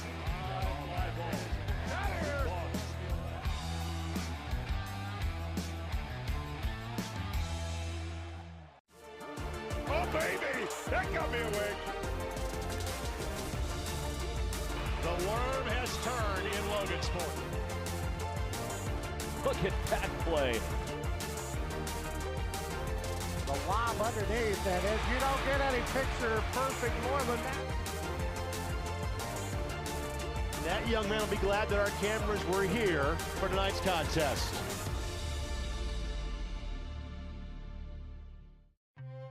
Brewer jams it home. That ball wiggles in and into the back of the net. A little fireworks in the first half. Throw it up for Tillman. Whoa, my goodness.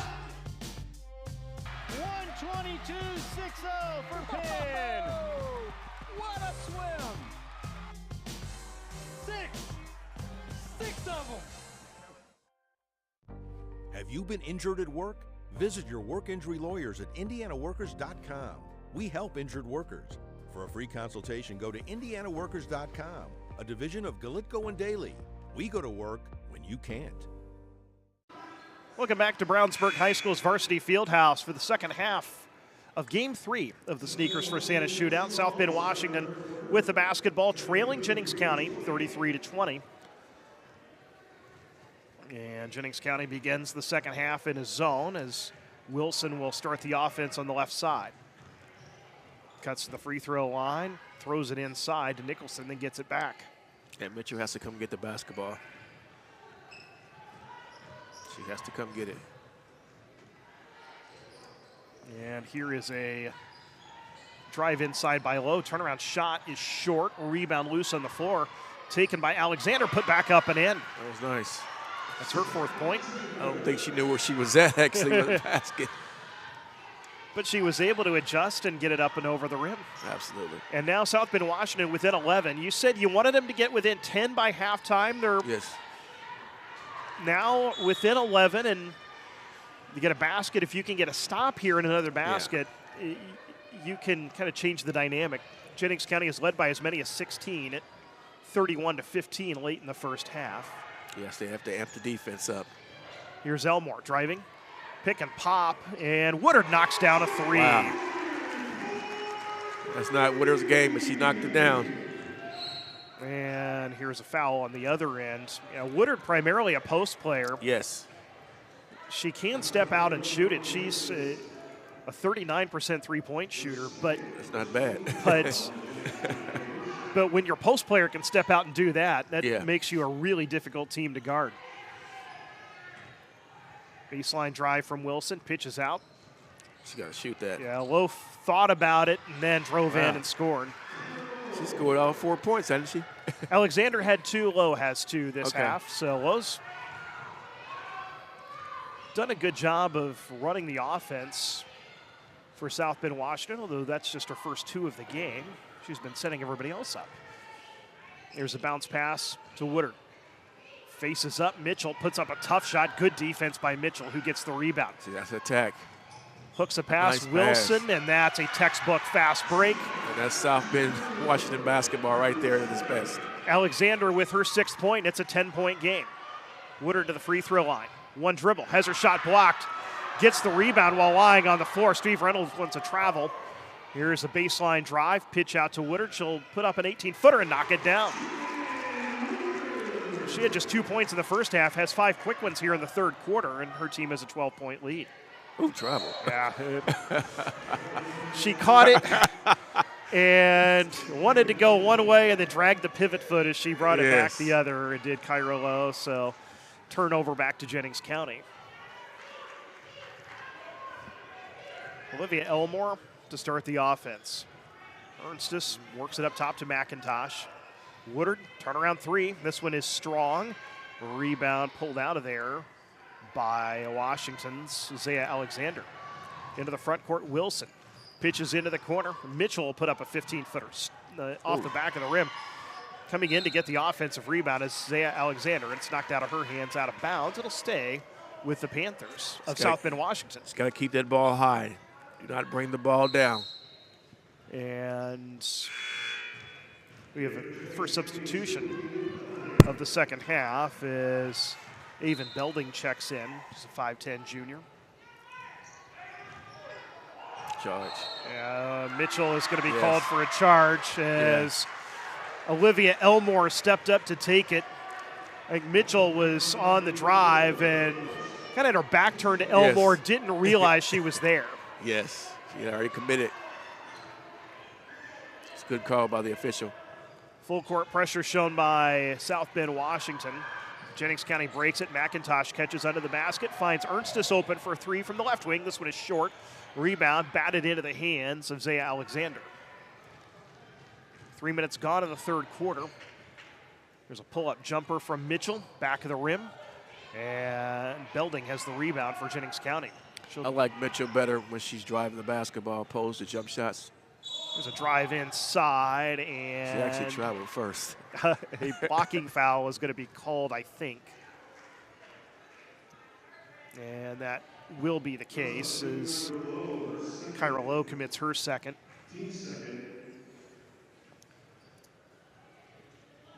Well, one thing you can tell, looks like Woodard may be a little gimpy here. She's down in the corner. And doubled over a little bit. Christy Sigler, her coach, comes over to talk to her. And you can tell Julianne Woodard was really a lot more assertive, and she's walking to the bench really gimpy. Yeah, you know, you want to keep her upright because she's the straw that stirs the drink. Riley Byford steps in to take the free throws and knocks down the first. Yeah, she would be a big loss for Jennings County. So now, I know you and I talked earlier off air, I would definitely go with that boxing one now. Byford misses the second, so she splits the two free throws. 13-point lead for Jennings County. Quickly, South Bend Washington pushes into the front court, but Wilson couldn't get the shot to go. Offensive rebound. McNeil puts it up, and it spins out of the basket. Third time's a charm for Alexander. That's 6 points for Zaya Alexander this quarter. Just getting the inside position and drawing the foul on Belding. Yeah, South Bend, Washington, they're a very scrappy team. And we'll have a timeout taken by Jennings County. It's a 30, so we'll take this opportunity to tell you about the Indy Card Exchange. Now, for more than 30 years, the Indy Card Exchange has been your trusted source for buying and selling trading cards of all kinds. And they are refining the game of professional grading with consultation services to save you time and money. Go to IndyCardExchange.com for more information and to see how you can make money off your collection. 4:28 to go, third quarter. Jennings County leads by 11. Their lead has been double digits, basically from about the midpoint of the second quarter on. South Bend Washington's been able to keep contact, though. They've not let Jennings County run away here in the second half, and a big reason why their aggressiveness on the offensive glass, and Zaya Alexander there with the third chance rebound that earns herself an opportunity at a three-point play. But they definitely have to make free throws and have to finish around the basket. Yeah, Washington's 1 for 6 from the line. Alexander is 0 for 2. And now 1 for 3. And she's got 9 points, 7 this quarter. Full court pressure employed. That's a trap right here. And trap. Ernstis has it. And missed the trap there. Yeah, dribbles up into the front court. McIntosh works it up top, and it's knocked away from Elmore, stolen by Wilson. She pushes into the front court, crosses over, puts it off glass and in. Wow. Raya Wilson's got 8. And it's now a 39-31 game, and now here's another steal as the pass across was maybe didn't have enough oomph on it, and Wilson read that beautifully, picked it off, and earned herself a trip to the free throw line. Yeah, Wilson is cat quick. She anticipates very well. And there, just a soft pass, and Ernstis commits the foul, and Wilson hits the first free throw. She's got 9. Eddie Young back in for Jennings County. And Christy Sigler's going to take another timeout. This is a full with 4:02 to go in the third quarter. South Bend Washington has cut Jennings County's lead to 39-32 on the Sneakers for Santa Shootouts. Have you been injured at work? Visit your work injury lawyers at IndianaWorkers.com. We help injured workers. For a free consultation, go to IndianaWorkers.com, a division of Galitko and Daly. We go to work when you can't. If the time comes, be ready. Learn CPR and join the nation of lifesavers. Nearly 3 out of 4 cardiac arrests that don't happen in hospitals happen in homes. CPR saved my life. I've teamed up with the American Heart Association as the national ambassador to help create a nation of lifesavers, turning bystanders into lifesavers through CPR education and access to AEDs. Join me to ensure everyone has the chance to live longer, healthier lives. Visit heart.org/nation. 4:02 to go in the third quarter. South Bend, Washington has cut Jennings County's lead to 39-32 with free throws pending. As you see the Jennings County Panthers breaking the timeout. Head coach Christy Sigler in her 8th year at her alma mater. 100 wins. Won her 100th game on Tuesday night. Congratulations to her on reaching that milestone. She was a standout player, a point guard for Jennings County in the mid-90s, led them to 4 sectional titles and a regional title in '93, and then later had an outstanding career at IU. 6-point ball game now. Wilson hits the free throw. She's got 10, full court pressure. Jennings County breaks it with a lob pass. Ernstis will launch a 3 and not get the roll, and the rebound taken down by Lowe. She'll push into the front court, crossover, left side of the lane, off glass, a little too short, and a foul on the rebound. Yeah, she should have gave the ball up. Her teammate McNeil was open. Alexander commits her first foul. It's the third of the quarter on South Bend, Washington.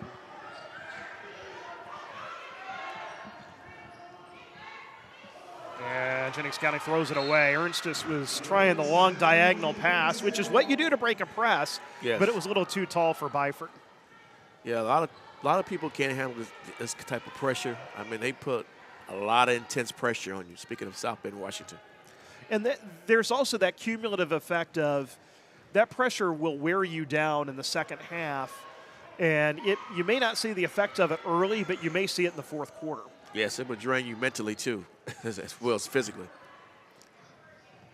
South Bend, Washington with the basketball. Ball's thrown into the high post, and putting it off glass and in is Monique Mitchell. That's her first points of the second half, and it's a 4-point game. Pushing up the sideline is Elmore, and then she just lost the ball to Wilson. Wilson races into the front court, splits a double team, leaves a little strong. Offensive rebound, put back up, won't go. Wow. But Alexander will go to the line, and South Bend, Washington threatening to make this a 2-point game. And again, offense from defense.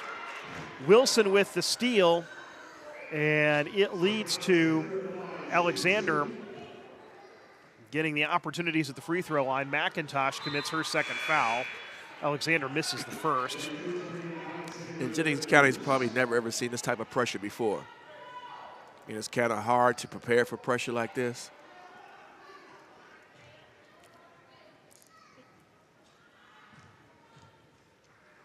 Alexander hits the second. 1 of 2. 3-point It is ball game. 16-6 this quarter, and now here's another steal. Driving inside is Mitchell, and she's going to be called for her second offensive foul of the quarter. Yeah. I think if I was Jennings County, I may call a timeout to settle my players down. Came in, lower the shoulder. Yeah, they're really struggling to get the ball across midcourt right now and into their offense. And you can tell they really miss Woodard and the calming presence that she has. Jennings County breaks it here. Ernstis splits a double team, may have gotten away with a walk, misses the shot. Rebound taken by Lowe. Very quickly into the front court come the South Bend Washington Panthers, and knocking down a hanging shot is Wilson for her 12th point. Wow, they're fun to watch. It's a 1-point game. Call a timeout, coach. And they push it into the front court. Christy Sigler letting her players work through it. And here's a drive inside. Elmore kicks into the corner. 3 from Ernstis. Good. Yes. Well, that's the one player you need to get the ball in her hands is Molly Ernstis, and she knocks down her 24th point. You have to find her. And South Bend, Washington going to slow things down just a little bit. 2 minutes to go. It's a 42-38 Jennings County lead. So they've slowed it down to rest. Yeah, they've expended so much energy on the defensive end especially. Here's a 3 from the top of the key. Good. Yeah. It's a 1-point game. So he did that, so he would have to call a timeout. Wilson knocks down the first 3 of the game for her and the second for South Bend, Washington. Back to a 1-point game. It's been a 21-point quarter for South Bend, Washington. Elmore hands off to Ernstis. Top of the key, McIntosh. Left wing pass to Etta Young. And she throws it away. Stolen, and Mitchell will pick it up. And a good timeout by Steve Reynolds, making sure he saved the possession. Yes. It's a 30. We'll keep it here and tell you about the Indy Card Exchange. Now, for more than 30 years, the Indy Card Exchange has been your trusted source for buying and selling trading cards of all kinds. And they are refining the game of professional grading with consultation services to save you time and money. Go to IndyCardExchange.com for more information and to see how you can make money off of your collection. Well, when you're facing a team that is on a run like this, I know one thing we used to always tell our players, you need a basket, a stop, and a basket. And it's been difficult for Jennings County to string baskets together because it's been so hard for them to get into their offense. But what does it feel like for a team when that snowball is just building and building and just needing to settle things down and kind of get the game back under control if you're Jennings County? Well, the timeout should have helped. So if you're Jennings County, you just have to take your time and just pick your shots, because right now they're going faster than they're used to going. So you have to slow the game down like you did in the first half. Now here's Mitchell losing the handle. It was tipped generous. out. Tipped out by Ernstis. Jennings County fans don't care much for the call. Yeah. And it'll stay with South Bend, Washington, which has a chance to take the lead. They have not led since the very early stages of this game. And here's the ball. It hits jump ball. Alexander in the back. And the tie-up will go to Jennings County. So a turnover. They're getting right back in it, watch. Big defensive stop there for Jennings County. And again, they are playing they with. Still got 2 players back. Yeah, they're playing without Julianne Woodard, their leading scorer on the season. Yes. Who was fouled early in the quarter and appeared to tweak her leg and walked gingerly to the bench and has not played since.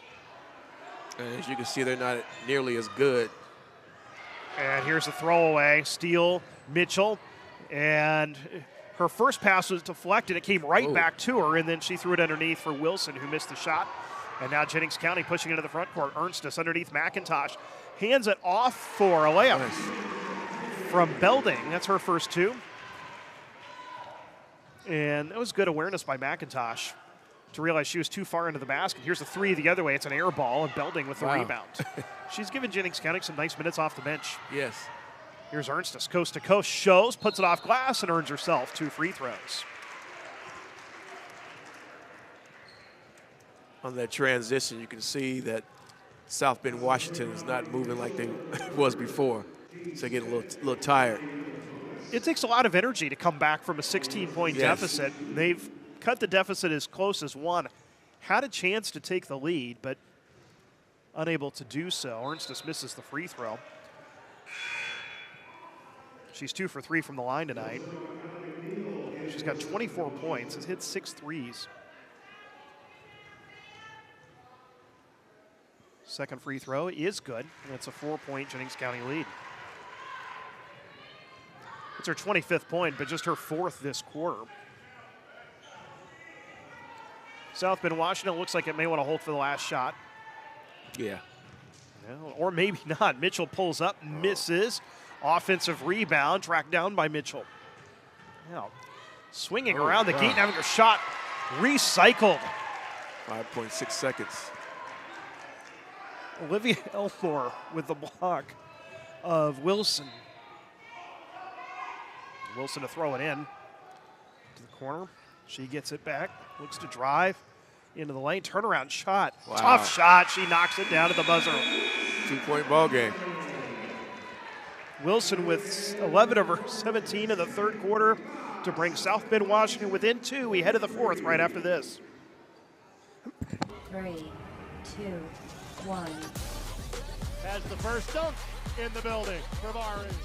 Waits, Waddell finishes and lays it in. There is right now the play of the game. Better finish. goodness. We might see that on Plays of the Week. Great feed. The finish. Spin, win, three.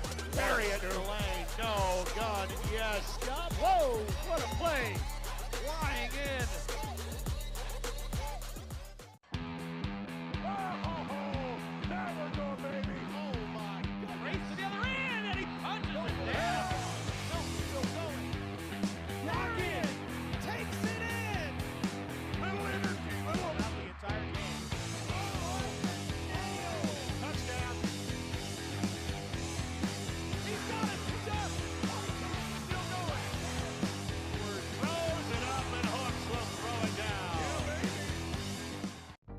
Have you been injured at work?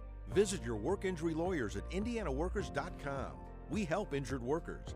For a free consultation, go to indianaworkers.com, a division of Galitko and Daly. We go to work when you can't.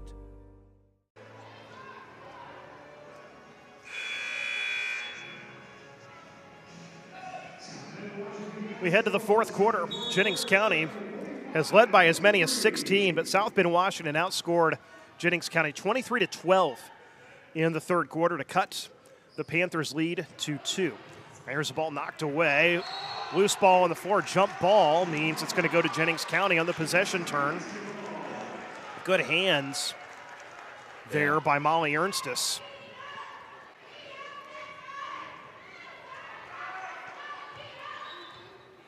Each team playing without its leader. Kyra Reynolds of South Bend, Washington is not dressed today, and for Jennings County, Julian Woodard went down in the third quarter. Here's a three out of the corner from McIntosh, halfway down and out. South Bend, Washington on the run. Here's Wilson, up and under, and can't get it to go. Low with the offensive board, and she scores. Tie ball game. First time we've been tied. 45 all. Woodard is back in, and she brings it into the front court to McIntosh.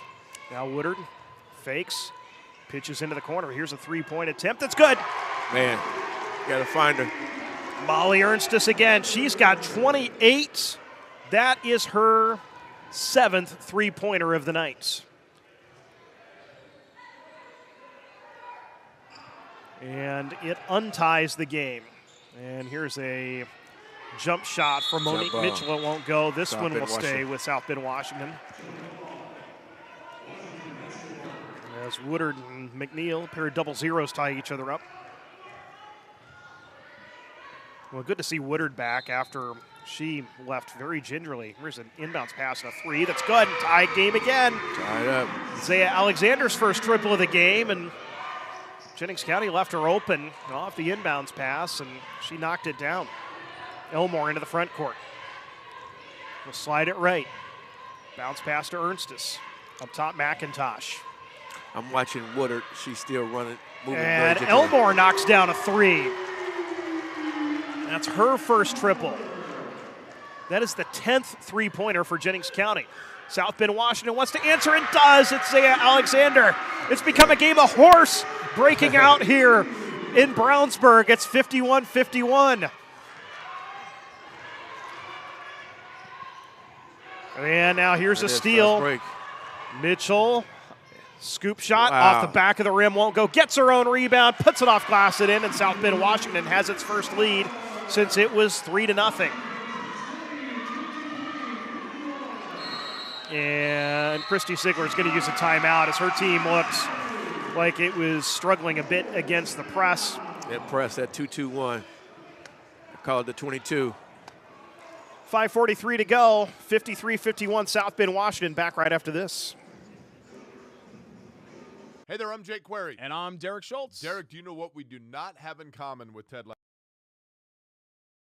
Lasso? What's that, Jake? We made it beyond 3 seasons. Oh, we're going to make it like 30, 40, 50 seasons. As long as your heart holds out, that is. Query and Schultz every Tuesday night. You can watch it right here on the ISC Sports Network, on our YouTube channel, Facebook, Twitter, Twitch, X, podcast, whatever it is. Just call it whatever you want. Twitter doesn't exist. Just make sure Tuesday nights, Query and Schultz, 7:30, all season long, right here on the ISC Sports Network. We outlasted Twitter. We did. Some see a student athlete working hard in the weight room. We see a future leader learning there are no shortcuts to success. Some see a start to a swim meet. We see the starting blocks for life. Proud to keep education in front of athletics since 1903. And the diamond. 5:43 to go, fourth quarter. South Bend, Washington comes out. We were just talking about that. They varied up the press. Yes. And they showed a 2-2-1 before, come out in a diamond after the timeout. And right. Jennings County breaks it. Elmore able to dribble past the pressure and get it to Ernstus. It's the first time Jennings County has trailed since the early part of the game. They led by as many as 16. Here's Woodard putting up a 16-footer that won't go. And the rebound taken down by South Bend, Washington's Monique Mitchell. Washington began to creep back into this game when Woodard went down with an injury. She has come back for the fourth quarter. Here is a drive. Ooh, by nice. low, nice hesitation dribble. Puts it off glass. The reverse layup won't go. Woodard has the rebound. She is triangulated. Nice outlet pass. Somebody's open. And it's McIntosh, and she knocks down the three. Good pass up by Etta Young, and McIntosh knocks down her 6th point of the game. And Jennings County takes the lead. Now Young with a steal. And outlets to McIntosh. 4:40 to go. McIntosh into the front court. Nice pass. And the shot is short. And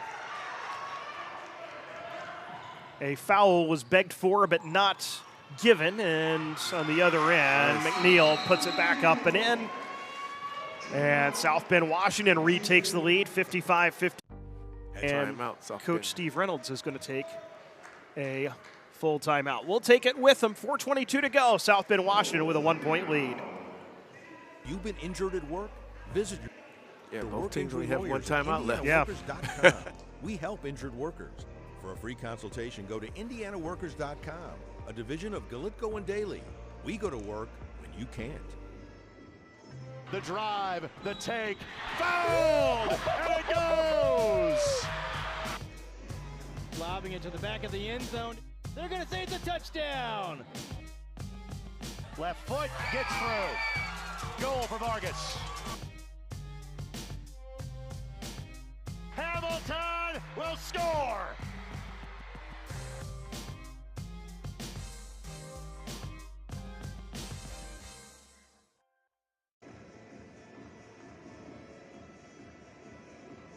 Rallied from a 16-point deficit to take a 55-54 lead. We've seen a number of lead changes here in the fourth quarter, and a big reason why Antoine Nguyen is guard Ryan Wilson. She had 11 of her 17 in the third quarter and really keyed that comeback, but not just on the offensive end, but with her defense. Primarily defense. I mean, when she got going, then her teammates, they chimed in, but she is the reason why they're 1-point favorite right now.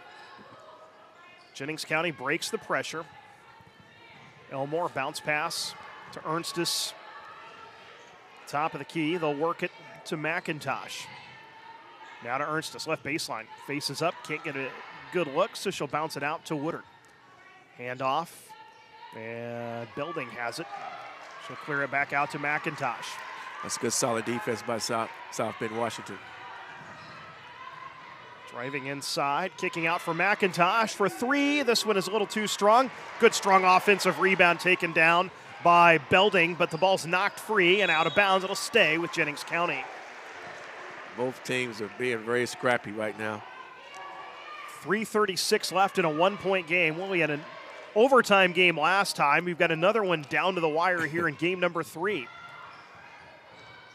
There's a drive, and Elmore's cut off. Bounces it out to Woodard. Fakes the three. Drives, kicks. Three-pointer for McIntosh. Front of the rim, no good. Rebound tipped out, but to low. She'll push into the front court. Wilson, spin move, hanging shot. Gets it to fall over the front of the rim. That was nice. It's 19 for Wilson. 57-54, South Bend, Washington. Yeah, Wilson is silky smooth. Woodard with it on the left wing. Fakes the three. drives. Charge. Dumps it underneath, and Elmore, or make that Ernstus is foul, or that's Belding actually that is fouled. I don't get that. She took there was contact. Yes, he took it. Mitchell is arguing, but yeah, Michaela McNeil drew some contact there. Yes. And so it's even Belding to the line to shoot a pair for Jennings County. 5'10" junior. And she can't get the first one to go.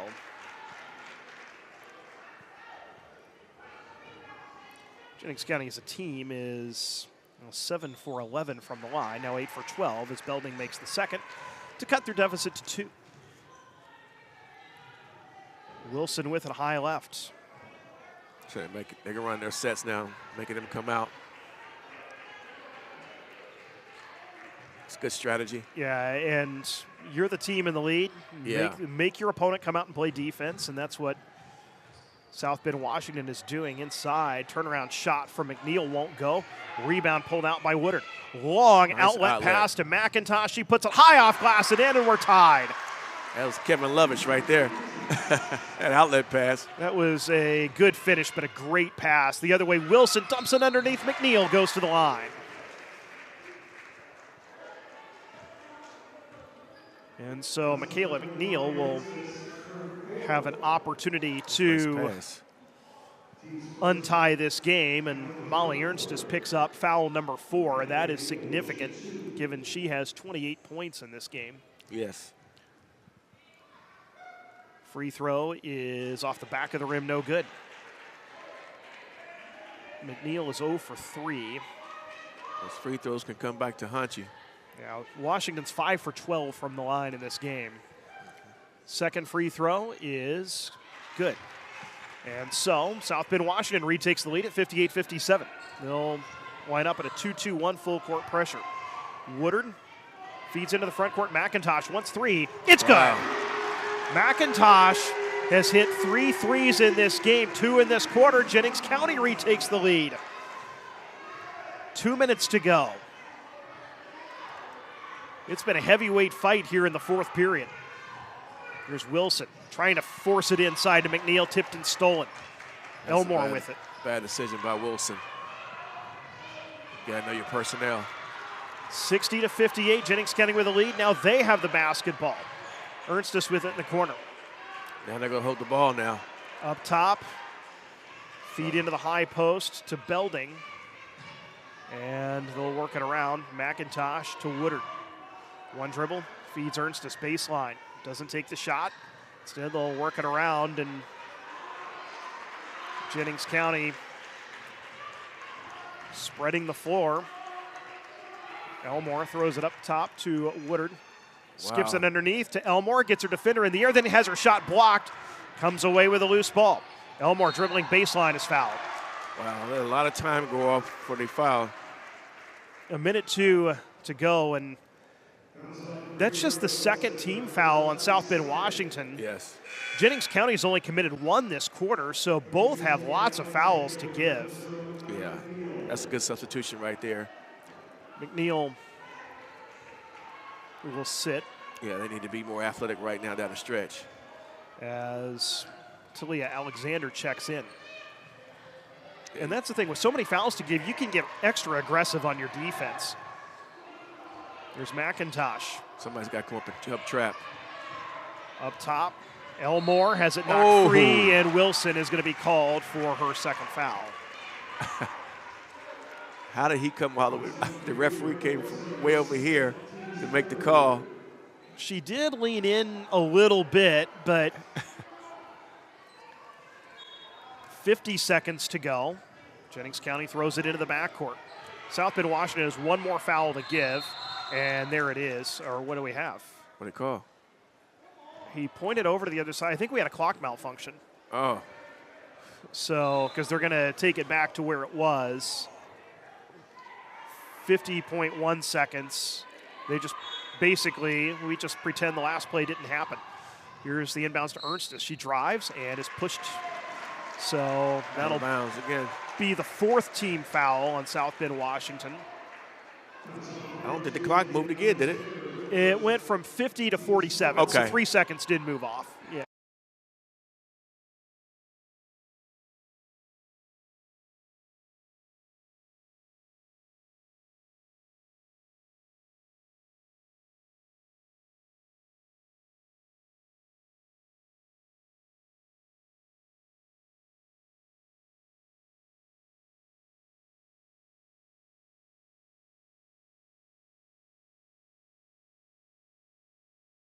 Mitchell there. Yep. I'm holding the basketball. You have to lead. You have to lead right now.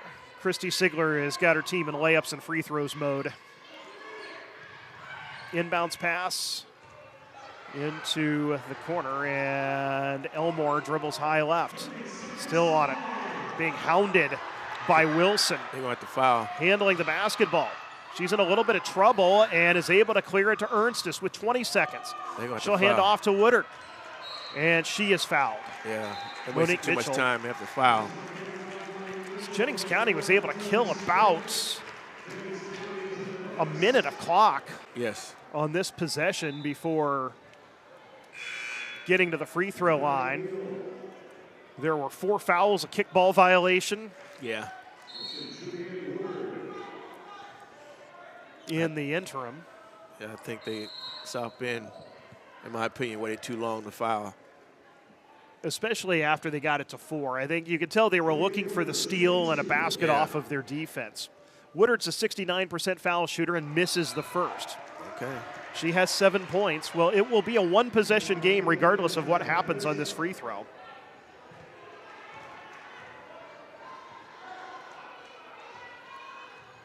Woodard, second shot is good. That's her 8th point. I'm going quickly. She's going too slow, in my opinion. And they throw it away. The pass for Monique Mitchell was a little bit too far out in front of her.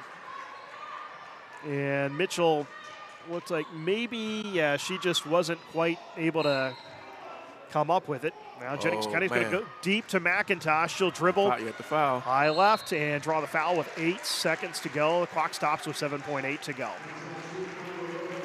One free throw will seal it. And again, there's no more 1-on-1 in high school basketball. It's 2 shots on the 5th foul. We're basically using the women's college rules now. And so if McIntosh hits one of the 2, she missed the first. I'd call a timeout. Away. McIntosh has 11 in this game. Yeah, she does not shoot a lot of free throws. This is just her 6th attempt of the season. I see. She hits this one. It's a 4-point lead for Jennings County. Now bringing it into the front court is Wilson. She'll launch a 3 and rim it no good. Woodard with a rebound, and Jennings County that's a big win for them. 62-58. Jennings County saw its top player have to leave the game for a time with an apparent injury. She came back and got it out and played the whole 4th quarter. Saw its 16-point lead evaporate, and they rallied, hit some big shots down the stretch to win it 62-58 over South Bend, Washington. Molly Ernstis with 28 points to lead Jennings County, but Madeline McIntosh hit some big shots down the stretch as well. She scored 9 of her 12 in the 4th quarter. As we take a look at some of the final highlights of this one, Jennings County moves to 7-1. South Bend, Washington falls to 6-2. A tremendous game on the 3rd day of Sneakers for Santa. Antoine Wynn, this was a pleasure. Thanks for joining me today. Likewise. Enjoyed working with you, Andrew. Along with Antoine Wynn, I'm Andrew Smith saying Game 4 coming up momentarily between Noblesville and Bolingbrook, Illinois. Thanks for joining us for this one. Jennings County wins at 62-58 over South Bend, Washington on the ISC Sports Network. Have you been injured at work? Visit your work injury lawyers at indianaworkers.com. We help injured workers. For a free consultation, go to indianaworkers.com, a division of Galitko and Daly. We go to work when you can't.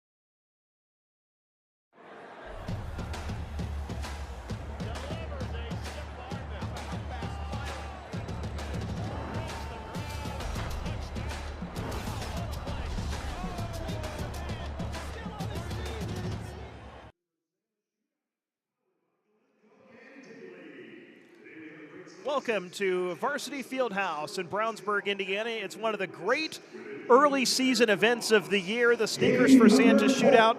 We've had 3 great games already today and ready for a 4th between the Noblesville Millers, ranked 6th in the state of Indiana. They're 4-2 on the season. And the Bolingbrook Raiders out of suburban Chicago, they are 3-0 on the year, one of the top programs in the state of Illinois. Along with Bob Meslam, I'm Andrew Smith. Glad you've joined us for this single-day extravaganza of basketball featuring some of the top teams from Indiana and the Midwest.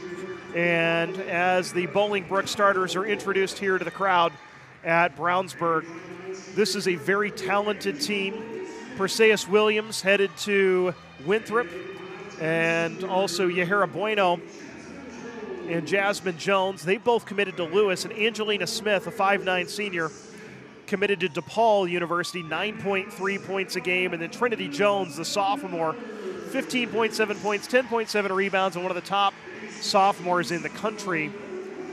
And that will be how things line up for Christopher Smith. Donna Buckley's Noblesville Millers, CeCe Quigley is the center. She's a 6'2 sophomore, but their big 3 is Ava Shoemaker, Reagan Wilson, and Meredith Tipner, who average each between 14 and 15.5 points a game. Kate Rollins is their 5th starter. Wilson headed to Iowa State University. This is a lineup that's got a state championship pedigree, especially Wilson and Shoemaker. They were big parts of Noblesville State Championship team a couple of years ago. And so you've got players on both sides that have played in a lot of big games, and this is obviously a great early season matchup. Yeah, we're looking forward to a good ball game here. A couple keys that we got to watch for. We got to make sure from Noblesville's standpoint, can they contain Jones, and can they run shooters off the 3-point line? And like you said, Bolingbrook is going to have to watch the big 3 from Noblesville.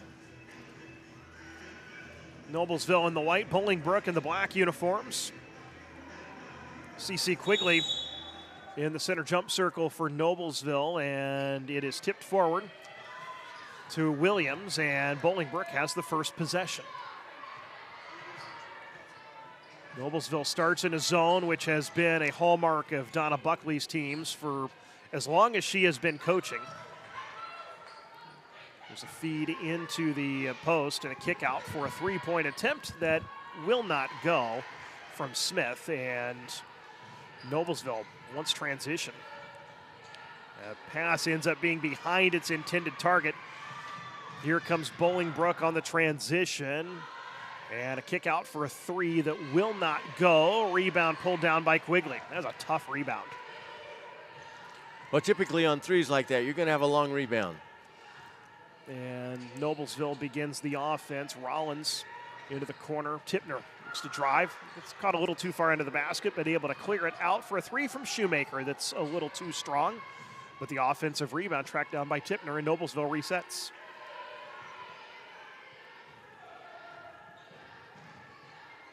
Reagan Wilson works it up top to Rollins. And they'll swing it around to the left wing. Shoemaker, lob underneath. Finds Tipner open under the basket for the first 2 points of the game. What a nice post entry. She shielded her defender and got a wide open layup.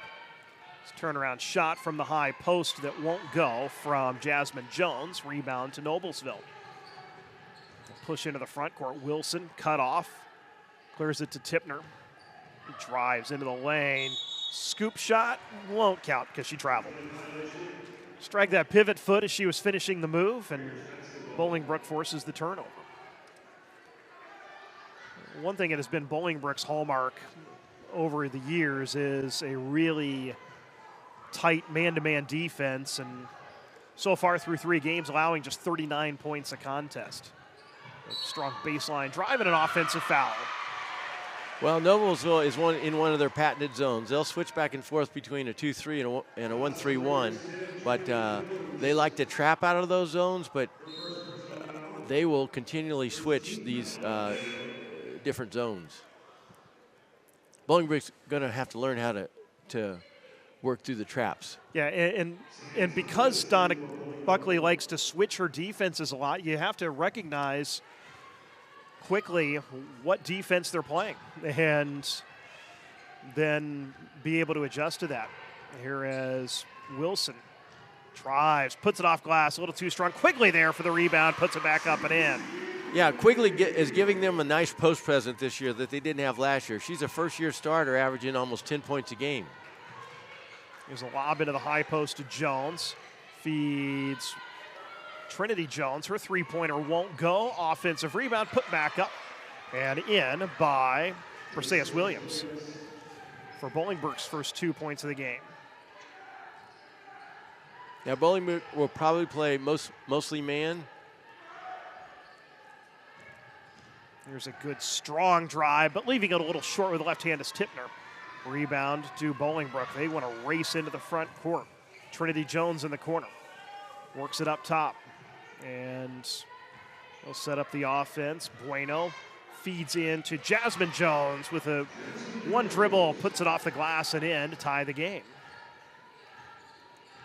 Once you get the ball in the middle of the zone against Noblesville, it's a lot easier to score. Noblesville working it around the arc. Lob into Quigley. Got inside position, but left it a little too strong. And Trinity Jones has the rebound. She's going to race into the front court, coast to coast. Puts it a tough shot. Well defended by Tipner. Noblesville with the rebound. They nearly throw it away, but it's rescued by Tipner into the corner. Here's a three-point attempt from Rollins that won't go. And a very defensive start, 3.5 minutes in. It remains 4-4. There's a driving shot that won't go. What's interesting is that possession, Noblesville was in a box and one. But they weren't boxing Jones. They were boxing Bueno. That is interesting. Box and one, the point guard. We've got a whistle and a timeout called. A 30-second timeout taken by Bolingbrook here as you see the kiss off the glass and in. And then Jasmine Jones catching in the high post. And especially against a 2-3, that's where you can beat a 2-3 zone is in that high post. So I mentioned it right prior to the timeout, but they have put the box and one on the point guard, who's their primary ball handler, which is kind of taking a little bit of functionality out of the offense, if you will. And what's happened is they're allowing Jones to roam free to get to her spots. And that's interesting, but so far, Trinity Jones hasn't scored, so it has been effective, but certainly is something that Chris Smith wanted to talk over and how to work through it. Now a little bit of token full court pressure. This is so token Donna Buckley. Absolutely. Changing her defense to match or defend the opponent. Here is the lob into the high post. Jasmine Jones catches, feeds into the corner for Thomas, whose three is a little too strong. Rebound tracked down by Tipner. Noblesville will live with that shot. Here's a three-point attempt from Shoemaker. It is off the back of the rim. And rebound taken down by Bolingbrook. Here's a pitch out for Bueno, and they'll work it up top to Jasmine Jones. Now to Bueno behind Jasmine Jones' screen. We'll work it into the corner for a three-point attempt. That is good from Perseus Williams. They're making Trinity Jones knocking down the three. And it's now 7-4. Bolingbrook has scored 7 in a row. And Noblesville throws it away as the passing angle to Shoemaker got cut off and it ended up being thrown out of bounds. We'll see Brooklyn Grayson check in as you see Trinity Jones knocking that three down out of the corner. Well, it's interesting on that last play. Bolingbrook plays passing lanes and looks for steals. That just resulted in a turnover. So it's the same thing as a steal. It's just a dead ball turnover. Bueno with the basketball. Brings it up into the front court. Pitches into the corner, and there's a drive inside and a foul. As Janiyah Atkins, actually no, that's Sia Thomas at the line to shoot two. And the free throw is good. The foul on Meredith Tipner was her first. Yeah, I think so far the pace of the game favors Noblesville, although they're behind by 4 or 5 points at this point. Yeah, Bolingbrook has scored 9 in a row after Noblesville scored the first 4, after Thomas hits both free throws. But to Bolingbrook's credit, they have kept Tipner, Wilson, and Shoemaker, I think, pretty much scoreless. Yeah, so far, Quigley has 2 and Tipner has 2, and that's it. Now here's a tough shot by Tipner off glass and in. Now a steal, and a drive, and a basket. I guess I should have talked about them earlier, back-to-back baskets. 4 straight for Noblesville. It's now 9-8. There's a lob, three-pointer from Jones. Won't go. Rebound taken down, and a foul.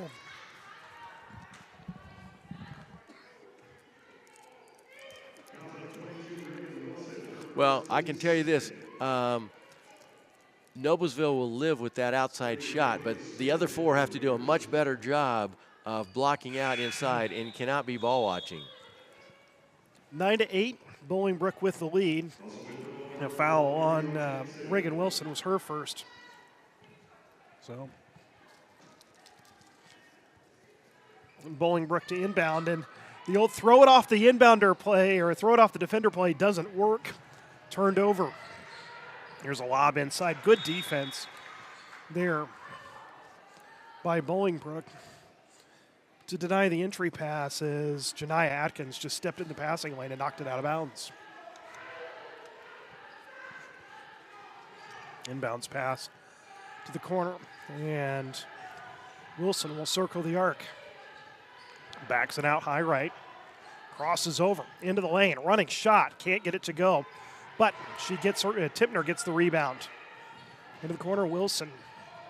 His hook pass over to the left side. Shoemaker drives, draws contact, and a trip to the line. What's interesting is Coach Buckley has gone to her bench rather early today with Brooklyn Grayson coming in. And, you know, if you look at Noblesville's team in general, their starters score 97% of their points with Wilson, Tipner, and Shoemaker taking 77% of the points. So it's interesting how quick she has gone to her bench in this ball game. Yeah, just see if she can get a little bit of a spark or a different matchup. Or yeah, Shoemaker hits both. And well, whatever she's doing is working. They're ahead 10-9. Noblesville scored 6 in a row to retake the lead. Here's Ariel Jackson working it up top. Swing it around to the left side. And we'll bring it back up top to Jackson. Left side. Now they've gone Trinity Jones. They've gone to a box and 1 on Jones. So Donna continues to mix up her defenses. Picking a loose ball inside, laying it in is Thomas. And Bolingbrook retakes the lead at 11-10. Here's a drive, hook pass, free throw line jumper. Won't go from Tipner. And the rebound pulled down by Bolingbrook. And here comes Trinity Jones with a full head of steam. Good pass inside. Caught her teammate a little bit off balance, however. And Bolingbrook throws it away. Quigley back in for Noblesville. She's got 2 points.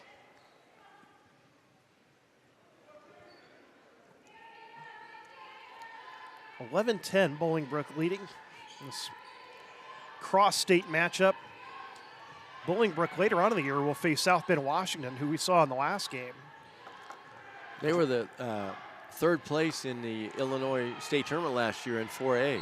And one of the top programs. They won 4 state championships about a decade and a half ago, and Noblesville is going to take a timeout to save a possession because they were in a trap. So let's take this opportunity to tell you about Indy Card Exchange.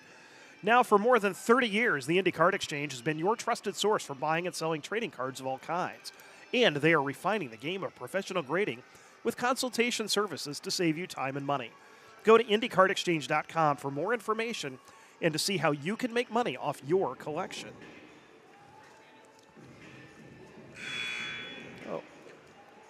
I like that timeout from Donna Buckley. Just save the possession because you've got a feeling that every possession is going to matter in this game, with as at a premium points appear to be, just with the quality of defense that both of these teams play, and they go out in different ways. Obviously, Bolingbrook is, we're going to defend you man-to-man all over the floor, and Noblesville is going to mix up their zones and box and ones, but they're both very effective. Inbounds pass knocked out of bounds. It'll stay with Noblesville. Not very good spacing and not very good hard cutting on that possession. And this time the inbounds pass is behind its intended receiver, Tipner. And here comes Bolingbrook. Shot won't go. And it's taken down by Noblesville. That was not a typical Coach Buckley out of bounds play. No. There's a feed into the post, and missing a shot is Tipner, and a foul on Noblesville on the rebound. Now Tipner, as of now, is undecided, but she has 23 college offers, and she's also was a player on the Noblesville State Championship soccer team a couple years ago. But she likes to score around the basket, putbacks and transition points, but she has not got on track yet. I think she has one basket. Yeah, she's also got 2 fouls, so she's going to have to sit for a bit as Atkins has it up top. We'll swing it around. Angelina Smith drives the baseline, draws contact, has her shot blocked from behind by Quigley. Putback is short, and it's going to be a turnover to Noblesville because Saya Thomas went out of bounds and then came back in and was the next to touch the ball. So now, Coach Buckley said they're going to have to protect the ball and rebound. And so far, they've largely done those things. Here's a drive inside and drawing a foul, and a good, strong drive is Reagan Wilson. Oh, he called a jump ball. Okay. I think, yeah, it was a jump ball. So possession to Noblesville. Here's an inbounds pass, and a 3 out of the corner that's good. As Reagan Wilson knocks down the triple at the buzzer to give Noblesville a 13-11 lead.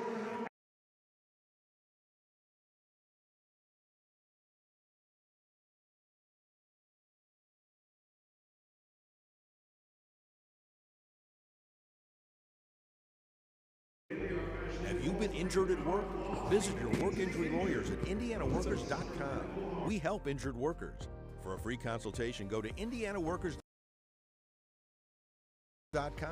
a division of Galitko and Daly. We go to work when you can't. Some see a student athlete working on a shot. We see a powerful lesson in persistence. Some see a student preparing for success on an exam. We see a student athlete preparing for success in life. Proud to keep education in front of athletics since 1903. If the time comes, be ready. Learn CPR and join the nation of lifesavers. Nearly 3 out of 4 cardiac arrests that don't happen in hospitals happen in homes. CPR saved my life. I've teamed up with the American Heart Association as the national ambassador to help create a nation of lifesavers, turning bystanders into lifesavers through CPR education and access to AEDs. Join me to ensure everyone has the chance to live longer, healthier lives. Visit heart.org/nation. 1 quarter in the books here at the Sneakers for Santa Shootout. Game number 4 of 6. Noblesville leads Bolingbrook 13-11, along with Bob Messlem. I'm Andrew Smith. Bolingbrook in possession to begin the second quarter. Good, strong drive from Jasmine Jones for her 4th point. Every time they've got the ball to the high post to her, good things have happened. Noblesville in possession. And one thing you pointed out is a lot of their points come from the big 3. They so far have 11 of Noblesville's 13. And trying to put up a couple more is Katie Rollins. She cannot. Nice outlet pass, but Perseus Williams couldn't get the shot to go. The follow also doesn't go, and the rebound taken down by Ava Shoemaker of Noblesville. Push into the front court, into the lane, and she traveled. Like she was trying to just cross over in the middle and maybe got a little indecisive and took that extra step. Now, that young lady's a very, very good three-point shooter, so that's not really her game in transition. But good defense by getting back by Bolingbrook. 7:10 to go. It's a tie game. We've had a number of ties and lead changes already in this one. Bueno with it. Swing it around to Trinity Jones. Skips it back to Bueno. One dribble in the semicircle, and she brings it back up top. Feed into the corner. And Bueno will skip it back over to Jones. She'll launch a three from the right wing and knock it down. Second three and 6th point for Trinity Jones, and Bolingbrook takes a 3-point lead. And Noblesville throws it away as Reagan Wilson got caught a little too deep on the baseline and just hooked the pass out of bounds. They're going to have to get a handout quicker on Trinity Jones. She's the number 5 ranked player in her class of 2026 by ESPN, and she is playing very well from outside today. Yeah, she already holds offers from South Carolina, Iowa, LSU, and a bunch of other schools as a sophomore. And here's a three-pointer from Perseus Williams. She knocks it down. Back-to-back threes for Bolingbrook have allowed the Raiders to open up a 19-13 lead. And Donna Buckley is going to take a 30-second timeout. So we'll take this opportunity to tell you about the American Heart Association. In addition to learning hands-only CPR, the American Heart Association encourages schools, businesses, and other organizations to have a cardiac emergency response plan. Free templates and resources are available from the American Heart Association. Simply scan the QR code now that you see on your screen.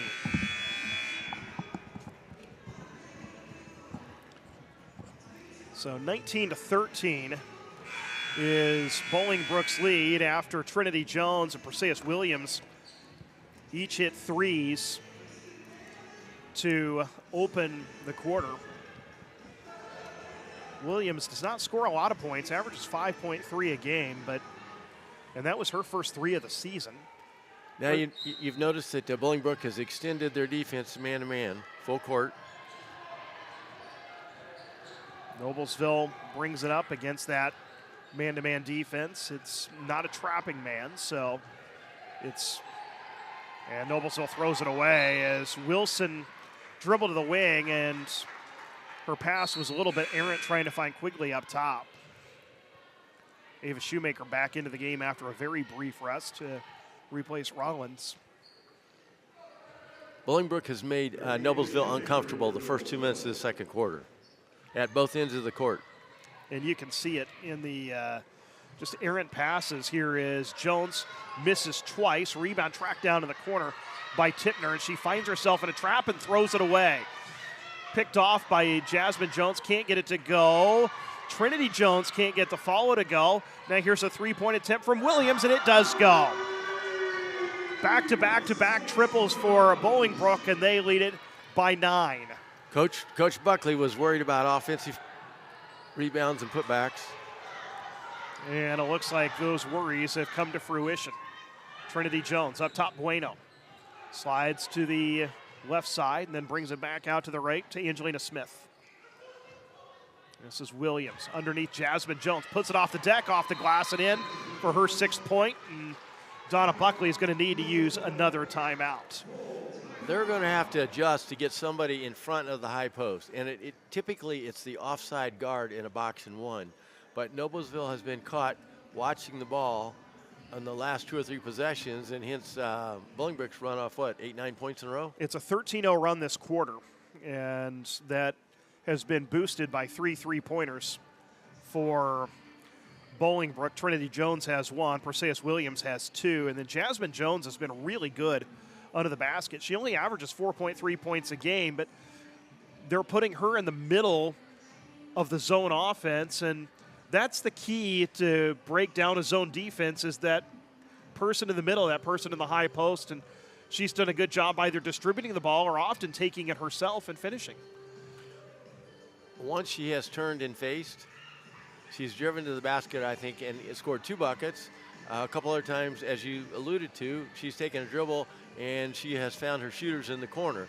And the Noblesville zone has been collapsing, and they've been very slow in getting out to close down three-point shooters. And, you know, if you look at any type of statistics, a closeout on a three with the hand up, that percentage is much less than a wide-open spot-up three.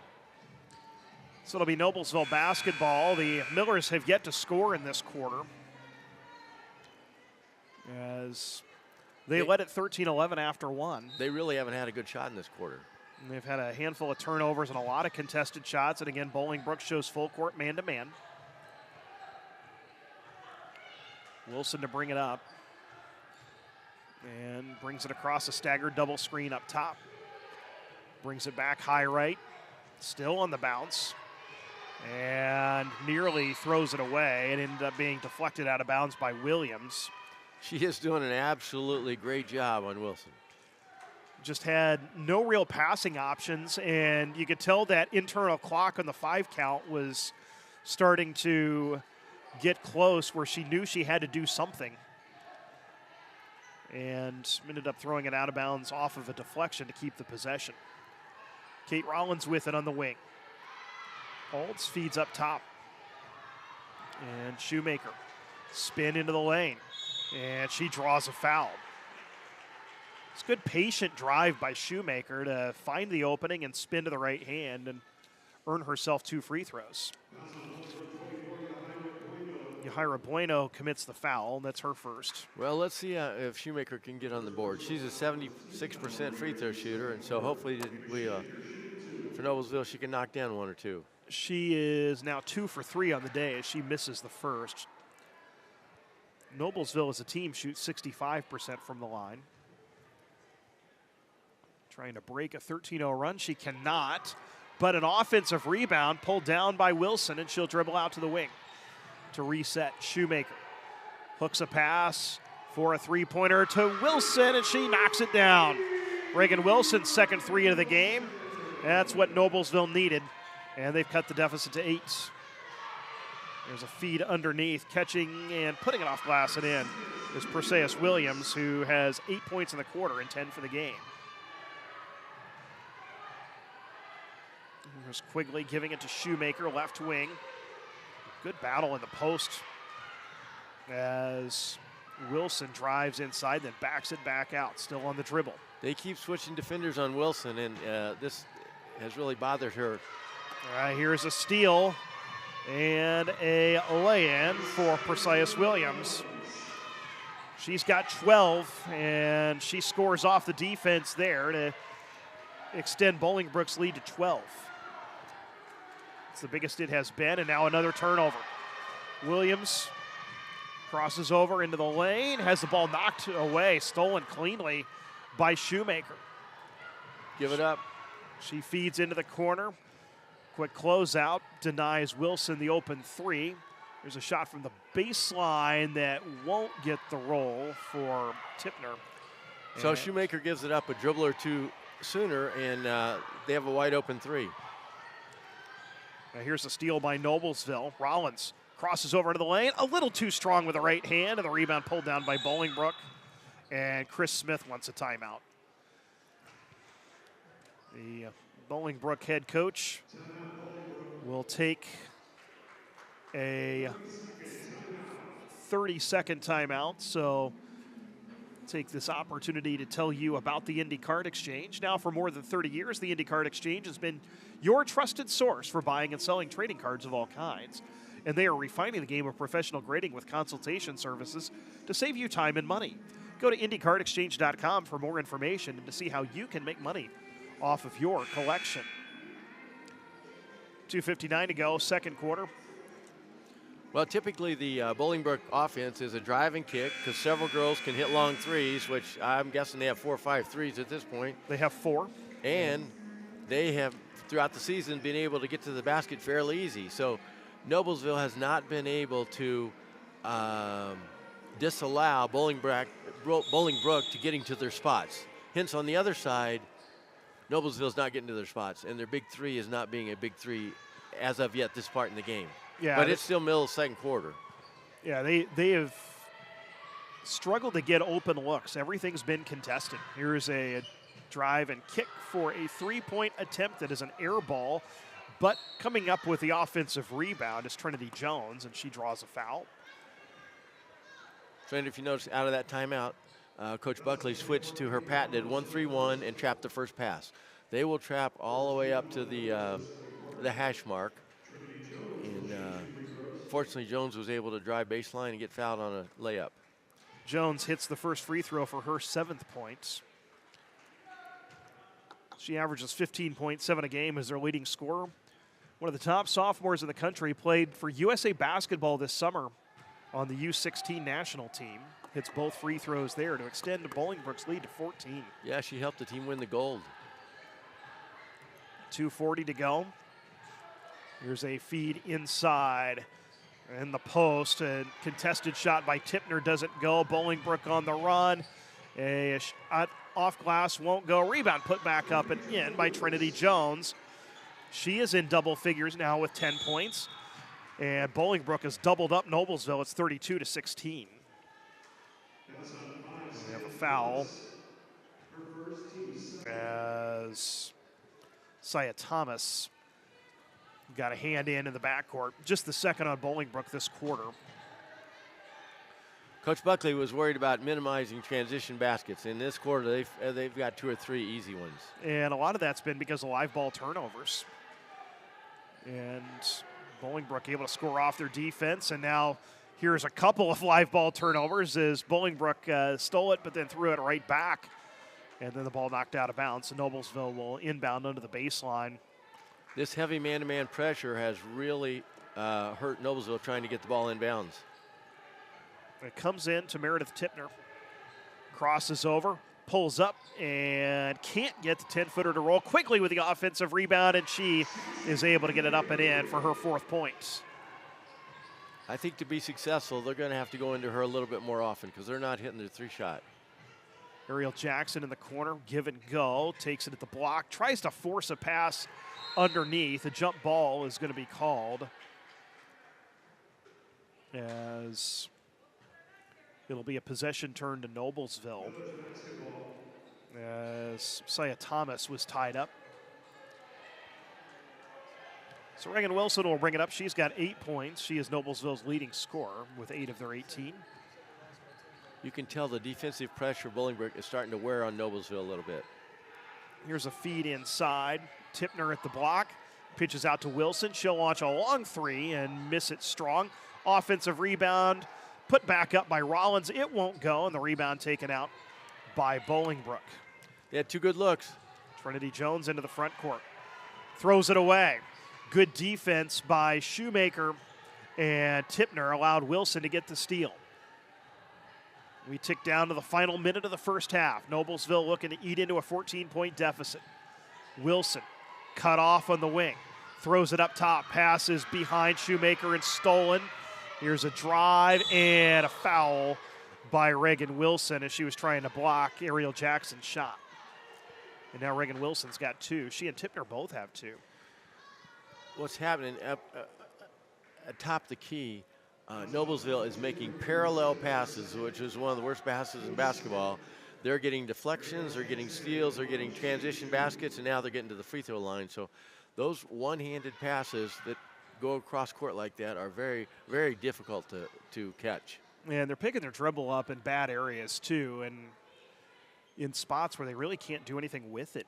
And Bolingbrook is feasting on that. Jackson hits one of the 2 free throws, extends their lead to 15 with 48 seconds to go in the half. And I think the quickness and the athleticism of Bolingbrook is bothering Noblesville. Without a doubt. Here is Wilson, uses a staggered double screen. Pick and pop, and catching underneath is Tipner. Has the ball knocked away, gets it back, misses the shot. Quigley with the offensive rebound, earns herself a trip to the line. And so good stick-to-itiveness there by Quigley to get that rebound in traffic and earn herself 2 free throws. She's an 88% foul shooter. She's given them a nice post present this year. She's a first-year starter. A sophomore, misses the free throw. And I think this is where sometimes when a team is pressuring you like Bolingbrook is Noblesville, even your open shots or even your free throws, you maybe start rushing them a little bit. and Noblesville hits their first free throw on 4 attempts this quarter. So Coach Buckley has extended the zone to 3 quarters. And Bolingbrook breaks it. Williams turnaround shot, good. She's had a wonderful first half. She has 12 in this quarter, 14 in the half, 35-19. Here's Wilson. Free throw line pull-up blocked. Here comes Bolingbrook pushing the other way. Angelina Smith dumps it off to Trinity Jones for the lay-in at the buzzer, and there's the exclamation point on an incredible second quarter for Bolingbrook. Textbook fast break, draw the defense, find your teammate under the basket, and Bolingbrook heads to halftime with a 37-19 lead, outscoring Noblesville 28-6 in the second quarter. That last play is exemplary of their play in the second quarter. Very unselfish fast break. 3 people touched the ball, and they had 1 dribble. You can't draw it up any better than that. The ball moves quickly when it doesn't touch the floor, and that was a textbook finish to what was a tremendous second quarter for Bolingbrook, which leads Noblesville 37-19 at halftime. We'll take a break, come back with our halftime show right after this. Have you been injured at work? Visit your work injury lawyers at indianaworkers.com. We help injured workers. For a free consultation, go to indianaworkers.com, a division of Galitko and Daly. We go to work when you can't. Your life is on the go. Now your viewing habits can be on the go. With the ISC Sports Network app, your team is at your fingertips. You can download years' worth of content from the ISC Sports Network library. High school, college, special events, weekly and monthly shows, wherever you find your favorite app. And you can always find out more information at iscsportsnetwork.com. Some people see a huddle in the locker room. We see a second classroom. Some see a student athlete on the court. We see a future leader in the community. You see, high school sports in Indiana are special. That's because they're about learning and growing, not just winning and losing. Fans, I'm Commissioner Paul Neidig. Support education-based athletics in Indiana by buying a ticket to your high school's next athletic event.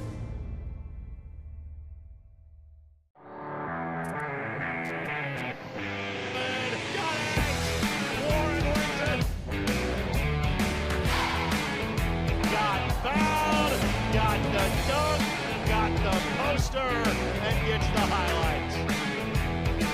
Now he takes the look away, and he puts it away.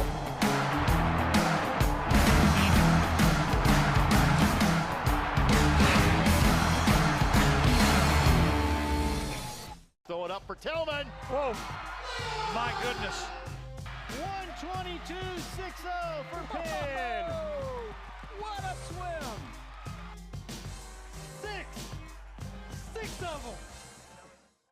The ISC Sports Network is your home for sports content across the Hoosier State.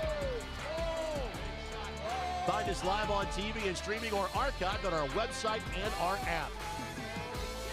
The ISC is your one-stop shop for the content you want to see, including high school sports, college sports, and other great events throughout the year.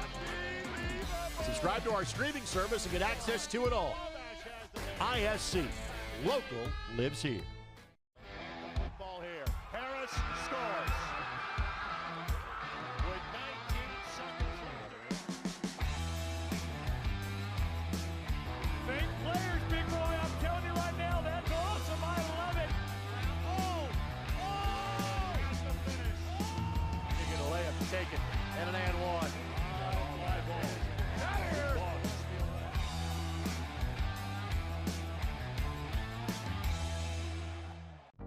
Have you been injured at work? Visit your work injury lawyers at indianaworkers.com. We help injured workers. For a free consultation, go to indianaworkers.com, a division of Galitko and Daly. We go to work when you can't. Some see a student athlete working on a shot. We see a powerful lesson in persistence. Some see a student preparing for success on an exam. we see a student athlete preparing for success in life. Proud to keep education in front of athletics since 1903. Oh, baby! That got me awake. The worm has turned in Logansport. Look at that play. The lob underneath, and if you don't get any picture perfect more than that. That young man will be glad that our cameras were here for tonight's contest.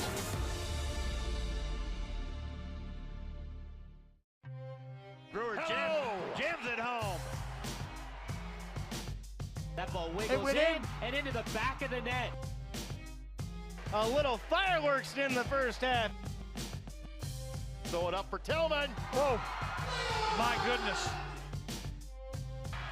122.60 for Penn. What a swim. Six of them.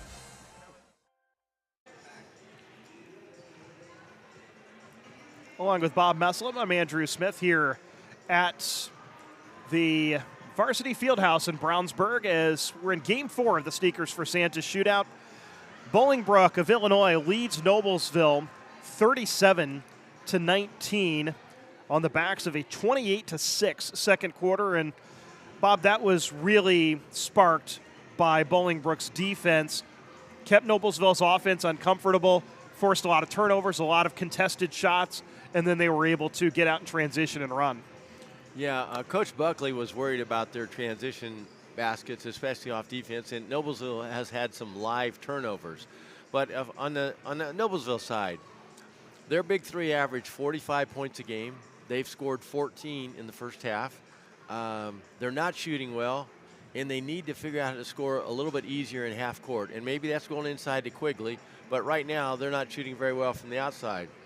Conversely, on the other side, Bolingbrook, very, very athletic, has been great in transition, and their active defensively has really bothered Noblesville. Williams has stepped up, I don't know, hit 2 or 3 threes. And Jones, as good a player as she is, she has let the game come to her. She didn't start out very well, but she had a very good second quarter. Yeah, she has 15 points. She had 12 of those in the second quarter, and you see the three-pointer there from Williams. She averages 5.7 points a game. She has 14 here in the first half and has been a real X factor for Bolingbrook. But I like that you mentioned Trinity Jones just lets the game come to her. She has 15 points, but felt very quiet. They just came within the flow of the offense, Exactly. and she just knocked down shots. And next thing you know, you look down, she's got 15 points, and I guess that's why you can tell she's one of the top sophomores in the country. I think CeCe Quigley there for Noblesville had a really good first half for them. 5 points, but gave them a really good post presence inside. Well, I think two things changed the complexion of the first half. Number one, when Bolingbrook on offense got the ball to Jasmine Jones in the high post, that opened up for her drives, and Noblesville got a little ball watching and opened up for some threes. And then on the flip side, Bolingbrook took their man-to-man pressure full court, and you could see it started to wear on the Noblesville guards, especially Reagan Wilson. And they had some, as I mentioned earlier, they had some parallel passes in the first half, which those are tough at any level to complete, and they lead to layups on the other end. And that's what happened a lot in the second quarter. Bolingbrook scored a lot off of its defense to take a 37-19 lead here at halftime. We're going to take our last break of the halftime show. We'll come back with second half action right after this. Have you been injured at work? Visit your work injury lawyers at indianaworkers.com. We help injured workers. For a free consultation, go to indianaworkers.com, a division of Galitko and Daly. We go to work when you can't. If the time comes, be ready. Learn CPR and join the nation of lifesavers. Nearly 3 out of 4 cardiac arrests that don't happen in hospitals happen in homes. CPR saved my life. I've teamed up with the American Heart Association as the national ambassador to help create a nation of lifesavers, turning bystanders into lifesavers through CPR education and access to AEDs. Join me to ensure everyone has the chance to live longer, healthier lives. Visit heart.org/nation. 3, 2, 1. Has the first dunk in the building from Orange. Zoya waits, Waddell finishes, and lays it in. There is right now the play of the game. Better finish. Good. We might see that on plays of the week. Great feed. The finish. Spin, win, 3. Bury it in the lane. No, gun, yes. Stop. Whoa, what a play. Flying in.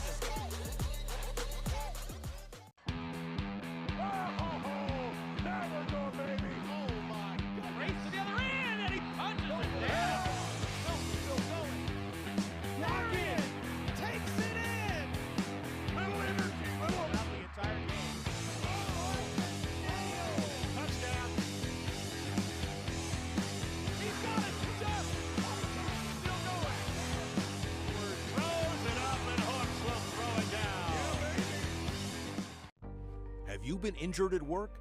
Visit your work injury lawyers at indianaworkers.com. We help injured workers. For a free consultation, go to indianaworkers.com, a division of Galitko and Daly. We go to work when you can't. Second half action beginning here at the Sneakers for Santa Shootout. Game 4 of our 6-game extravaganza of basketball. As the Bolingbrook Raiders lead the Noblesville Millers by a count of 37-19. Noblesville will begin the second half at a 1-3-1, and it forces a turnover right away as Meredith Tipner has a steal, but she immediately finds herself in a trap. She is tied up. Possession will stay with Noblesville. It's always interesting to see what adjustments coaches make. First couple minutes of the second half, and Coach Buckley came out in a half-court press, half-court trap. Here is a drive. Tipner step-back jumper. Can't get the shot to go off the front of the rim. Hey there, I'm Jake Quinn. Has the rebound for Bolingbrook. They push into the front court. Bueno skips it up top. Jasmine Jones wants a long one, and she knocks down a 3. But notice the difference in the two shots, how contested it was for Noblesville and how open Bolingbrook was. And it seems that's been the case the whole game. Bolingbrook's been able to get the shots they want, and just about everything for Noblesville has been difficult. Either a contested shot, contested pass. Bolingbrook's man-to-man defense has just been suffocating. Here is Tipner with a step-back 18-footer that won't go. Bueno has the rebound. It's a tough shot. They'll push it into the front court and circle it back out. 2 players follow her. Angelina Smith kicks it back out to Jasmine Jones, who's had a really nice game. Puts up a runner from 15, won't go. Nice rebound by Quigley. CeCe Quigley's had a really nice game as a sophomore for Noblesville. Has just 5 points, but has done a lot in the post on both ends of the floor. Wilson fakes the 3. On the dribble, directs traffic, calls for a screen. And now clears it back up top to Tipner. Strong drive to the basket, draws a foul, and Meredith Tipner will head to the free throw line. For Noblesville to get back in this game, they're going to have to get a few easy baskets. They're having to work way too hard in a half court to even get shots, and they're not really getting good looks. Yahaira Bueno commits the foul. That's her second. First free throw from Tipner is no good. Noblesville is 3 for 7 from the line in this game. Tipner's a 57% foul shooter on the year. As a team, they only shoot 65%. Missed them both. Rebound taken down by Smith. Angelina Smith into the front court. Clears it to Bueno. A long skip pass and a 3-point attempt. It's a little short from Trinity Jones. Rebound fought for, and a foul will be called on Bolingbrook. You notice in that possession was a little bit different. They were in a 1-3-1, but the person in the middle was on the high side of the girl in the high post, so they kept the ball from getting into the middle. That's what Bolingbrook did in the first half and got a lot of good looks. Bolingbrook showing a little full court man-to-man pressure is Reagan Wilson will bring it up, the future Iowa State Cyclone. Clears it over to the right side to Tipner. Now to Wilson in the corner. Underneath Quigley is open, and she is fouled. Trinity Jones, I think, thought she had her clean from behind, but she commits her second foul. That was a great look inside. Quigley hits the first free throw for her 6th points. She is Noblesville's second leading scorer on the day. I think to get back in the game, she's going to have to get more touches down there. Either get to the line or convert. Misses the second, but an offensive rebound taken down by Shoemaker. Her shot's blocked. She gets it back, clears it up top. Rollins' shot doesn't go, but a third chance for Noblesville on another offensive board from Ava Shoemaker. Wilson slides it right, puts it up, and knocks it down. Reagan Wilson knocks down a 10-footer. Noblesville is within 18.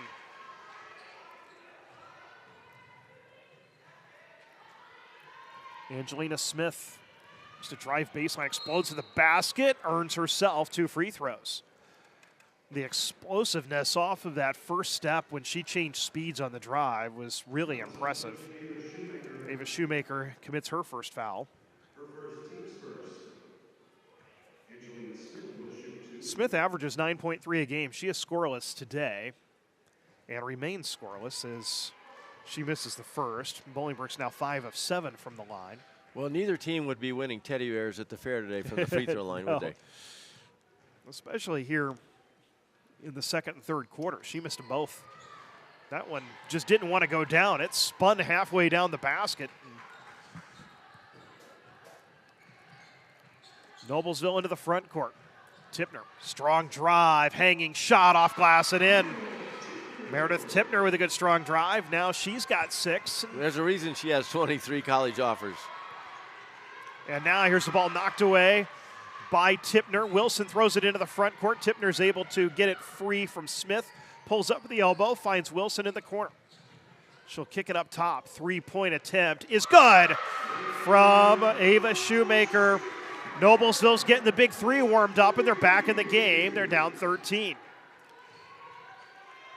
Bueno tries to answer the run and does by knocking down a 3 for her first 3 points of the game. She averages just a shade under 14, but had not scored until just now. She's played an excellent defensive game. Quigley with it on the wing. Hits a nice cutter over the top, and Meredith Tipner lays it in for her 8th point. That was a wonderful screen, wonderful cut, and a nice layup. They caught the defender chasing the cutter and used Bolingbrook's aggressiveness against them. Feed inside, Angelina Smith. Spin move to the left hand. Can't get the shot to go over Quigley. And Quigley comes away with the rebound. And what do we have? Timeout, I think, called by Noblesville. Yes, and Donna Buckley signals for a 30, but I don't think she has any 30s left. I think it was a case where Wilson realized she was probably going to turn the ball over there, so she took a timeout. So we'll take 1-2. 3:42 to go in the third quarter. 43-29, Bolingbrook in the lead. Some see a student athlete working hard in the weight room. We see a future leader learning there are no shortcuts to success.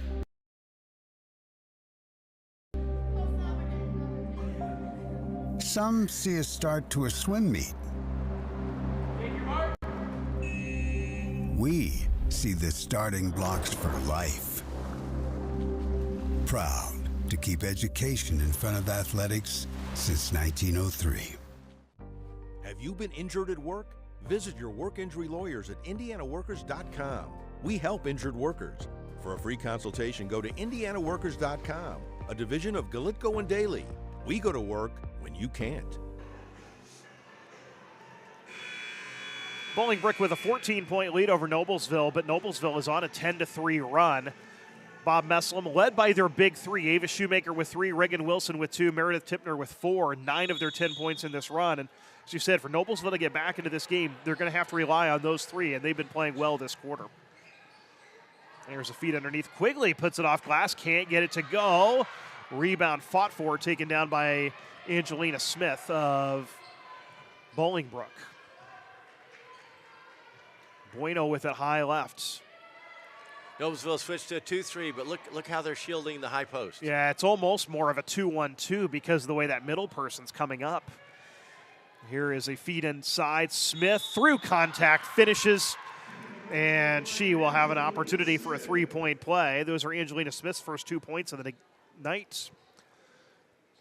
It was a good cut. Noblesville a little slow on the weak side help coming over to cut off the cutter, but a nice finish by that young lady. Smith unable to complete the 3-point play. Rebound pulled down by Noblesville.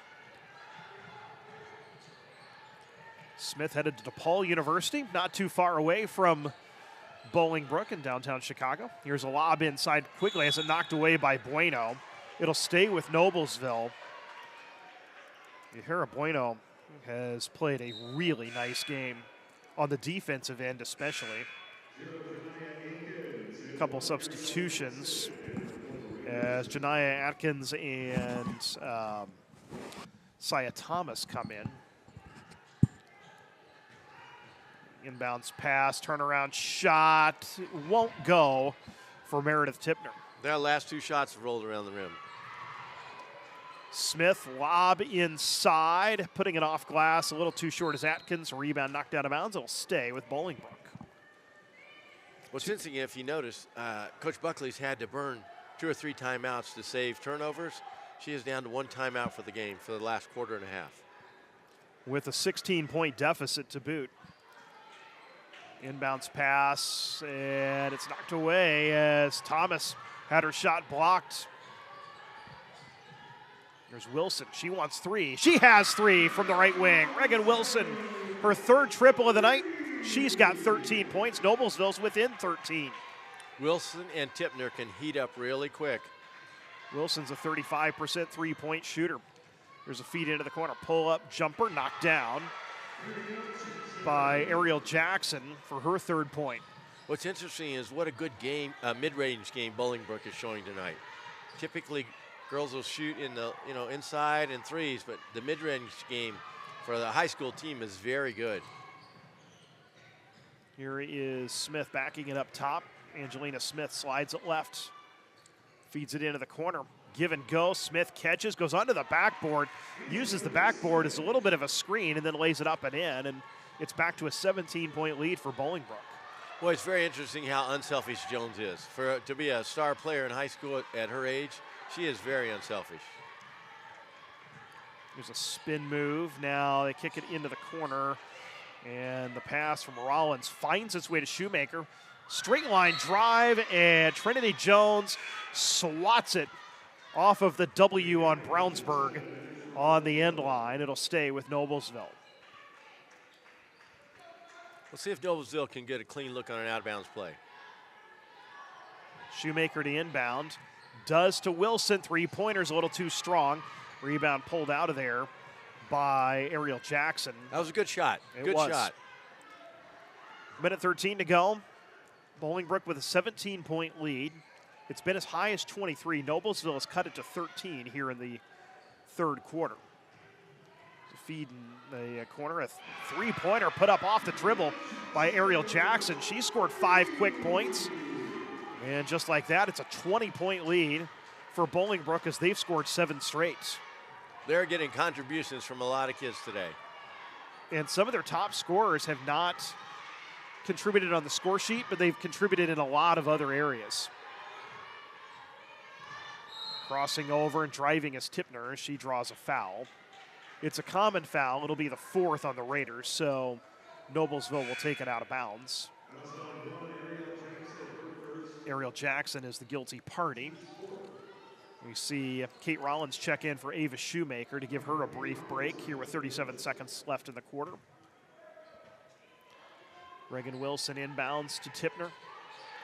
Now Quigley lobs inside to Wilson, turnaround shot.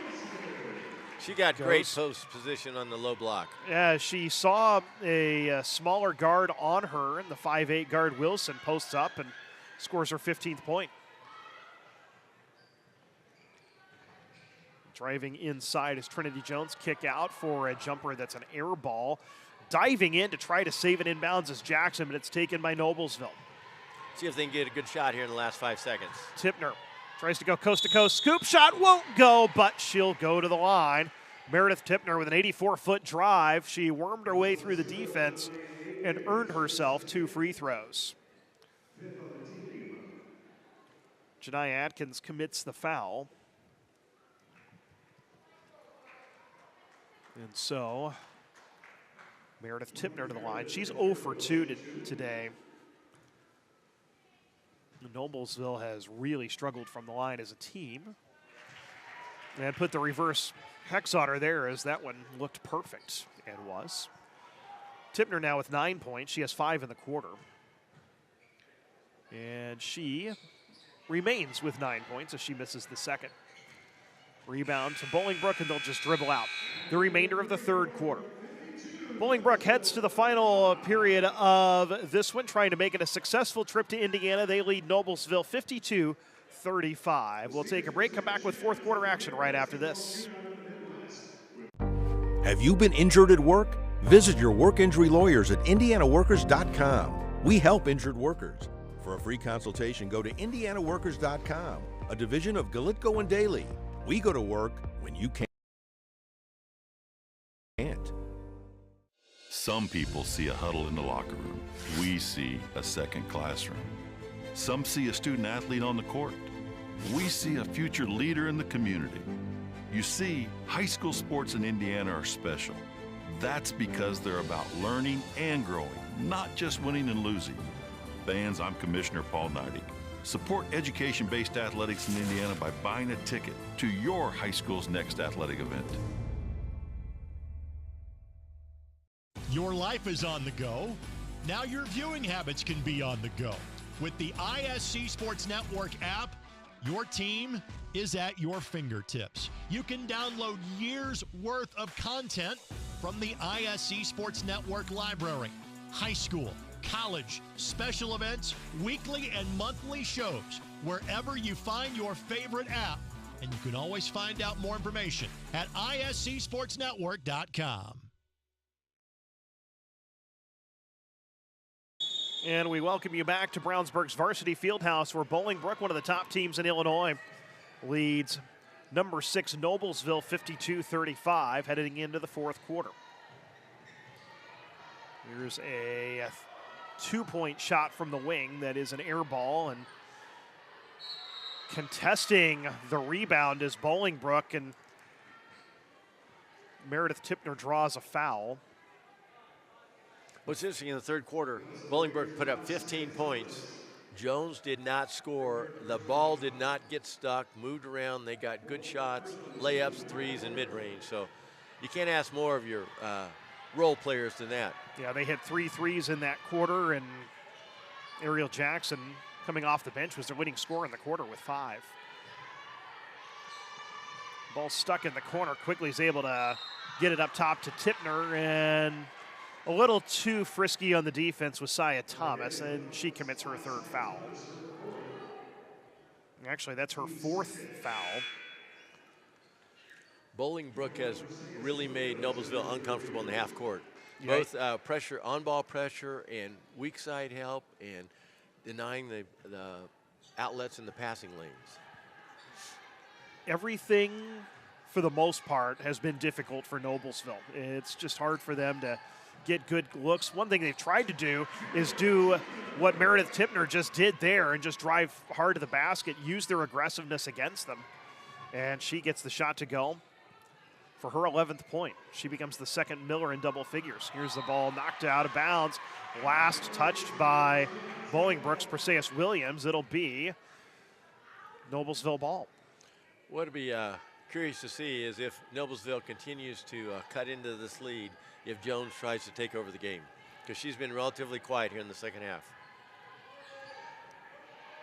Wilson slides it to Tipner right side.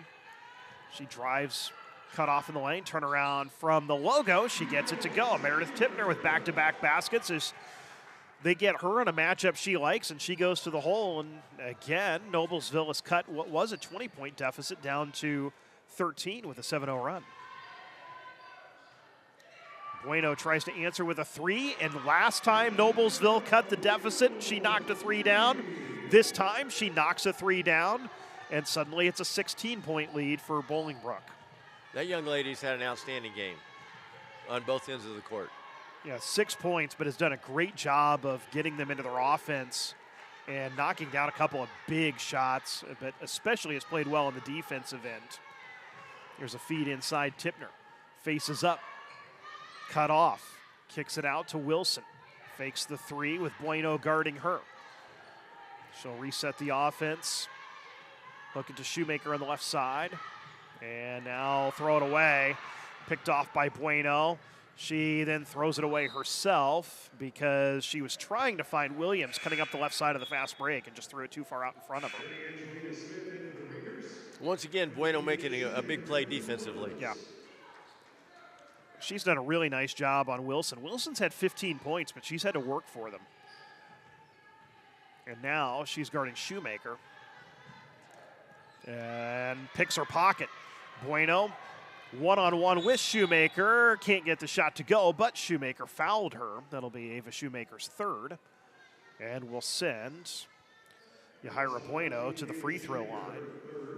Well, that's not really Shoemaker's game. She's more of a spot-up three-point shooter, and typically Wilson and Tipner bring the ball up the court, but the defense in Bolingbrook has forced Noblesville to do some things they don't want to do.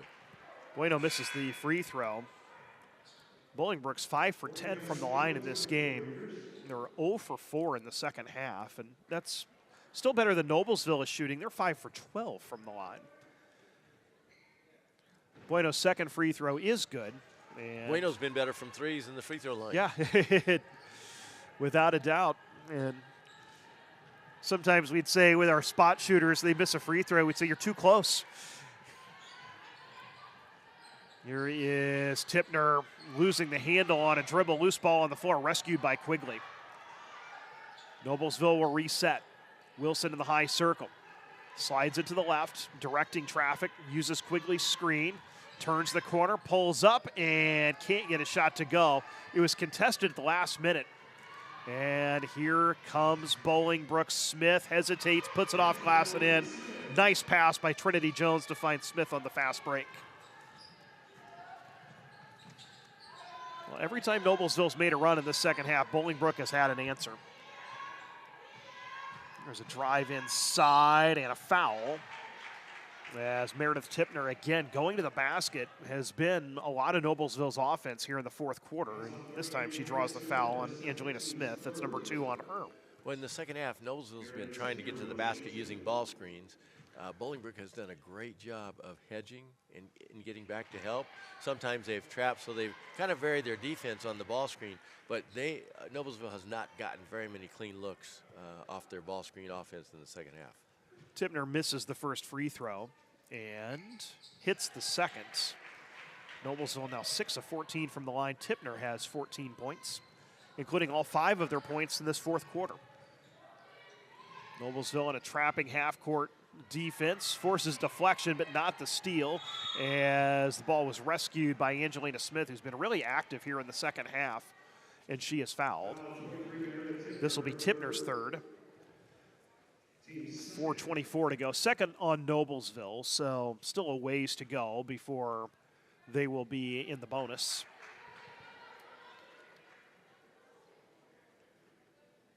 High school basketball to the women's college rules. Here's a feed inside, and Jasmine Jones couldn't get the layup to go. And on the outlet, Meredith Tipner is fouled. And that'll be the 4th team foul on Bolingbrook. And it's the 3rd on Trinity Jones. So one more will send Noblesville into the bonus. Again, it's the 5th foul of the quarter that will send a team to the 2-shot bonus now. There is no more 7 fouls and a half or a 1-and-1 in high school basketball. Wilson slides it into the high post. Shoemaker has her shot blocked by Jasmine Jones, gets it back, clears it out to Wilson. She'll drive, pull up from the free throw line and leave it way short. Quigley tries to save it inbounds, but does to Bueno.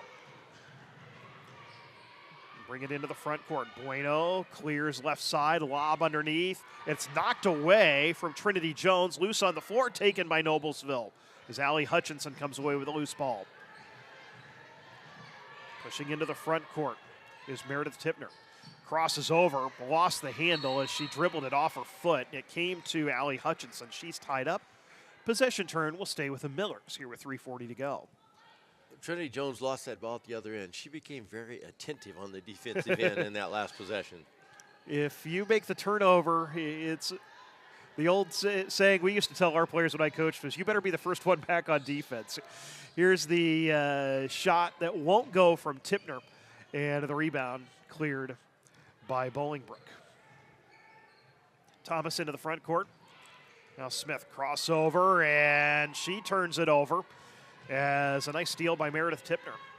Bolingbrook's gotten a little careless in the last couple possessions. Tipner's had a really nice fourth quarter, too. Yes. On both ends. She has it here.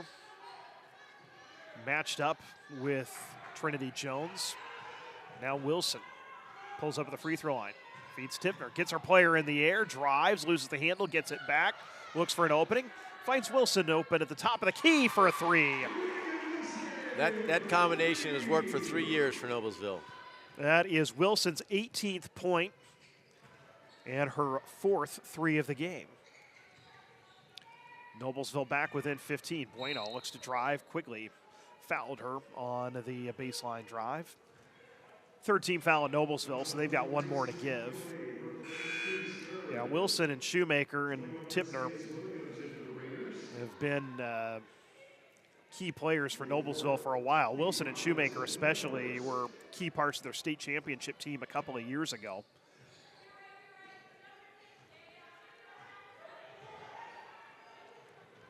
Here's Bueno in the corner.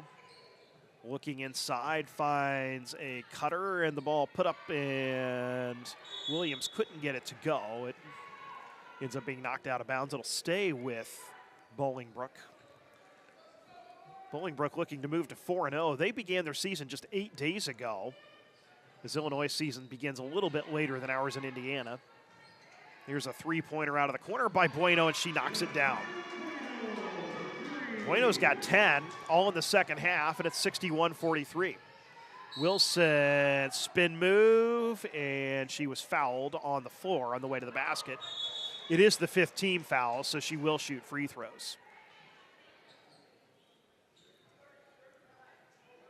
Well, it's an interesting situation here in high school basketball with now shooting 2 shots after the 5th foul per quarter and no more 1-and-1. And there's a debate whether it's helping the good free throw shooting teams or the bad free throw shooting teams. That's a good question. And because I think there are fewer free throw shots, which would probably benefit the bad free throw shooting teams. There's no more 1-on-1, which probably also benefits the bad free throw shooting teams. So I think where it really comes into play is if you have a team that picks up a lot of fouls in the third quarter, it resets.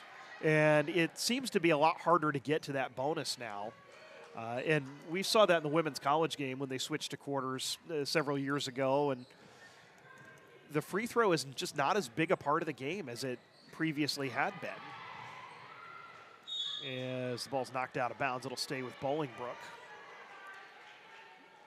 But it is certainly the most significant rule change in high school basketball in quite some time. It's interesting how Bolingbrook has kind of kept their 15 to 20 point lead in the second half, and I don't believe Trinity Jones has scored in the second half. Here's a kick out for Bueno. She misses. Rebound knocked out of bounds. Last touch by Noblesville. And you're correct, Trinity Jones has not scored. I don't think she's taken a shot. She has 12 points. She's been active. She's just been active on the defensive end and distributing the ball. She has it here and distributes it. Back up top to Smith as Bolingbrook spreading the floor and working a little bit of clock as we're in the final 90 seconds of a game they lead by 17. Trinity Jones with it in the corner. Lobs it up top to Bueno. She'll drive inside, put it up with the left hand, and earn herself 2 free throws. What's interesting is a lot of girls at this level, with the talent that Trinity Jones has, would have taken that shot or driven into traffic. She was content to help win the game, pass to her teammate, and keep the ball moving, and hence Bueno back at the free throw line for 2 shots. And I think this shows you the depth of this Bolingbrook team. Trinity Jones had 12 points in the first half. Perseus Williams had 14. Neither one has scored in the second half. They've been getting their points from a lot of different sources, most of them from the person who just knocked that free throw down, Yahira Bueno, who has 11 all after halftime. Noblesville pushes it into the front court. Bueno knocks it out of bounds. She tried to sell the call and say she tipped it off of a Noblesville player's hand, but the referee did not buy it. The Bolingbrook player checked in, and I think she came onto the floor without having checked in. So we have to go through the formalities, and Thomas is in, and Jasmine Jones will take a well-deserved break. Her night is probably done with 9 points, and she played a really good game. The ball knocked free. Williams tries to save it from going out of bounds. It leads to a roly derby finish, and a timeout is given to Bolingbrook as they had possession shortly before the tie-up. So it is a full timeout. We'll take it with them. 1:05 to go, 62-44, Bolingbrook in control. Some see a student athlete working on a shot. We see a powerful lesson in persistence. Some see a student preparing for success on an exam. We see a student athlete preparing for success in life. Proud to keep education in front of athletics since 1903. If the time comes, be ready. Learn CPR and join the nation of lifesavers. Nearly 3 out of 4 cardiac arrests that don't happen in hospitals happen in homes. CPR saved my life. I've teamed up with the American Heart Association as the national ambassador to help create a nation of lifesavers, turning bystanders into lifesavers through CPR education and access to AEDs. Join me to ensure everyone has the chance to live longer, healthier lives. Visit heart.org/nation. 1:05 remains. Bolingbrook in possession, and bullying her way through traffic and scoring her 8th point is Angelina Smith to put Bolingbrook up by 20, which is one off their biggest lead of the game. Here's a spin move into the lane, and Meredith Tipner couldn't get it to go. Tipner's had a really nice second half, especially as she has 14 points, 10 of those coming after halftime, and she'll look to add to that. And fouling out of the game was Saya Thomas. So Janai Atkins will come in for her.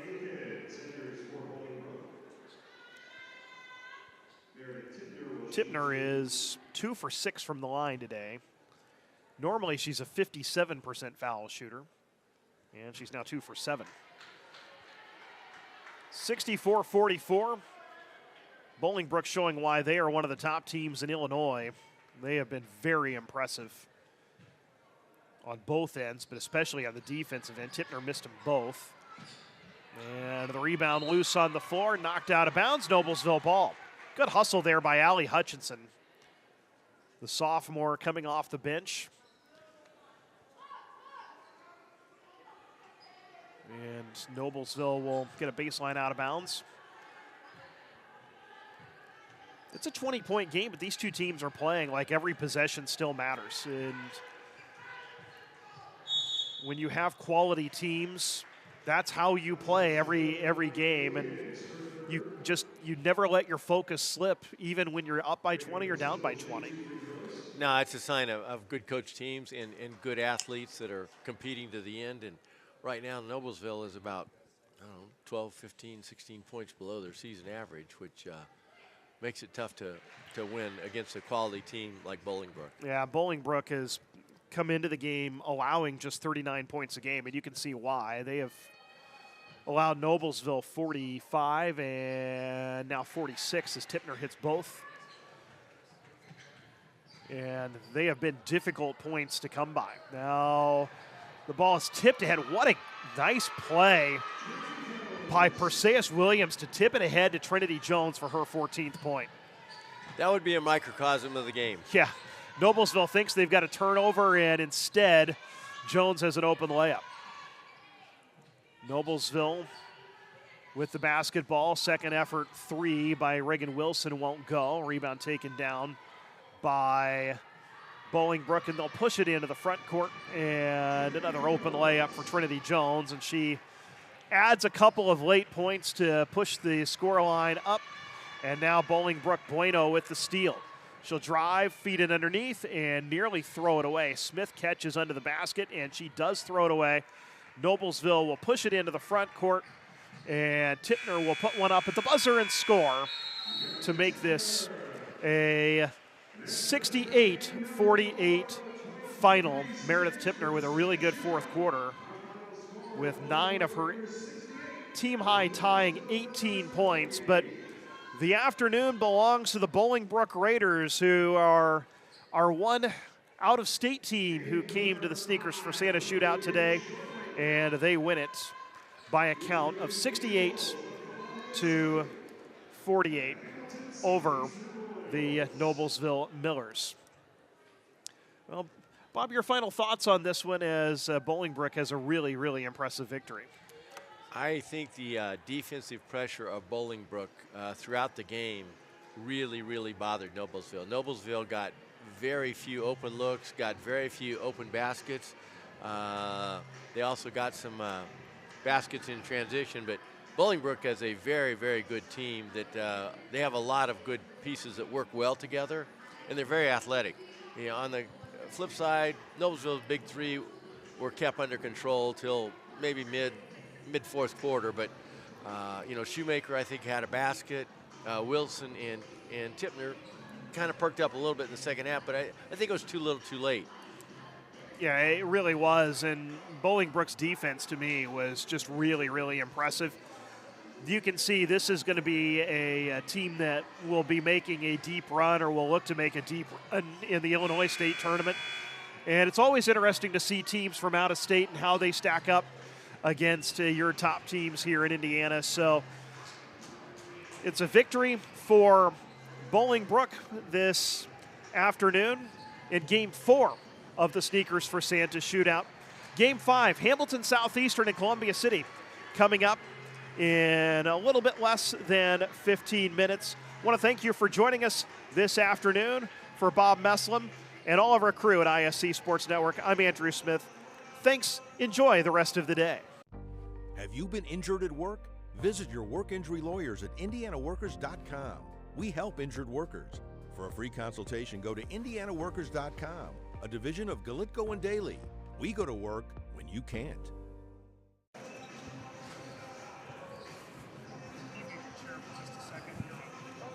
My backpack strap somehow ended up underneath it, so.